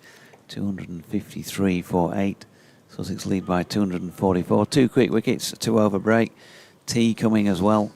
But you feel that Yorkshire would have a bit of a go at this. But if it gets down to sort of 30 overs, I think you're looking just at play out a scoring bit of time. 7/8 and over. Joe Root, though, not only has he made 96 yesterday, he's taken 3 wickets. He comes in over the wicket and bowls to Hudson-Prentice, who is forward and plays defensively into the offside. There is no run. There's a slip and a short leg in place. Backward point, cover mid-off, sweeper on the cover boundary, mid-on, backward square leg and a deep mid-wicket as Root is in, bowls. Hudson-Prentice drives without timing and Root fields off its own bowling. There is no run. Sussex have actually lost 4 for 24 at one stage this afternoon. Floodlights are on here, a bit of heavy cloud around. Rain forecast, but hasn't materialised yet. Root in again, bowls, let go outside the off stump, taken by Bean. And there is no run. That's where Derbyshire are hanging on at Derby, 232 for 9, leading Gloucestershire by just 15. Root in, bowls, let go outside the off stump, again taken by Bean, and there is no run. There's still that good finishing prospect in Durham. Durham 193 for 2, needing another 143 to beat Lancashire. All the games in Division 1 look as if they're heading for draws. As Root is in, that's a quick delivery, and Hudson-Prentice is forward and steers that to mid-on, and there is no run. In that game at Durham, Emilio Gay 84 not out, David Bedingham on 64. And again bowls, Hudson-Prentice drives down the ground. Joe Root stoops to pick it up but can't get across quick enough. But it is the end of the over, another maiden over. Joe Root has bowled 16 overs, 3 maidens, taken 3 for 47. If you're just joining us for the first time today, well, Sussex resumed today on 31 for 2. And very early in the day, they lost Jack Carson for 6, but then a partnership of 108 between Tom Clark, who was eventually out for 93, and James Coles, who made 53, steadied the Sussex ship.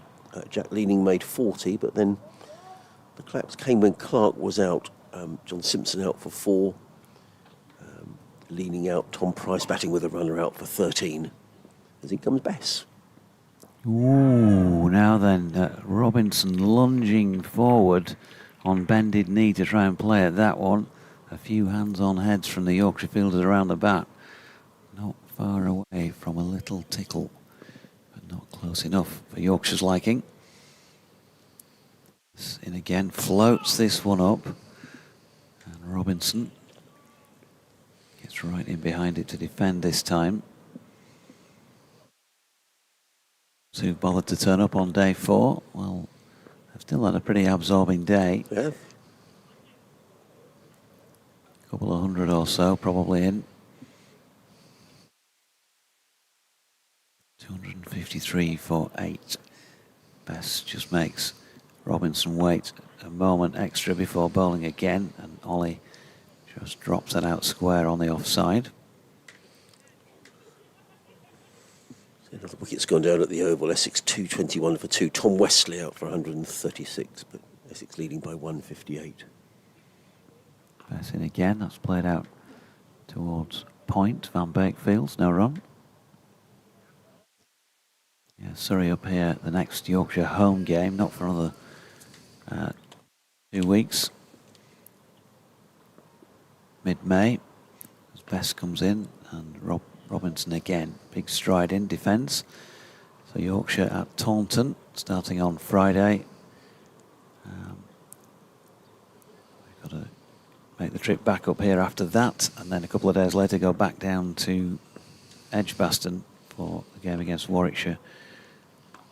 As Bess is in again, that's well defended by Robinson. Just that one awkward moment earlier in the over. 253 for 8 come the end of the over. Of course, that will be highly likely, unless he misses out in some way, shape or form, Jordan Thompson's first game against Yorkshire since he moved down there. So that'll add an extra touch of spice between him and his mates. He'd have been disappointed in the outcome of yesterday's semi-final as well. He's a big Leeds fan, is he? He played against Sussex the week before last, down at Hove. Picked up a couple of wickets. Jordan Thompson. Joe Root's going to carry on from the Howard stand. That's the far end of the ground from where we're commentating from, opposite the Kirkstall in the Rugby League ground behind us. Floodlights still on, heavy cloud around, but that heavy cloud is interdispersed with some lighter areas as well. So forecast rain has not yet materialised. No play at the minute because some pads are being bought out and various protective equipment. So also going to have some changes in the field. 253 for 8, just maybe a chance to just rattle through those scores in the other games. So heading for a draw in Cardiff. Glamorgan 64 for 1 in their second innings. Trailing Leicestershire by 82. Asa Tribe 29 not out, but Glamorgan 64 for 1 in 27 overs, so slow going there. Down at Trent Bridge, Notts have batted throughout the day, 486 for 5, now leading Warwickshire by 306. Carl Verheyen, the South African wicketkeeper, is 100 not out. Joe Clark making 82. The Oval, as we were saying, Essex 225 for 2. Tom Westley out for 136. Dean Elgar still there on at 69, but Essex into safe territory, leading by 162. And the Oval will be Sussex's destination on Friday. Derbyshire still hanging on, 241 for 9, leading Gloucester by 24 at Derby. There's Joe Root. It's to bowl to Finn Hudson-Prentice, who's 2 not out. Root in bowls. Hudson-Prentice is beaten outside the off-stump. That's a terrific delivery by Joe Root. Goes past the outside edge. Hudson-Prentice has been in for 34 deliveries for his 2. But Durham 199 for 2, needing another 137 to beat Lancashire. Root in again, bowls and played firmly by Hudson Prentice out to the fielder patrolling the offside cover boundary, who's Matthew Revis. Overs remaining down to 36 is on the scoreboard, Georgie. 38. 36.4. 36.4. I can distinguish my 8s and my 6s. Root again. Rates as a slip, a silly mid-off and a short leg. Root is in bowls and Robinson glides that delivery through the offside and picks up another single, does Ollie Robinson. He goes to 1. In fact, I didn't realise he's off the mark, Ollie Robinson. We'll make way for Kevin at the end of the over. As Root is in again, bowls give that a bit of a tweak and play back down the offside of the pitch by Finn Hudson Prentice, who is on 3. Root in his 17th over. In again, bowls, and Hudson Prentice steers that to mid-on. And again, there is no run.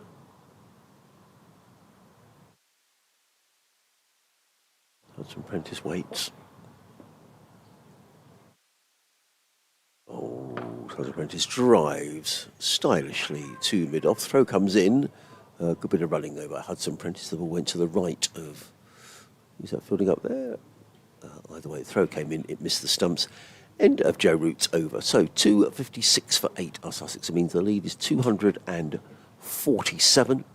We've got 36 overs left in the match. At this game, we keep saying it's heading for a draw. It certainly seems that way. I'm going to leave you in the very capable hands of Jonathan Doige and ex-Yorkshire left-hander Kevin Sharp. Will be with you in a minute.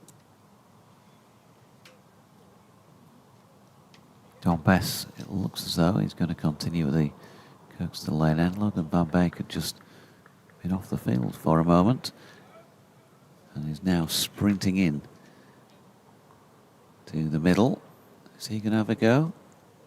Yes, is the answer to that. So Don Bess is taking his cap, and Logan Van Beek is being called into the lineup for bowling duties at the Kirkstall Lane end of the ground.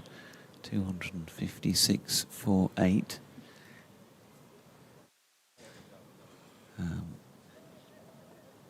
I think we're done, Kev. 36 overs and a couple to knock off, plus this delivery. So there'll be a maximum of 33 from this point to knock off any runs if he took wickets in the next 2 balls.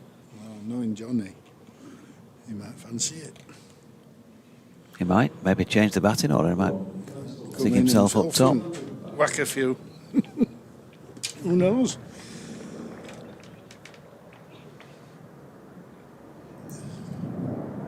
Tantalising, just kept getting a wicket out, and just when you think it's probably just dying. Well, I think I did say, didn't I, when we're off air, probably about lunch, you can see what'll happen. They'll go too far without taking a wicket, then they'll chip away, and there'll be just not enough time left to have a proper assault on it, and it still feels, to me, like that anyway.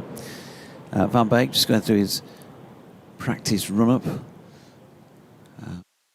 So there's a stoppage in play between overs here, and I don't know what Yorkshire are like on the over rate at the moment, whether they've cleared that -2. They go backwards again if they have. On the board there, well, we can't see. No, it's not on the board. So 1 slip in place, plus a short leg for the right-arm seamer. Joe Root's coming to the right-hander just to the onside of straight, about 16, 17 yards from the bat. Don Bess is at straight mid-wicket, about 5 pitch widths away, so on the one or maybe for a catch of the one that the batter doesn't get over the top of. Mid-on, mid-off cover and wide third man. Van Beek bowls. That's going to be 4. Hudson Prentice just defending really in front of square on the offside. Timed it well, nobody fielding out there.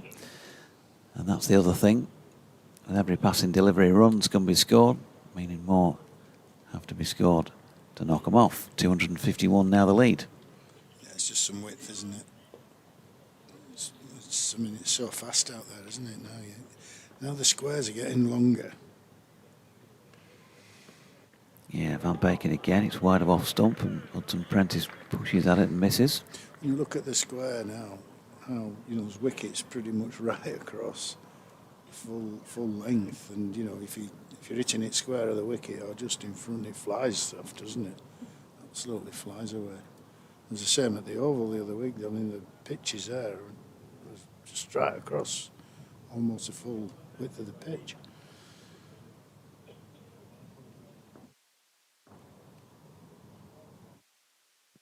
Van Beek then, making his way in now. Hudson Prentice pushing out into the offside will pick up another single and rotate the strike.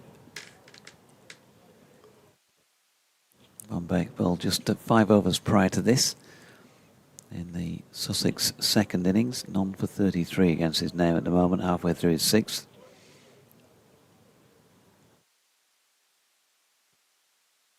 Athletic looking figure, Logan Van Beek.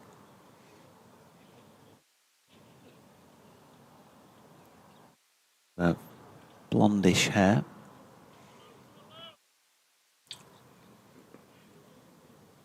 Pushes off then. Passes umpire Debenham and bowls it now. And Robinson works it off his legs out into the distance. Revis was round quickly from long leg, and he's got a good arm, Matthew Revis. So was able to keep him to 1. Apologising to Finlay Bean for what he voluntarily acknowledges was not his best throw.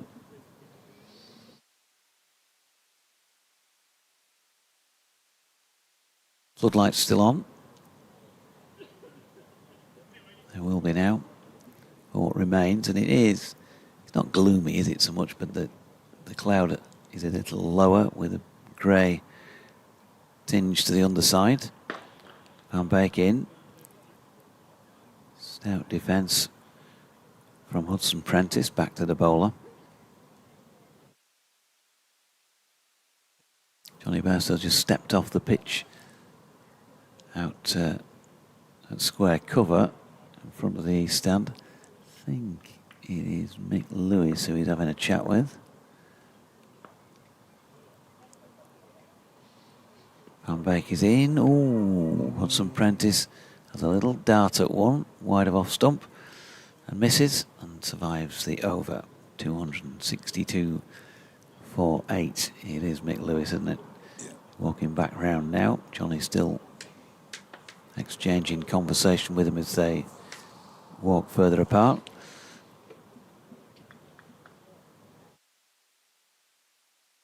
.253 run lead right now, and still these 2 wickets.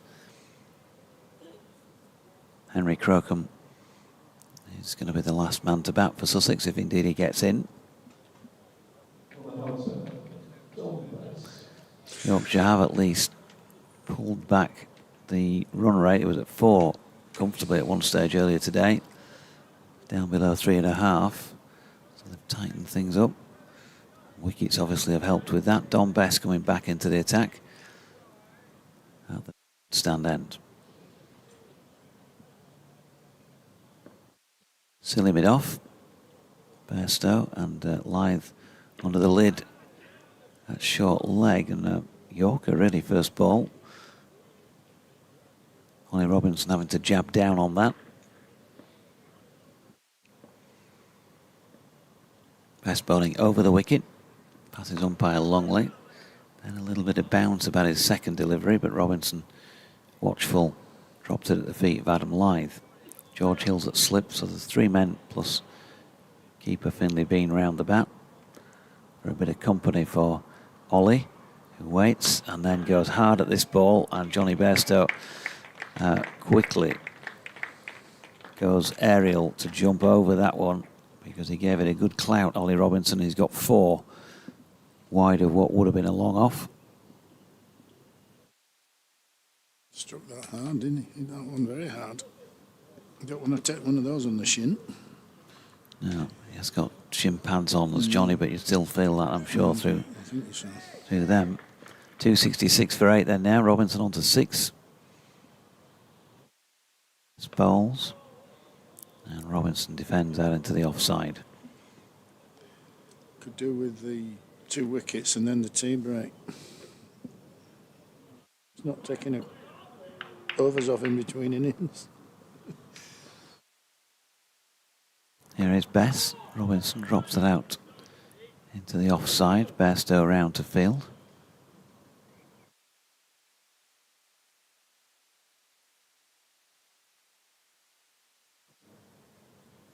And Bess, ball back in hand, comes in again. Robinson late in playing that, runs it to George Hill at slip along the deck. End of that over, 266 for 8. So just a recap on the day so far. Sussex beginning at 31 for 2 in their second innings. That was a 22-run lead. Jack Carson, LBW, George Hill. It looked plumb. He was out for 6. James Coles was bowled by Jai Richardson for 53. They were the 2 wickets in the morning session. 159 for 4, a lead of 150 at lunch. Tom Clark then caught by Finlay Bean off the bowling of Joe Root for 93. Jack Leaning brilliantly caught by George Hill off Don Bess for 40. That leg slip, that was 234 for 6. John Simpson bowled by Joe Root for 40. Finn Hudson-Prentice, who is still out there, was then dropped on naught by Adam Lyth at short leg off the bowling of Joe Root when the score was on 241 for 7. Van Beek is in, it's down the leg side and will go for 4. Will it be byes? Will it be leg byes? Waiting for Ben Debenham to signal? Neither. In fact, he's got a touch on that. It was a dive to the left for Finlay Bean, but he's obviously not been able to get a hand on it. It raced away down to the Howard stand end. Finn Hudson-Prentice dropped on naught by Adam Lyth. He was at short leg. It was a sharp chance to his left, but he did get a good hand on it and just couldn't hold on. And then Tom Price, who hobbled back out there. He had that ankle injury in the field yesterday.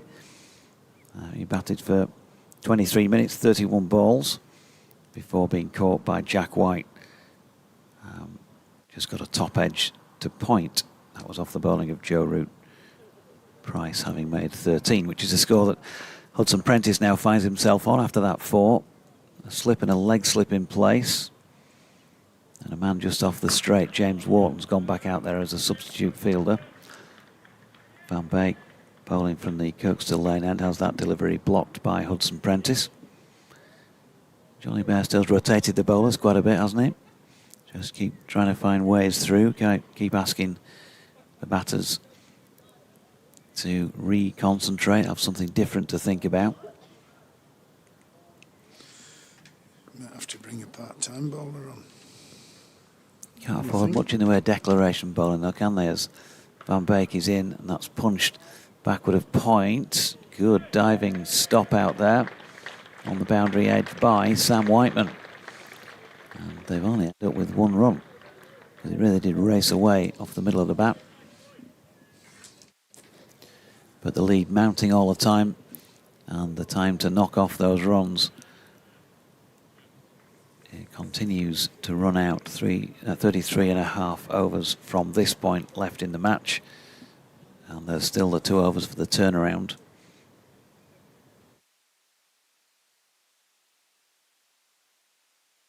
Ollie Robinson back on strike. Bairstow's brought himself in at silly mid-off under the helmet. Lyth at short leg. There's no orthodox slip in place, but there is a leg slip. A long leg, deep backward square. Cow corners dropped out, probably 20 yards extra. Van Beek round the wicket, goes short. Robinson, who's not the shortest himself, has a fair way to duck down, but does so. The 3 offside fielders are all in the ring, and in fact, on saying that, they're going to offer Ollie Robinson a yawning gap in the covers here, beyond Johnny Bairstow at silly mid-off, because James Wharton's been moved round just in front of square on the offside. Jack White's at mid-off, and now Sam Whiteman's been moved to leg slip, and George Hill's gone in at slip. Robinson turns that one to straight mid-wicket, where Jai Richardson fields 1 run. Floodlights are on, but sun is back out at the same time now, so no issues with the light.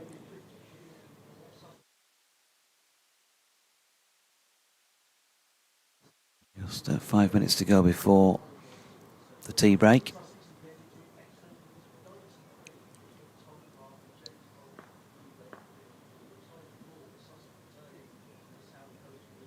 Van Beek makes his way in again. And Hudson Prentice blocks, and then it wants a single, and he's been sent back here. Oh, could possibly have been run out. He was halfway down, but Yorkshire couldn't get a field around quickly enough. Jai Richardson came in the end and then lobbed the ball down the other end when it was pretty apparent that Hudson Prentice was going to get back. Johnny Bairstow had run round behind the stumps, curiously, not left it to Finlay Bean. Looked for a minute as though they were going to both finish up at the same end there. A couple more strides would have done it, wouldn't it? It would. Certainly would. So just an over to go before tea. Now Hudson, we're going to have a stoppage as well because Hudson Prentice grazed the elbow or something like that, diving in. He's just looked at his elbow, and so he's waiting for somebody to come on by the looks of things. He's discarded the helmet. 263 run lead. He's got all the feelings of probably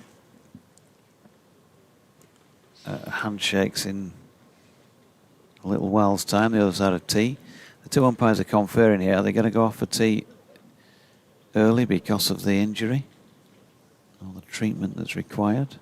Johnny is having a word.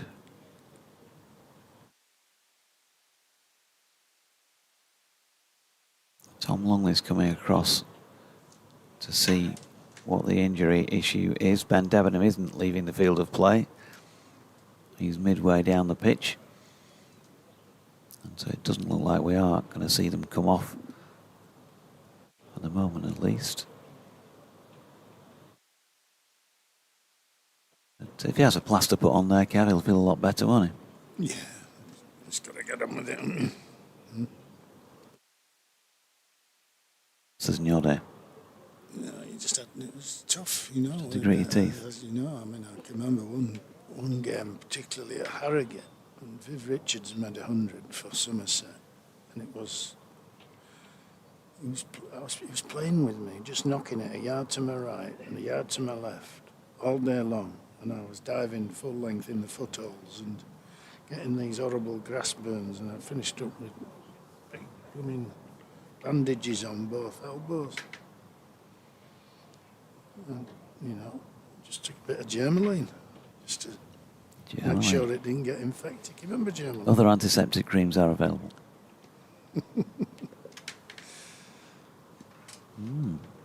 So, Times were tough, weren't they, in those days? well, you see, What was it? I mean, you just find it hard to accept, don't you? what was it like? You know, when it went from black and white to colour, your career, was it just like flicking a switch one day? You walked out on the field and you could see Cambridge blue, Oxford blue and gold on the sweater. Times have changed, haven't they? I mean, you know, you look at technology now and, you know, I think Paul Jarvis was the first Yorkshire cricketer to have a mobile phone. Was he? Yeah, mid-80s. I can remember he had one put in his car, and still got a photograph of about 15 of us outside his car watching him speak on this telephone. And it was like, what is going on? This is remarkable, because we used to use a red telephone box at the corner of the street that now got defibs in them, all libraries, aren't they? Yeah. Yeah, here's Don Bess at the Howard stand end. Treatment having been administered to Finn Hudson Prentice. They'll have 5 more balls in this penultimate session of the match because Ollie Robinson's just blocked the first of them from Bess. Who's in again. Robinson across and defending. Johnny Bairstow's moved from silly mid-off to kind of silly point, really. Just a couple of strides to his left. And he's very close in. And he's now asked Adam Lyth to come into the position that he was in. So there's no short leg now. 2 close men on the offside, plus George Hill. Ollie Robinson's just walked away. I don't know if that means that Adam Lyth's been coming out with the latest joke in his repertoire while he crouched down at silly mid-off. Here's Bess, and Robinson defends. Right on cue, Lyth does the fielding. 3 to come. Bess passes umpire Longley. And Robinson across his crease, once more defending. The ball rolling back to George Hill at slip.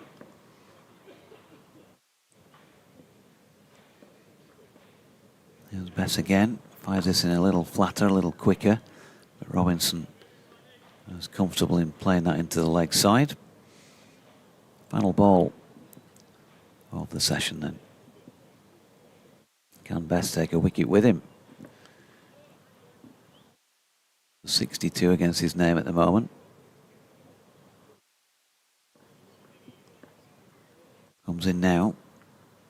Ooh, fires it in again and maybe kept just a tad low. Robinson did have to jab down, but he got there and kept it out. End of the session then. So we are one session away from knowing what the final outcome of this match will be. And with every passing delivery today, it's been a draw.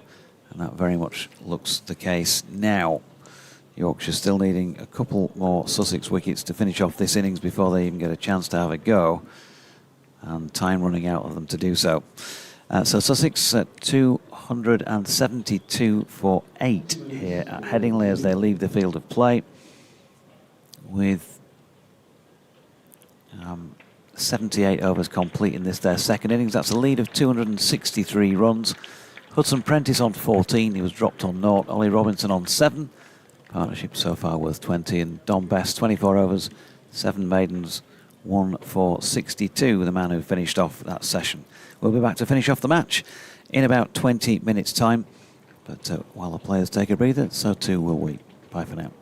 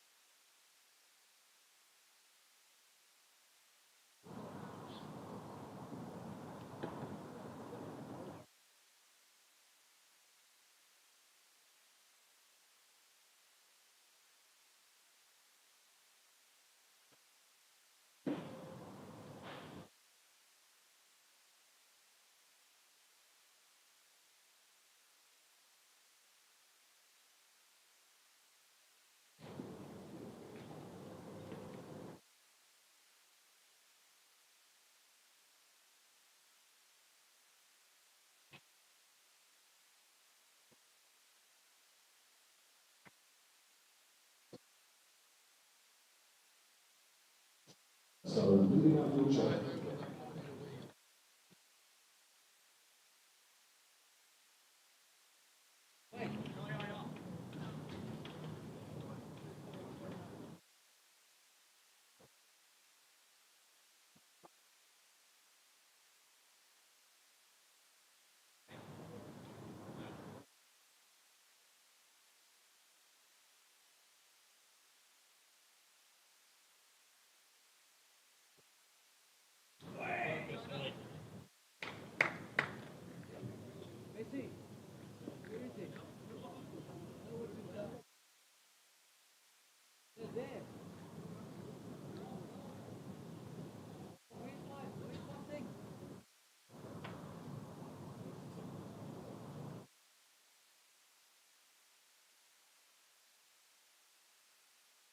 Rothesay and Ollie Robinson to batting for Sussex.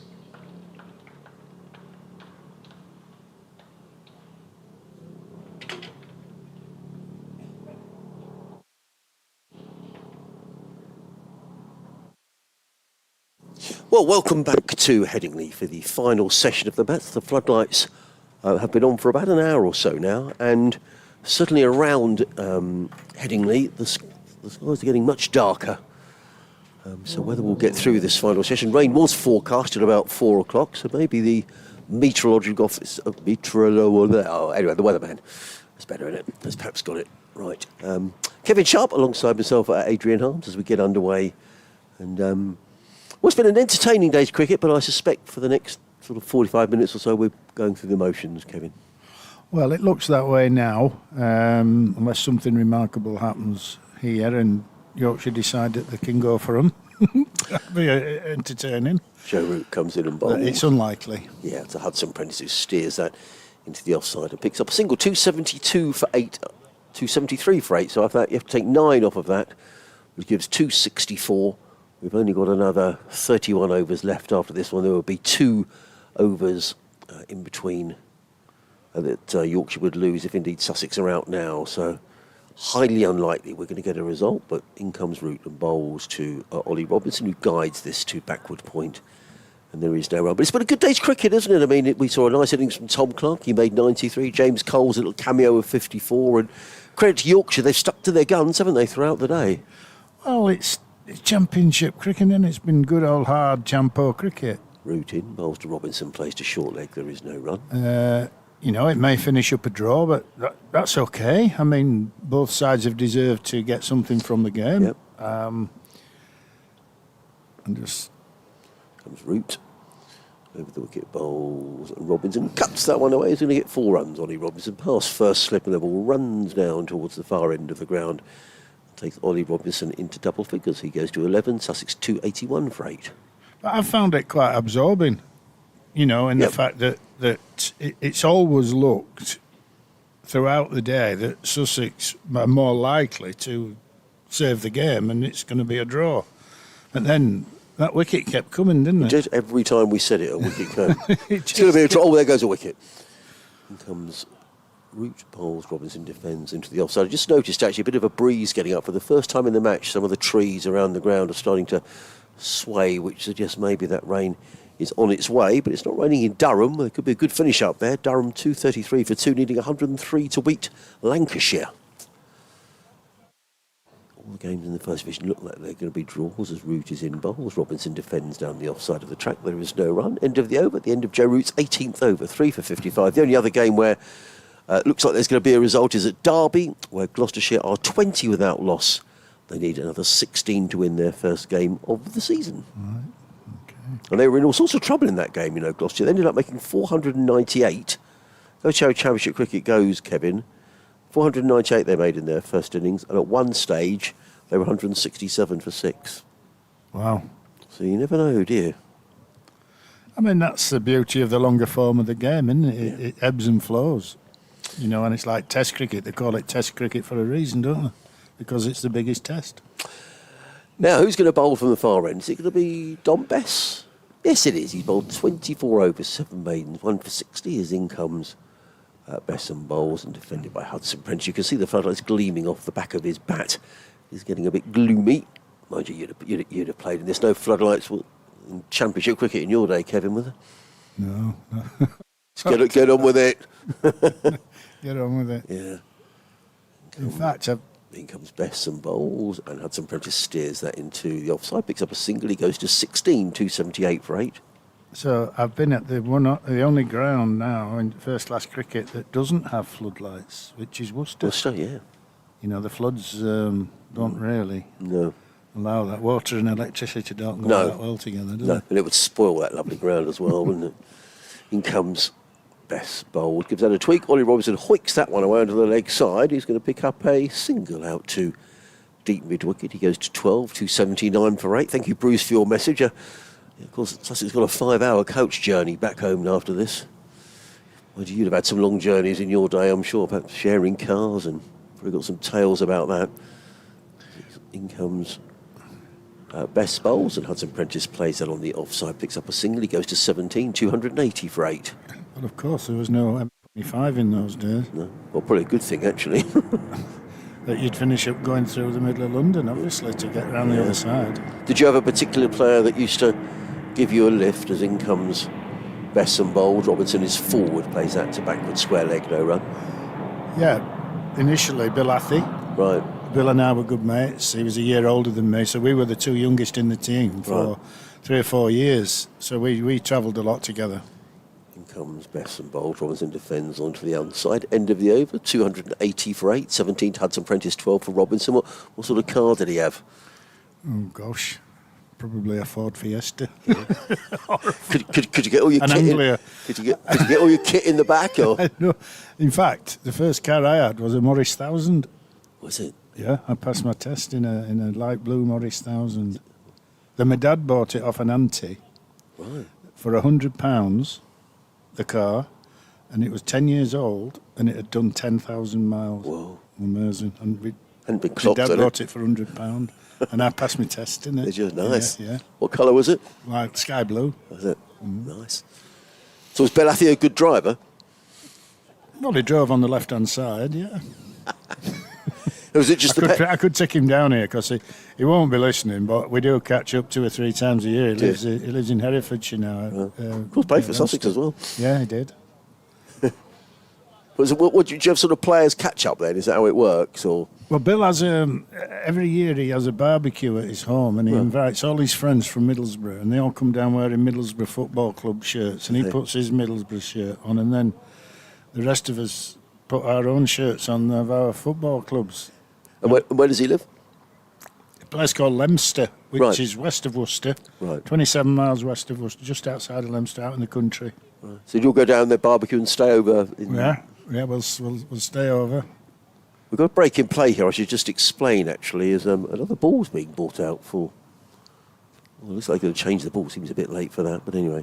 Well, actually, his barbecue this year is the day after the PCA day at New Road for the old players' day. Well, that's handy then. So I'm going to that. It's good. I went last year, and it's awesome to catch up with blokes that you played against and played with. How many people go to that?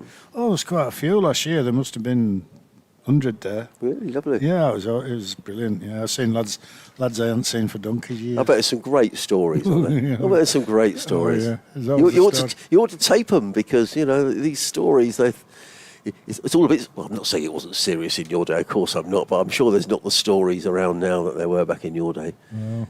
Here comes Joe Root.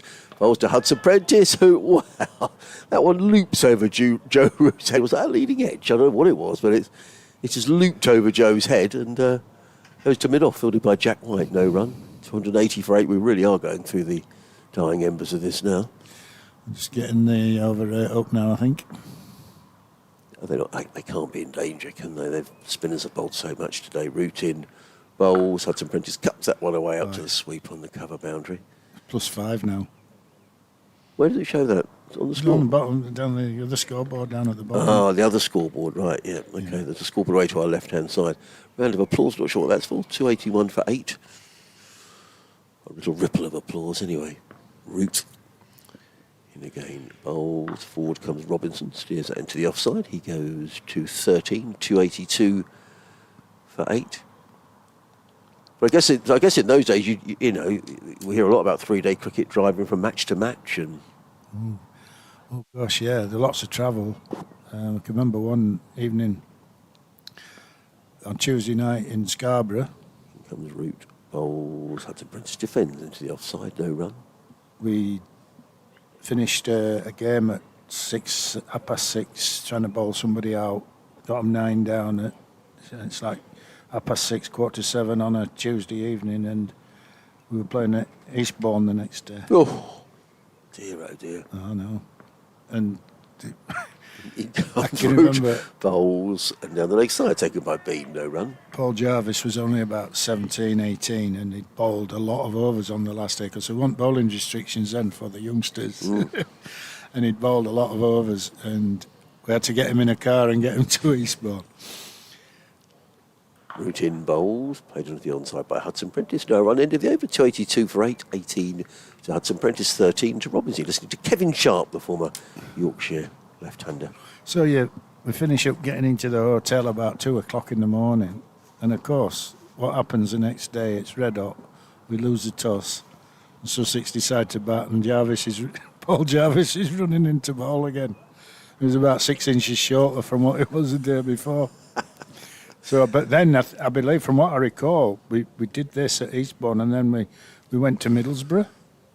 Back to Middlesbrough. To Ackland Park or something like that. So he was, and then of course you played Sunday league games. We weren't always against the same county on the same ground. Bess in the bowls. Defended by Robinson into the offside. No run. So I can remember once being at Hastings on a Saturday and driving to Bristol Saturday night. We went. I'm actually on a coach because of the journey. Bess in the bowls. Robinson onto the leg side this time. No run.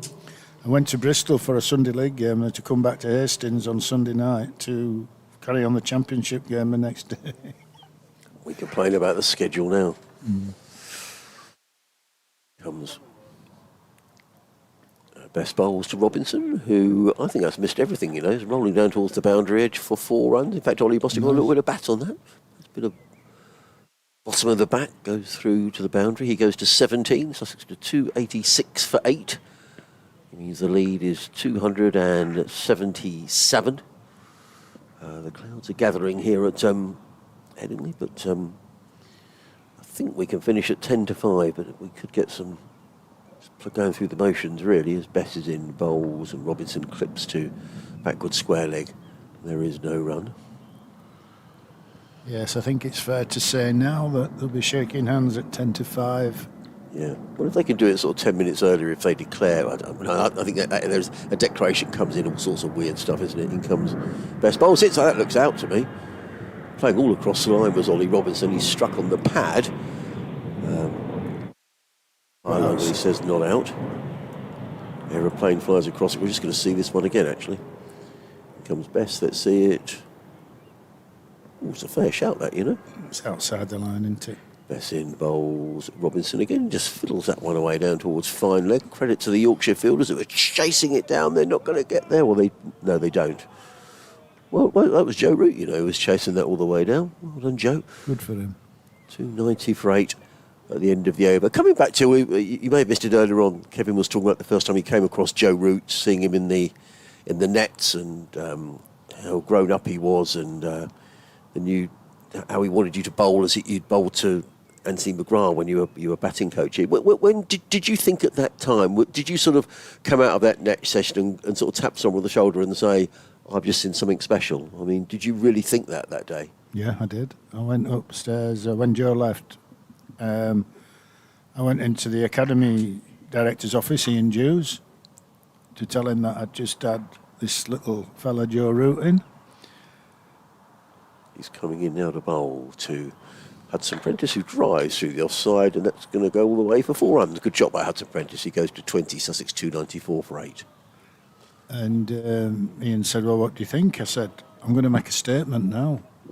He said, what's that? I said, he will open the batting for Yorkshire one day.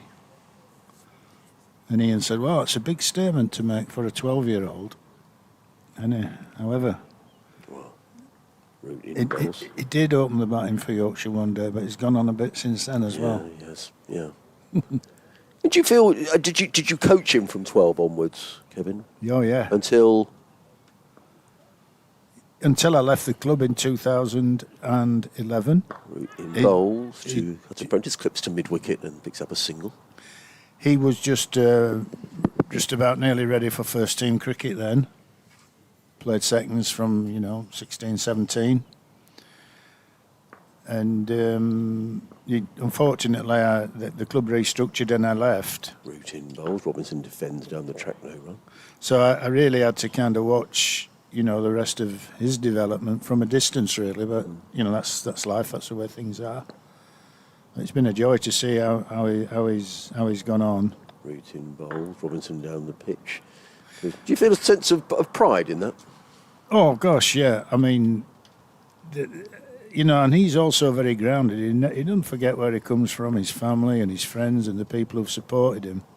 Root in bowls, flipped onto the onside into short leg. No run, end of the over, 295 for 8. Hudson Prentice 23, Robinson 21, the lead 286. Yeah, and we've kept in touch ever since. There is a rather nice little story that when he was 14, I said to him one day, quite playfully, I said, "You won't forget me when you're playing for England, will you?" And he says, "Oh, no." He says, "I'll never forget you. I'll never forget you." I says, "Right, I want 2 tickets on the gate at Lord's. Full hospitality, please." He said, "Oh, that's fine. That's okay." Anyway, so the years go by, and he got picked for England. He made his debut in India. And the following summer... In comes Dom Best, a bowl to Hudson Prentice, who defends down the onside, no run. I just started at Worcester. It was my first year at Worcester, and he sent me a message to say, "Come into Lords to fulfil our deal." Wow. And I turned him down. Because you had a game? Yeah, because I was busy. And every year, for 4 years, he messaged. Comes Best bowls. Hudson Prentice plays that, I think, off the thigh pad. We'll wait for the umpire's signal. It is indeed a leg by, 296 for 8. And without fail, he messaged every, and I turned him down for 4 years. Because you had commitments at Because I was Worcester. just working. Anyway. Best. So. Again, bowls to Ollie Robinson, who again works this one down the finest form order. Ollie Robinson, he goes to 25 and Sussex 300 up, 300 for 8. So his little boy was born on Christmas and 16, 17. And I sent him a message to say congratulations, and he sent me a picture back of little Alfie with a cricket bat in his hand, a week old. And then the bottom line was, "Are you coming to Lords this year to fulfil our deal? This is the 5th time." In comes Best bowls, defended by Robinson. There is no run. So I thought, I've got to do it, I've got to go. So I looked at the diary, 4th of June, England versus South Africa, first test at Lords. So I messaged him back, I said, "It's in the diary, see you there, full hospitality please, me and my wife." Comes Best bowls, Robinson flicks this again down to, he's going to get 4 more. Ollie Robinson, he goes to 34, Sussex 304 for 8. So I gets a thumbs up back, so that's all sorted. And then a few weeks later, Alistair Cook retires from captaincy. Who's made captain? Joe Root. And what's his first game as captain? England against South Africa at Lords. And we were on the train from Worcester, my wife and I, going down to Lords. Comes Best bowls to Robinson, who steers this onto the onside and picks up his 30th run, Sussex 305 for 8 at the end of Dom Best's over. So we're on the way down to Lords, and I get a telephone call from Test Match Special asking me if I'd go on the radio at lunchtime with Jonathan Agnew and with Joe's dad, Matthew, and his granddad, Don, who are likely to see today at this Sheffield Cricket Lovers dinner. And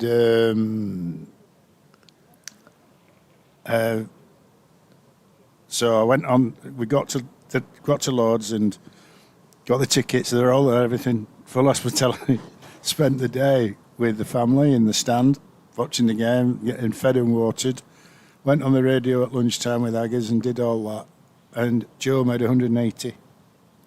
Root in bowls. Robinson steers that one down to third man, picks up a single. There's Ollie Robertson on that 180 on the day, or just in the innings? No, on the day. Just he? Yeah, and it just couldn't have been any better. Wow. It was almost like it was meant to be. Wow. So I had to turn him down for 4 years to get that one in.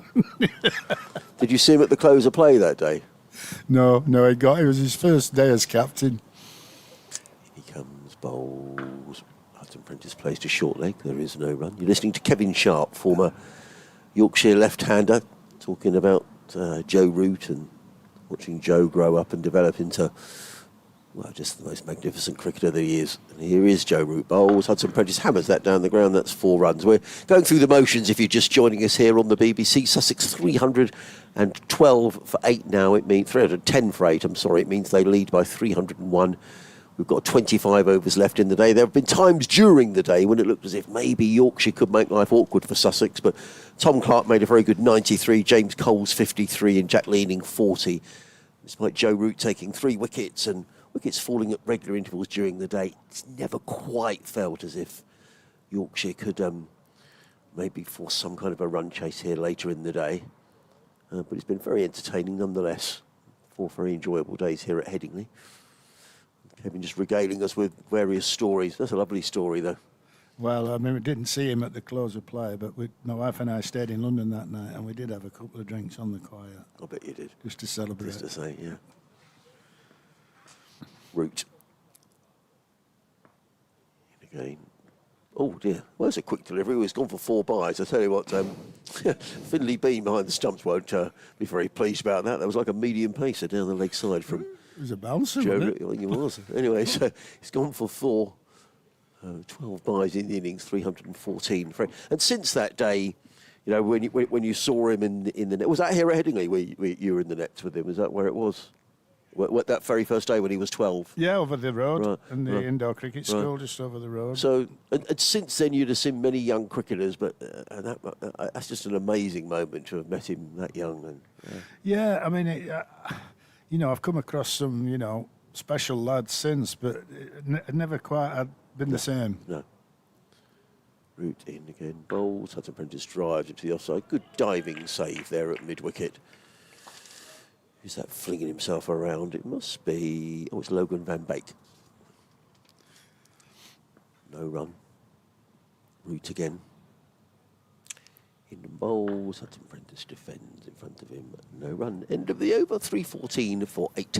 Hudson Prentice 27. Robinson 31. The Sussex lead is immaterial really now. 305 as we drift towards a draw. Sussex will take 13 points from the game. Yorkshire will take, I think, 12.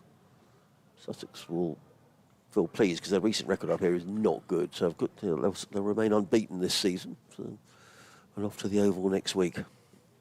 Yeah, so you've come across some good players since, but that's a special moment for you. Yeah, it was always kind of, even when he went through a growth spurt, you know, a late growth spurt, 18, 19-year-old, and his balance was all over the place, and he was getting out LBW nearly every innings, falling over. So in comes Bess, bowls and plays to backward point. There is no run. Did you have to sort of sort that out? Or? yeah, we did a lot of work on his technique because his legs got really long, and so we had to alter his pre-delivery movements and everything. You know, and it was continual work every day. Best bowls and Robinson defends in front of him. There is no run. And where did he play his club cricket, Kevin? I mean, did he play a lot of club cricket or? Yeah, Sheffield Collegiate, Aberdale Park. His dad was a very good club cricketer, Matthew, and of course he's got a younger brother in Billy, who's at Glamorgan now. And, you know, they were... Bess again bowls. Robinson defends down the offside, no run. They played test matches in the garden from when they were kids. Yeah, I used to do that with my 2 brothers. Yeah. If although I come from Guildford, in comes Best bowls to Robinson, who plays that firmly away in the offside. He's going to get a couple of runs, Ollie Robinson. He's going to go to 33. 316 for 8. I always liked Yorkshire because of Jeff Boycott. So I had a bat and I had the names of the Yorkshire players on. I can almost remember it now, that team, Boycott, Lum, Paget, Hampshire. Barry Leadbeater. Bater, David Bairstow, Chris Old, Tony Nicholson, Jeff Cope. Phil Carrick. Yeah, so I had them all their names on the front of my bat. Used to play in the guard. In comes Robinson again. He's nicked that one day. So he could get a half century here. Ollie Robinson. That's another boundary. He goes to 35, 318 for 8. It's in situations like this. I know rules is rules. But someone was saying the other day they thought one of the rules they should bring in really is if both captains could say, let's, there's some easy runs and just call it a day now. But we can't do that. We've got to play by the rules. Well, the rules are rules. Still a few members here. They're not going home. No, they're not. No, they want their money's worth. In comes Bess, bowls to Robinson, who launches that one through the... That's a good shot by... He can bat Ollie Robinson, of course. I mean, I know this is fairly straightforward now because the game has effectively finished, but he drills that away. He goes to 41, Sussex 324 for 8. The one thing that has changed in the game over the years is the strength of the batting of the lower order in teams now. You know, everybody can bat. Yeah. Not the case in your day? No. But where would you even get to? Even in pre-season, sometimes the lower order didn't even get a net. Really? You wouldn't have a net and you go out. First time they'd held a bat might be in the first game. So would you... And then they wondered why they played a poor shot. And would you... are we finished? Umpire's having a natter here. Are we shaking hands? Oh, they might be talking about the light, you know, and... Yeah, I think we are. I think we're perhaps calling it a day. I think everybody's probably decided it's going to finish in a draw, and Tom Longley's still over at. Yeah, I think Johnny Bairstow. Hang on. Well, the two skippers are there, aren't they? Ollie Robinson and Johnny Bairstow. I'm sure they're both saying that it's.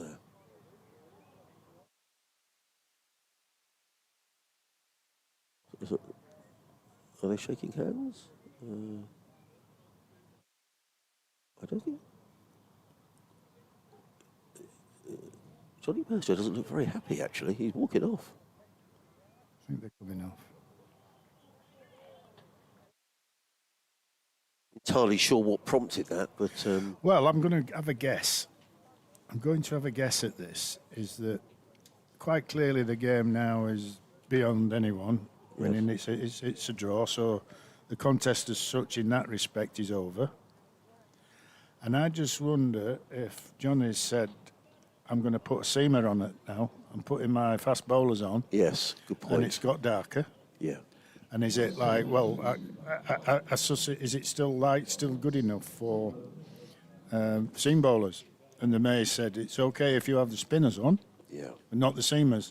So Johnny said, right, I'm putting a seamer on. Well, it's got the feeling that everyone is wandering off, and I suspect that's probably going to be it. I've got to do an update to the listeners on BBC Radio Sussex, and I suspect by the time I come back, that probably things would have finished for the day. So I'm going to leave you, Kevin. Can I just say it's been an absolute pleasure. I saw you up at York a couple of years ago, and I thoroughly enjoyed your company, and I've thoroughly enjoyed your company today and regaling us with all the stories. So it's been a pleasure again. Thank you, Adrian. It's been great to see you again. It has. It's been really good fun. You never know. Jonathan might invite me back again one day. You never know. you never know your luck, do you? Well, I'm going to leave you with Jonathan and with Kevin. I've got to go and do an update, but it very much looks as if that's the last action of the game. But we'll have to get final confirmation. Yep, we'll wait for that officially, and then we'll probably wrap things up as well, as and when that comes. But the cover's been taken on, and no play just for the moment. 324 for 8. That lead 315 runs. We might as well let you get off to your dinner, Sharpie. You've got a big do on tonight, Sheffield cricket lovers. Mr. Graham Gooch is the speaker this evening, so I'm pretty sure he'll have some interesting stories to tell. And Jeff Miller will be emceeing, and he's a character with a few good tales to tell. So and it'll be a good turnout because it's their 66th annual dinner, this one, for the Sheffield cricket lovers, and they always get well supported, and there's a good turnout. And you know, like other cricket societies, they have the monthly meetings where they have guests to come and talk to them, but you know, the dinner is always at this time of year, so and I generally get an invite. So I'm off.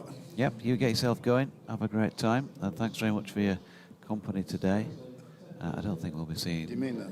much in the way of cricket in the time that remains, but you never know. They haven't called it off yet.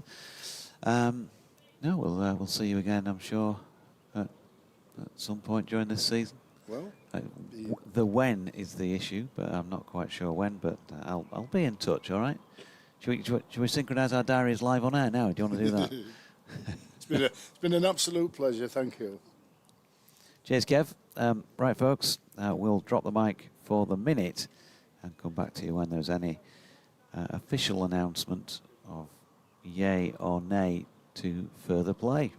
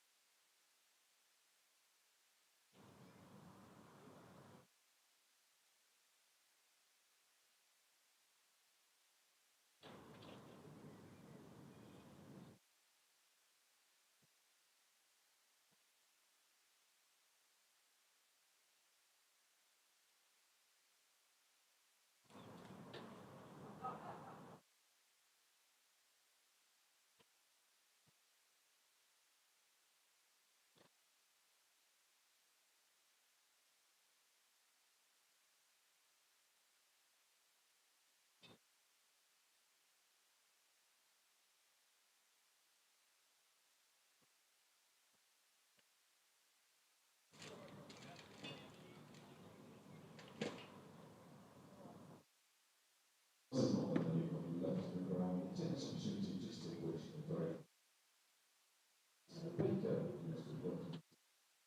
some years now, and it's really to move down to Bristol. But thank you very much.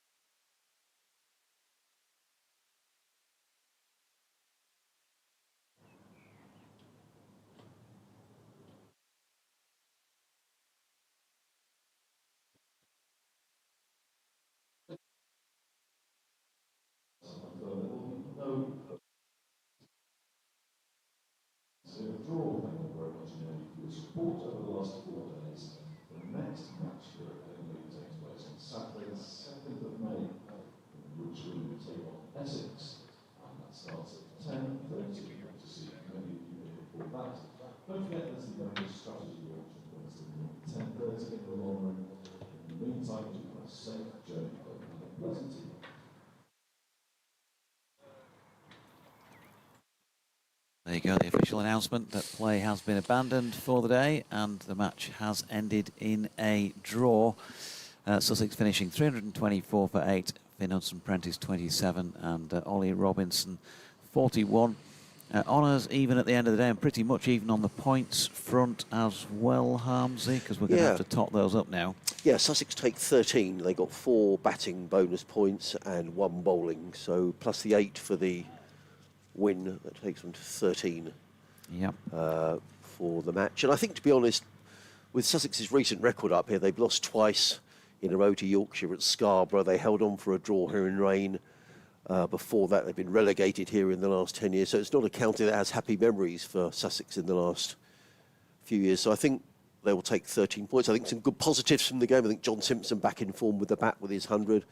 Tom Clark with a nice 93. Tom Price, obviously that's a concern for Sussex, slipping in the outfield with that ankle injury. And it didn't look good. He did bat today, but looked to be in some discomfort. So I would imagine even at this stage, he must be a doubt for the game at the Oval. But I think Sussex would have settled for that. Going back with 13 points, they're still unbeaten in the county championship this season, still very much there or thereabouts, an awful long way to go. So yeah, I think Sussex will be pretty pleased. I just want to say, Jonathan, it's always a pleasure coming to Headingley. Thank you to you, because you always make me very welcome. And thank you for everybody around the ground who's been good enough to say hello this week as well, and to the catering staff. We get nice lunches, so we're extremely well looked after. So to everybody involved with Yorkshire Cricket Club, thank you very much. It's always a huge pleasure. Always a pleasure. Good to have you along, Harmsy. And, well, we won't see you again this year, will we? Because unless we play each other in the latter stages of T20. one of the other competitions. I think we're playing you in the one-day cup, but of course that's not a competition we cover. So. Oh, yes. Yeah, that's right. Yeah, forgot about that one. So, but anyway, thank you, Doidgy. Yep. Pleasure as always. OK, I'll just wrap up the bowling figures there in the Yorkshire, the Sussex second innings. Jai Richardson, 13 overs, 1 maiden, 2 for 59. Jack White, 9 overs, 4 maidens, none for 16. Don Best, 28 overs, 7 maidens, 1 for 92. George Hill, 8 overs, 2 maidens, 2 for 30. Logan van Beek, 7 overs for 40. Joe Root, 21 overs, 3 maidens, 3 for 67. For the record, there were 12 byes, 8 leg byes and 14 no balls for 34 extras. Match drawn, 13 points apiece here. A bit more promising for Yorkshire this time around. Didn't bowl well enough for mine in the first innings, clearly, with Sussex putting up 502, with Yorkshire having won the toss. But things did get better from there. The first maybe shoots of promise in that sense for the season, but tough trips away now to Somerset starting on Friday, Warwickshire the following Friday, before they're back here against Surrey. Doesn't get any easier in Division 1, as Harmsy said. Thanks for your company. Thanks for his and Kevin Sharp's today, and all the rest of our third voices during the last few days. So that's it from myself. We'll see you with Ant Gibson, no doubt, down at Somerset on Friday.